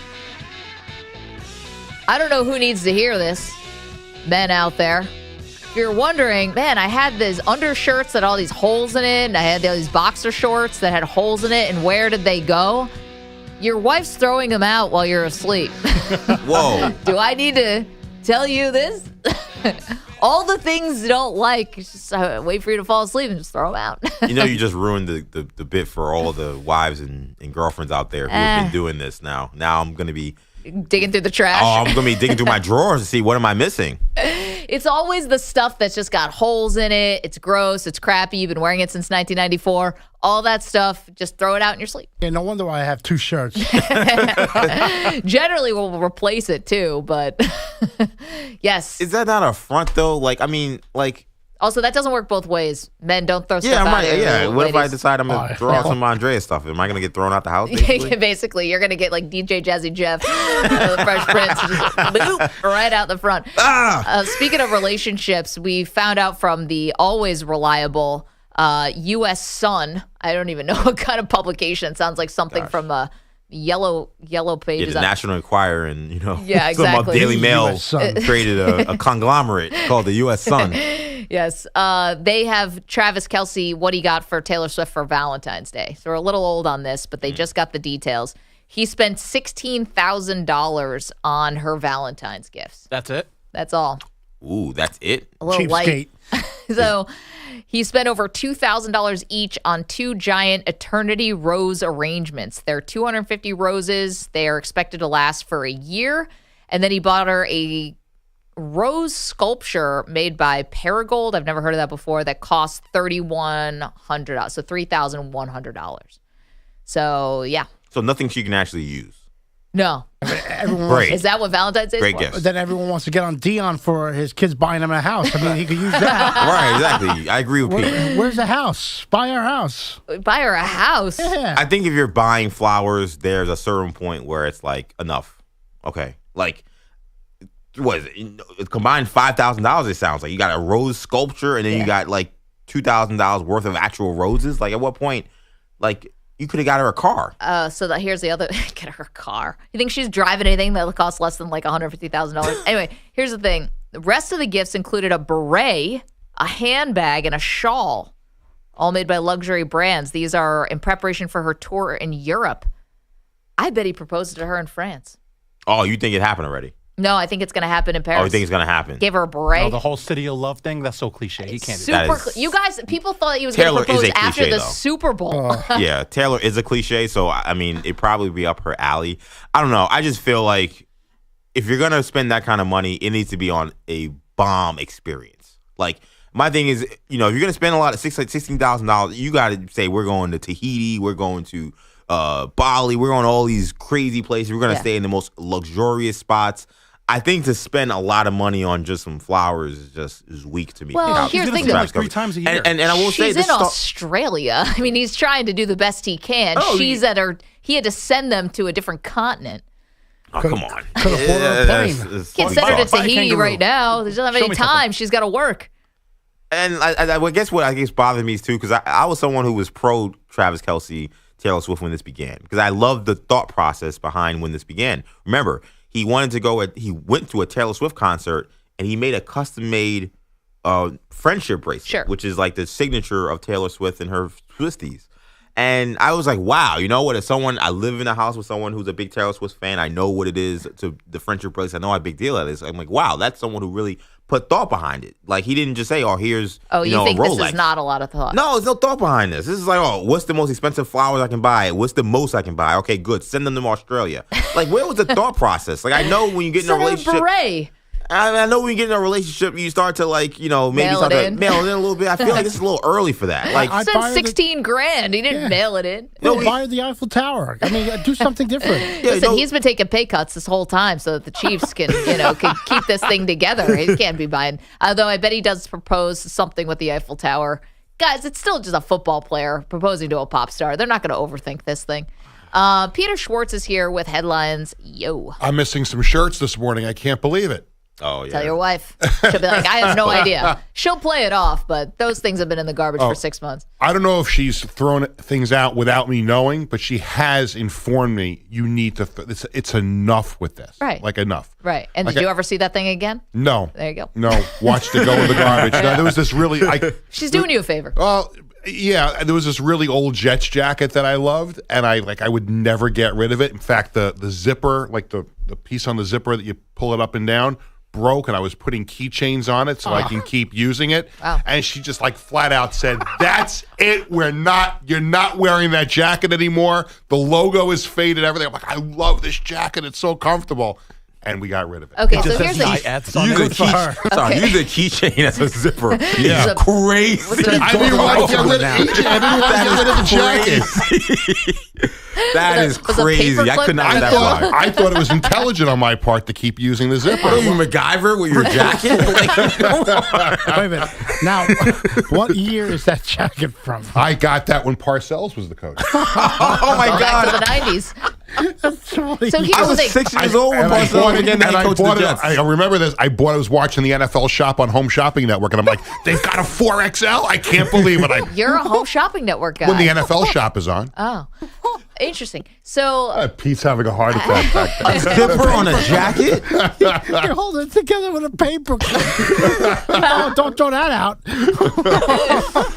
yeah. Well, here's the thing. Something really sentimental. Yeah. I wouldn't throw out in your sleep, but all the other crap I would. Yeah. Wow. Does a paperclip jacket? Does a paperclip jacket count as sentimental in your eyes, Maggie? I don't know. Is there anything else that she wants you to throw out? She would like less bobbleheads in the house. Yeah. How many bobbleheads do you have? Oh, there's over under 50. Over. Oh my gosh. 50 What's the most random one? Not all on display. Some are in like a box that there's no room to display. What's the most random one? Most random one? Like not, not like a star or not anything? like Carlos Beltran. Yeah, like Benny Agbayani or something like that. I mean, they're Luke general. Collier. What's that? Luke Collier. Is there any non-athletes? Hulk Hogan? Do you consider that a non-athlete? No, he's an athlete. Yeah. Don't disrespect Hulk Hogan. Billy Joel? Definitely disrespect Billy Hulk. Joel bobblehead? Yeah, the Islanders gave it out one night. It was Okay. He's at a piano with an Islander thing on. Yeah. But at what point, what do they do for you after, I don't know, a year? They're just like talking points. People Collector's come over item. and I'm like, oh, wow, that's really nice. I just People feel like, say that? Yeah, oh yeah. I feel like the bobblehead thing becomes like, you know how like sometimes with women, I guess, and men too, they have like the people who love all the dolls and they have all those weird dolls in like a room. Like I feel like you may be entering that category. Well, I mean, the and So this is like Kirk Cousins. He's got a secret room that you walk into instead of trophies. I have gotten rid of some as one of my Concession. teams get rid of a player. You know, there's some I'd like to take a sledgehammer to. You can do that here on the show. Yeah. What, A-Rod? There's a couple in the back room that are waiting for the sledgehammer. All right, bring him in. We'll Jamal Adams. Look, this show, even before I got here, I mean, I've seen what they could do with, baseball bats. Yeah, baseball bats and all different kinds of maniacal things. Yeah. Like, bring it in. We took out the Carson Wentz There you poster. go. We did Oh, for yeah? charity, so we could do this for charity. So I could bring in like a couple of the old ones that I don't want anymore. Listen, we'll happily destroy those for We you love, for charity. We love destroying things here. We raised, we gave away a lot of money to the Boys and Girls Clubs in Indianapolis, in Fargo, Yep. and in Philadelphia, Right. and Washington, D.C.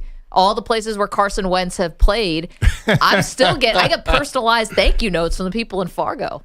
We're huge there. I'm going to dig some up, and the next time I fill in, I'm bringing them in. We'll do it for charity. There you go. Destroy Peter Schwartz's bobblehead. Old bobbleheads that he no longer wants. Yes. But it has to be the most obscure. Like an obscure one. Yeah, like I don't want you to bring like A-Rod. Like I want it to be like, hey, like Quacker Jack. Yeah. You feel like if Jamal Adams, if we Quacker actually Jack, did that, yeah. I feel like he'd show up here. Yeah, Jamal Adams may actually pull up. I don't know if you should bring Jamal Adams in I either, wouldn't do but that. I want like the Kagawa bobblehead. Like, I want that one to get destroyed.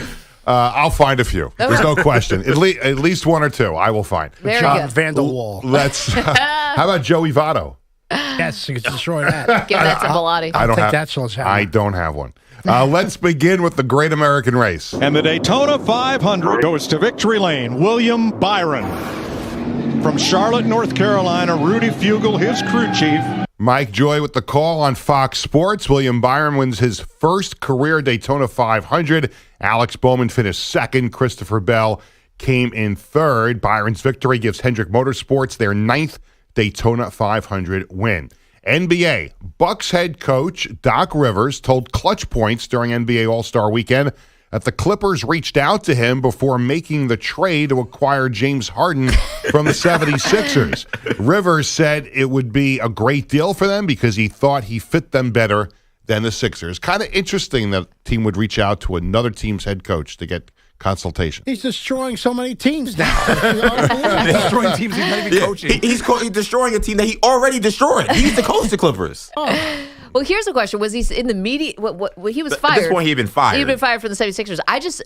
According to Doc Rivers, the NBA would fall apart tomorrow without Doc Rivers. Like, he's behind the scenes, in front of the scenes, anywhere around the scene. Doc Rivers has been influential in everything. It's like Doc Rivers, like Forrest Gump of the NBA. Like, he's been there for every single thing. He's calling games. He's GMing for teams. He's head coaching for other teams. He's consulting other teams that he used to coach. I mean, at this point, he's like the watcher when it comes to the NBA. Like, everything's going through Doc Rivers. It's like, why? He keeps choking every time. I think women will hire him to get rid of their husband's clothes. I don't know. His day rate Maggie might be a little above your pay grade. How about the Clippers too? Maybe call the Rockets about James Harden. You know, like call another team. Call the Mets. Right. Call exactly. Also, we talked about LaCap James. How about like LaCap Doc or Doc Cap Rivers? I mean, like, is he telling the truth? He was a terrible fit for us, a team that needed a point guard, and now we don't have one. But you guys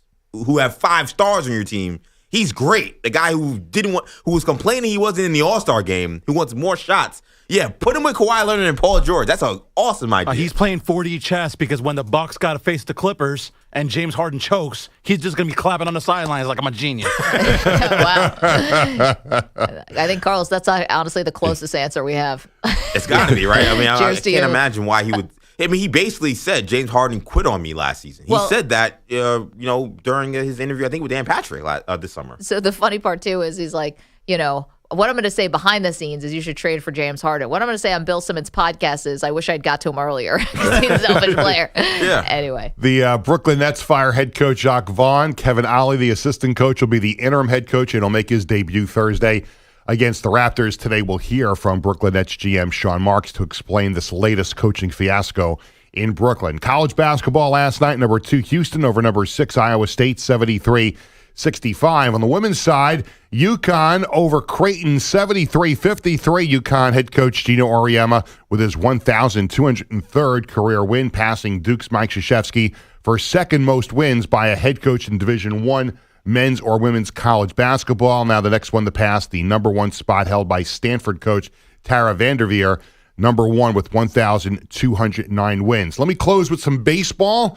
Dodgers spring training manager Dave Roberts talking yesterday about what he can expect from Shohei Ohtani. For Shohei, he's got it down in the sense of the day-to-day. I think that each day he has a plan, and part of that is the rehab process.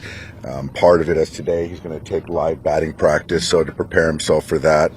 I don't know, haven't had the conversation as far as like the expectations. I think it's just more of kind of each day preparing himself, and as we start playing games, and at some point in time he'll get into games, and just to kind of get better each day. Ohtani did homer in batting practice yesterday. Is there any manager who has less of a say of what's going to happen with Shohei Ohtani than Dave Roberts? And I have all the respect in the world for Dave Roberts. It could be anyone sitting there. It could be,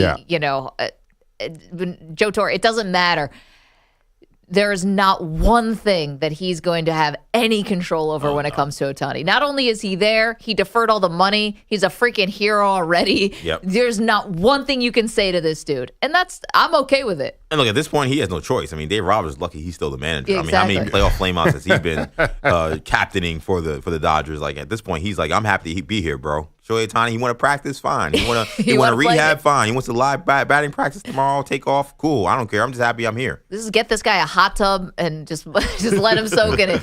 And Ohtani did hit a home run in batting practice, his first appearance against live pitching since the reconstructive elbow surgery. Of course he did.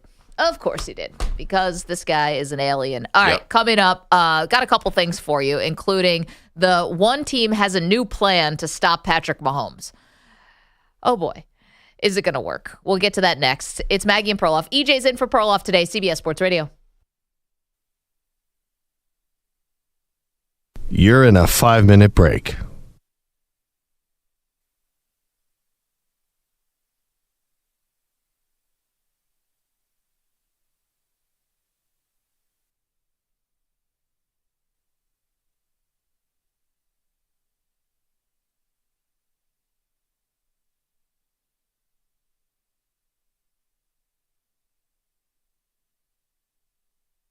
Four minutes, 30 seconds remaining.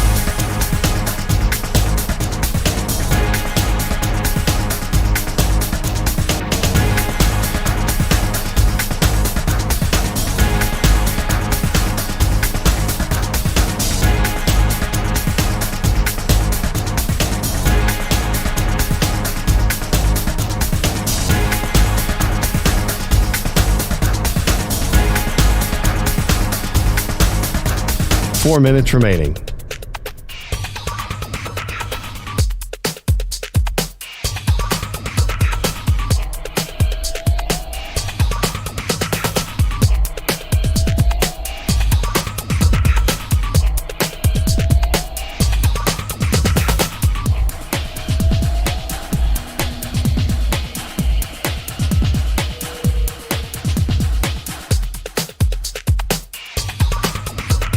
Three minutes, 30 seconds remaining.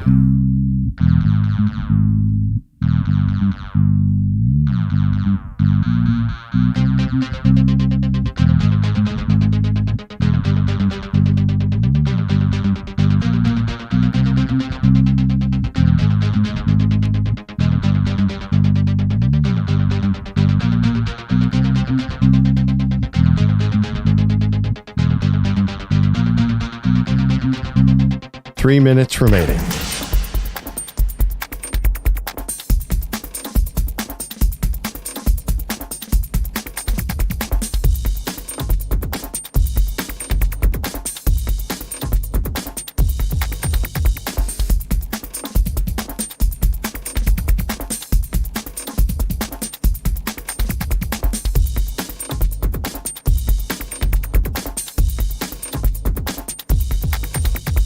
Two minutes, 30 seconds remaining.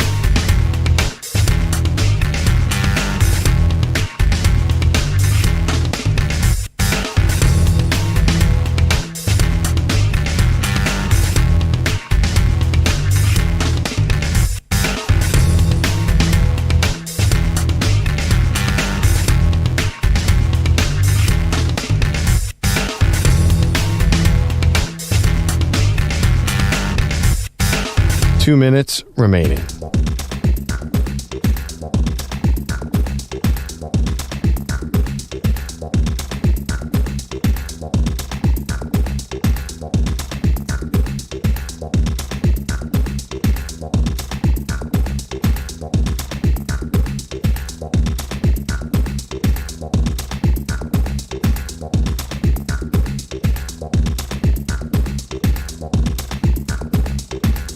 One minute, 30 seconds remaining.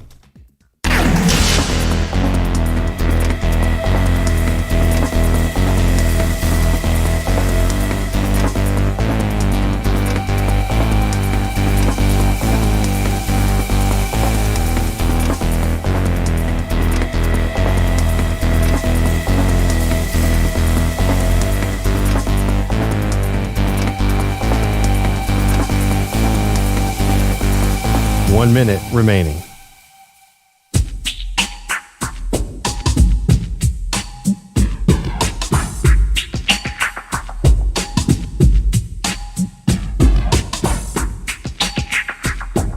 .45 seconds remaining.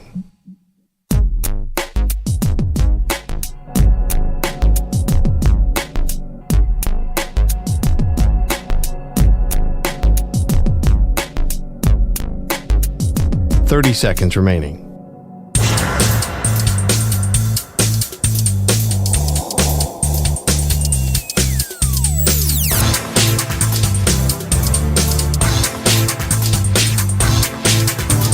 15 seconds.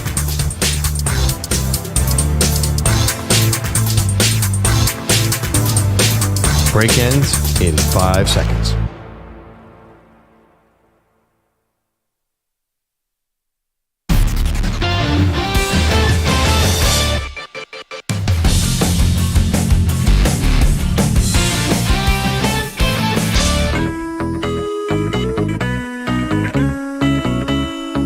Welcome back.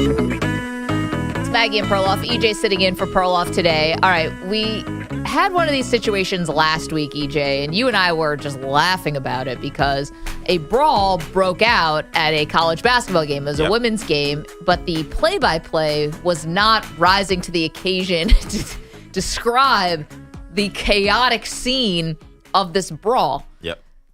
We sound like a weekend at Augusta. Yeah, right, yeah. Hello, friends. Someone just came out of the stands to punch someone else in the face. Somebody got knocked out. So we got another one. So last night, Southland Conference overtime game, Texas A&M Commerce defeated Incarnate Word 76-72. Handshake line devolves into chaos, but would you know it from listening to this?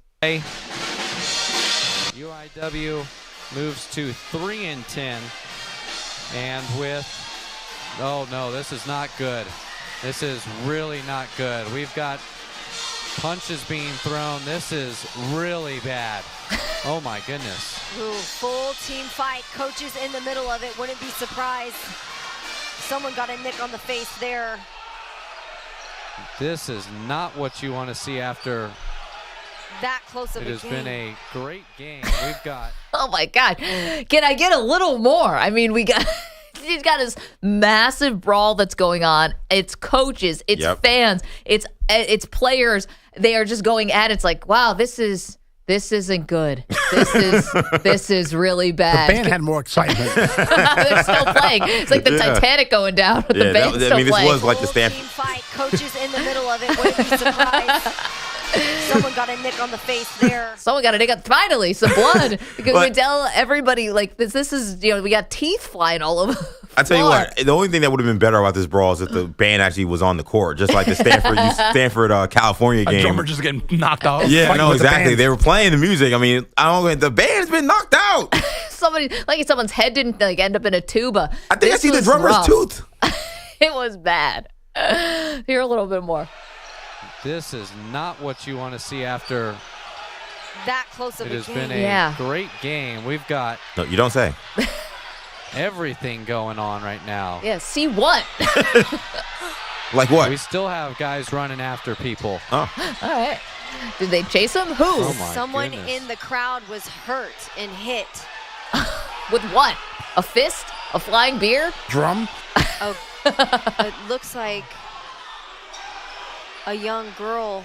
Oh, no. Now we're going to feel bad. All right. Well, we got down. Children getting hurt. Oh, my gosh. It's just like, I don't know. It's like this is clearly a hysterical moment.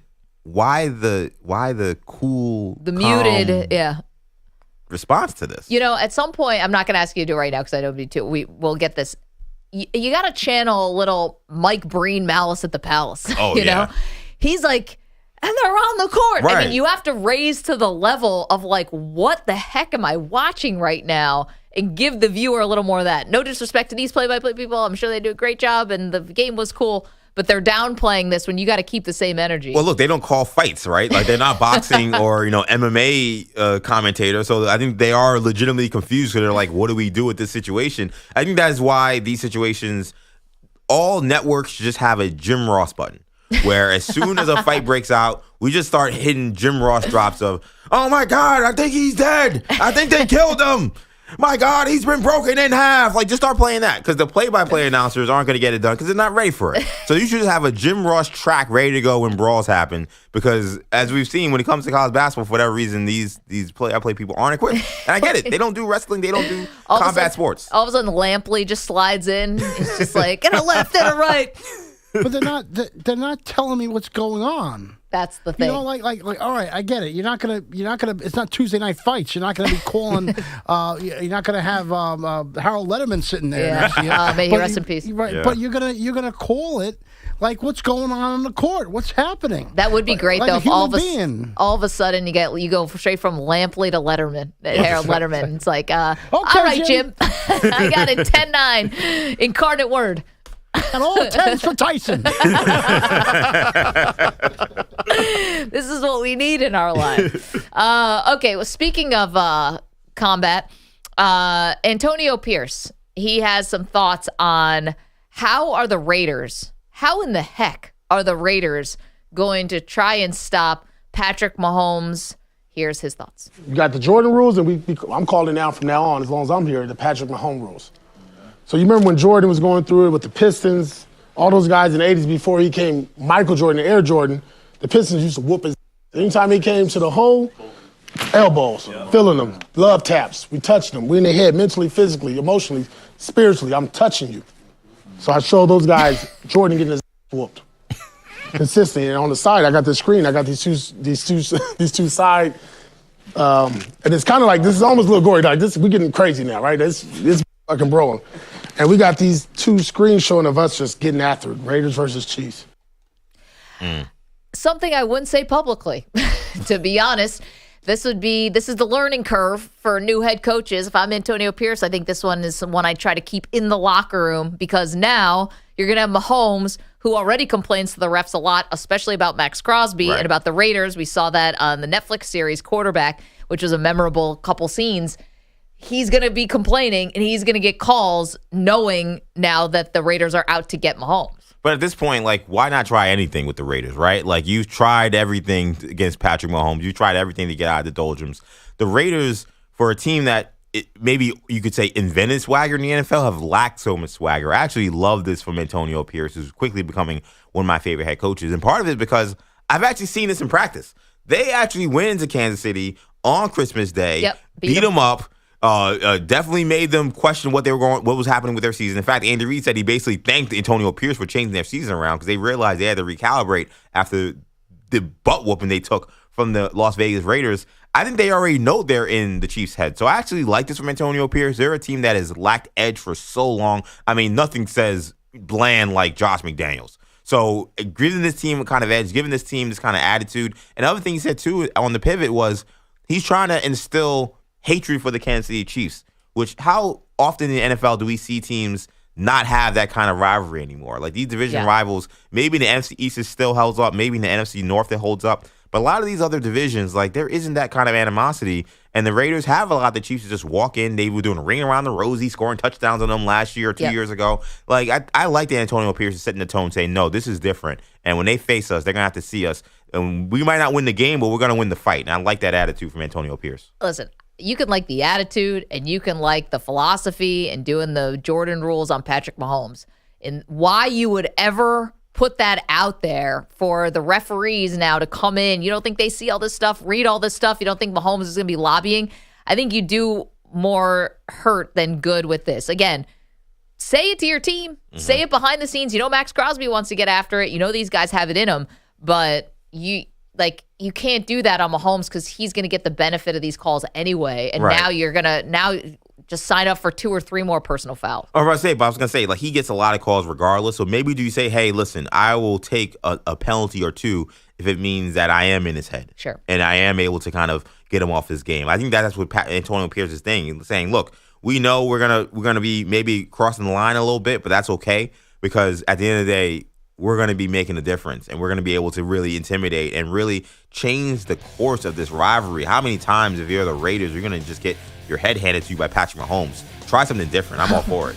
And thanks to the Raiders because it sent the Chiefs on to an eventual Super Bowl championships. Appreciate that. Yeah. Thank you to Carlos Ortiz. Thank you to Pete Bellotti. What a poem today about the Jets. Thank you to Peter Schwartz, to Andrew Kaplan, to the Weedos, the coffee drinkers, the callers, to EJ Stewart. Fantastic job today sitting in for Perloff.